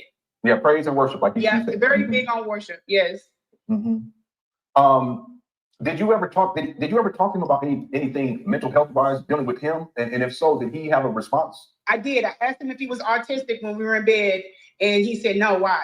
I said, no, I just asked. You know, like I wouldn't. There's something off about you. I'm not saying it like that. You're not. No, I know. I understand. You know, like there's some. My son has autism, and I don't. You know, but you can clearly once you get around him, you can tell. You know, like he tells you exactly what's on his mind. But I asked him. I said, you know, and then I also started diagnosing him. Off of ChatGPT, I was like, do you think you got neurotic? I was like, do you think you're narcissistic? You know, narcissistic. What did he say to the narcissistic part? He said, because I sent him the diagnosis. He was like, he was telling me the difference between the two. He was like, one is a like a fake narcissist, and the other one is an actual diagnosis. Okay, I didn't ask you that. Which one is you? Like, But I've asked him about him having this what is that called? Disassociative disorder. Yeah. I've asked him about that. He didn't respond. He only chimes in on things that excite him. You know what I'm saying? So he'll see me in a text. I'm trying to get him engaged. But that's very fascinating. Do you think that he's aware that he has some mental health issues? I do. I think that he knew it from an early age. He knew that he was different, and he went into psychology to try to find out what. Yeah, you said that. Yeah. Another question about autism. Why did you ask him specifically about autism? Because he stems a lot. I know that. Wait, what does that mean? Stemming is like, excuse me, this smoke is starting to get to me. You okay? Yes, the bottle rocket stuff. Sorry, it's for these kids is lighting it up out here. Yeah, you need to. Okay, if you need to move to another location, or if it's not good for you, you can always come. I think I'm going to have to go in further in the house. Okay. But yeah, he's stemming is kind of like, somebody else can probably explain it a little bit better than I can. But basically, like they have these tics that they do to kind of keep themselves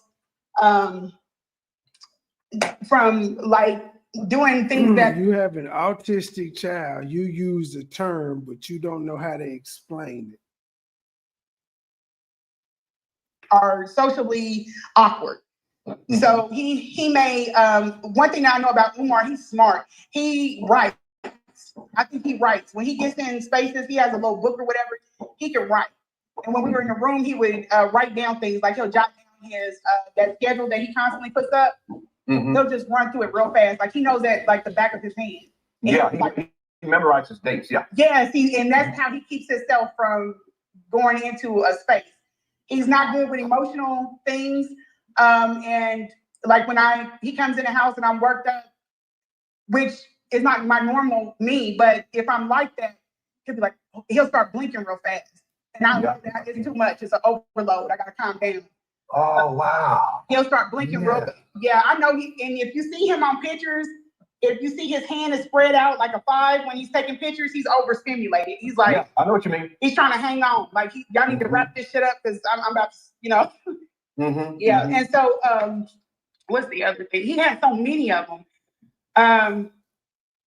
Let me read this real quick. Stimming or self-stimulatory behavior is a common trait in individuals with autism spectrum disorder, ASD. It involves repetitive movements or vocalizations, repeating things 3 times, that can serve as a coping mechanism for managing emotions, sensory input, or stress. Yeah, and this drives people crazy. Him repeating things 3 times.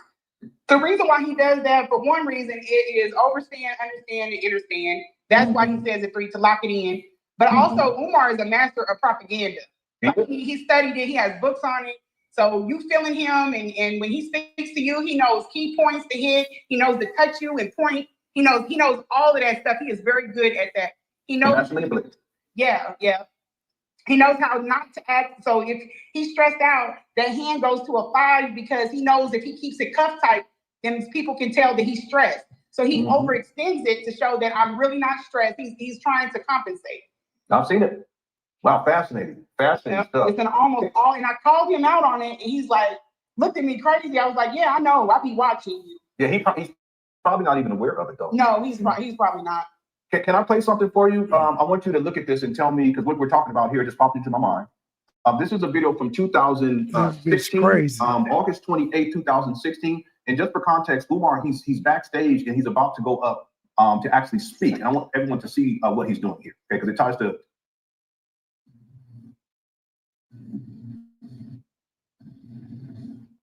Okay.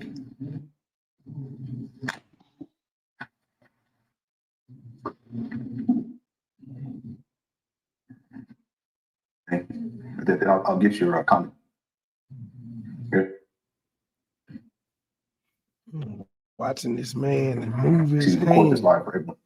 Because he goes and talks to y'all about, he talks to people, y'all, about stuff before he even brought it to me. Like some things, and I was have to remind myself not to feel no type of way about it. Because I'm like, damn, I'm sleeping with you. I don't know this.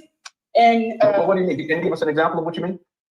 Like if something happened with the school band, Anissa coming out. When Anissa came out, he went to his fans, or not his fans, excuse me, but the supporters. His supporters before he came to me, and I was at the house with his mother. And that ain't what you said last night. You said last night he told you. And I tell you, Anissa, you asked him what you gonna do and all of that. All right, y'all. My old ass done got sleepy. There'll be a part 3. We still got. Well, I was almost at the 4-hour mark. Well, hold on, I'll let it play to the 4-hour mark. We're at 3:56:50, 6:43. So we still have almost 3 hours left on part 3. Darker. That girl is the splitting image of his mom.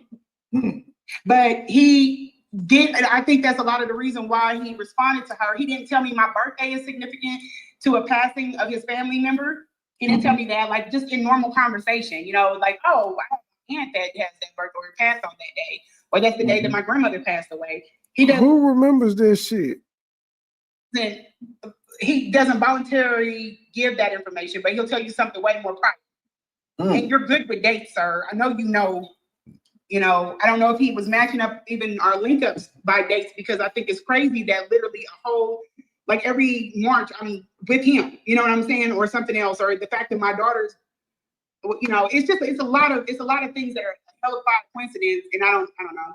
Yeah, well, dates are really important to him, and that may be part she got 3 kids. Psychological issue as well. Very, and that will be him stemming with that. I've seen that before. I've never seen it with an adult, but there are some kids that have like little pieces of cloth that they rub or they eat with them.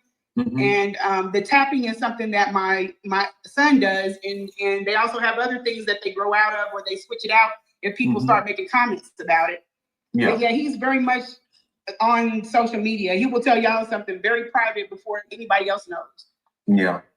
Okay, now this is a kind of lighten things up here, because this is the deep stuff, especially him stabbing balloons. I'm like, man. Marcus asked, can you ask her? Nigga, he stabbed some fucking balloons. What's about that? I can see if the nigga punched some walls or some shit. He stabbed some balloons. He ain't burned no shit. Keeps the zebra cake. Does he eat above the stove? Above the stove, in the kitchen, above the stove. Okay. What was the stove clean? What would you say? Nothing. The stove was okay. He loves to eat turkey and butts. Or beans and butts. That's what we call it. Oh, beans. Okay. I got it. Beans and butts. Love beans and butts. And I was like, I got to figure out how to make beans and butt for her. I think that he wants only him to make beans and butt for his mom. But the stove was clean, but it looked very new. It was one thing that I think his old stove went out, because that was like the newest appliance. It was like, I was like, oh, this is cool. Was there a microwave? But he does not believe in a microwave. Okay. So he doesn't use a microwave, which I was okay with that. But he has an extremely large tea. All right, y'all. We at the 4-hour mark on that one. I'll be back with part 3 tonight. To the next episode.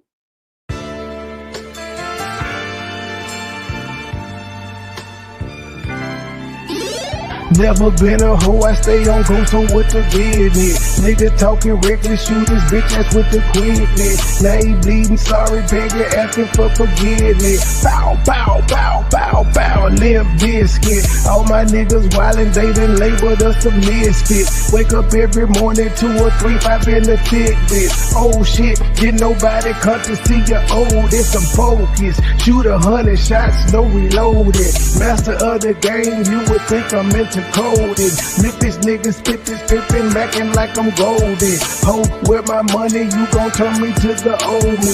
Stay high, first class flight, I'm in the nosebleed. Copy, cooking, whipping, shipping, till we count the proceeds. OG, I've been moving back niggas since 03. Low key, niggas hating, but they don't want no beat. State gang, true sippers, bitch, I bet we gon' eat. Get jammed, get a lawyer, make it bunny, don't speak. Pour up, oh, I need some more, nigga had a long week. Shout out to my plug, he showed me love, he out in Long Beach, I'm true geek. Walking by myself, but left with 2 freaks. Ooh, we, nothing in they mouth and on they booty. Austin Power swag, yeah, baby, this is groovy. You can call me Money Boy, or you can call me Nudie. Hood niggas, churches, chicken, let me get a 2-piece. Top down, 2-seater, let me feel the 2 breathe. Gotta hold it steady, chopper, kick it back like Bruce Lee. Lately I've been in the zone, I guess I'm in my 2-3. Don't call my phone for nothing less than a QP. Feeling like the Migos, cause my bitch is bad and bougie.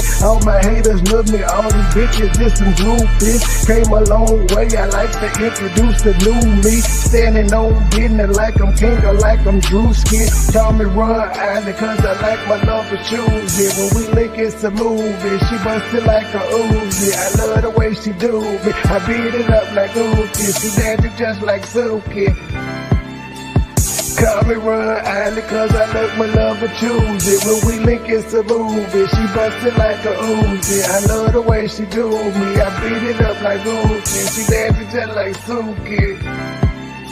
I never been a hoe, I stay on go, so what the business? Nigga talking reckless, shoot his bitch ass with the quickness. Name pleading, sorry, begging, asking for forgiveness. Bow, bow, bow, bow, bow, limp biscuit. Never been a hoe, I stay on go, so what the business? Nigga talking reckless, shoot his bitch ass with the quickness. Name pleading, sorry, begging, asking for forgiveness. Bow, bow, bow, bow, bow, limp biscuit.